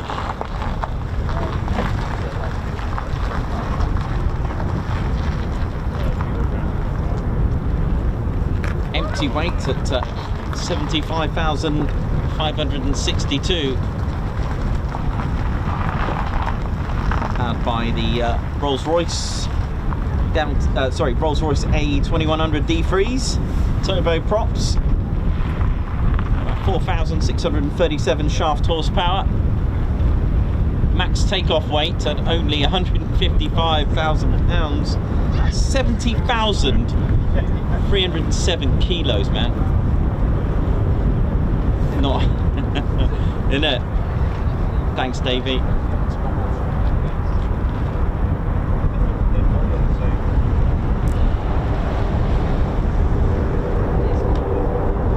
I mean, it was right on cue for the weekend, wasn't it?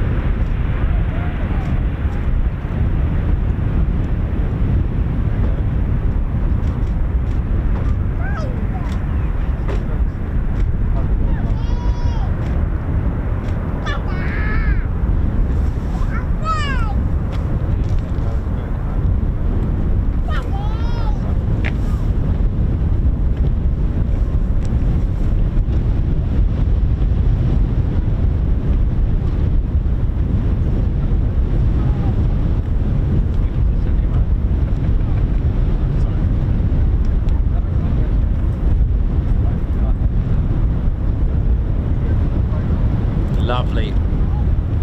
Well, a nice way to end the week. The C-130, a nice mix of aircraft for the week. So, ladies, gents, steady bears, roll into the weekend. Have a great one. See you soon. Wish you well.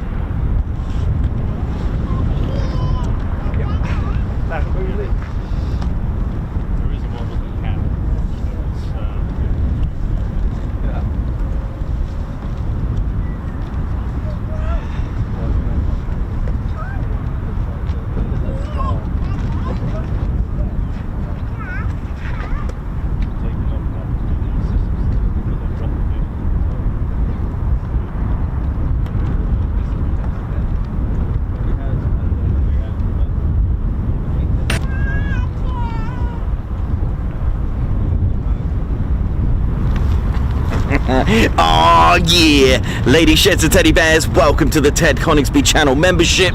I'm Nikos, I'm your cameraman and commentator. This is our squadron leader, Ted Coningsby. Just want to say a massive thank you to all our members. Guns up and oh yeah. Take it away, Ted. Ladies, sheds and teddy bears, we want to say a massive thank you to all of our subscribers for getting us to where we are today. We have gone all over the country, from as far as Lossiemouth to Bryce Norton, and military areas such as air weapons ranges, low flying areas, heritage centres and special flights for TED 2. We cannot do this without your support, and your support will be rewarded. You can now join the Ted Coningsby Squadron and help fund the channel to get us around the country and provide us with the funds for equipment to bring you better content too. We have 3 levels of membership to suit everyone. With your membership, you'll get access to members only videos, photos, posts, unlock special Ted Coningsby YouTube emojis and loyalty badges, as well as being able to access our exclusive members only Discord server. All membership levels reward you with discounts to our online store. Our top level Fighter Squadron was inspired by many of our fans who supported the channel massively. This is more of a personal experience with me and Ted, giving you exclusive live streams and content from behind the scenes photos, special info and updates, as well as a free Ted Coningsby Fighter Squadron patch for joining. Whichever membership level suits you, we want to say a massive thank you for choosing to join the Ted Coningsby Squadron. Ah, yeah.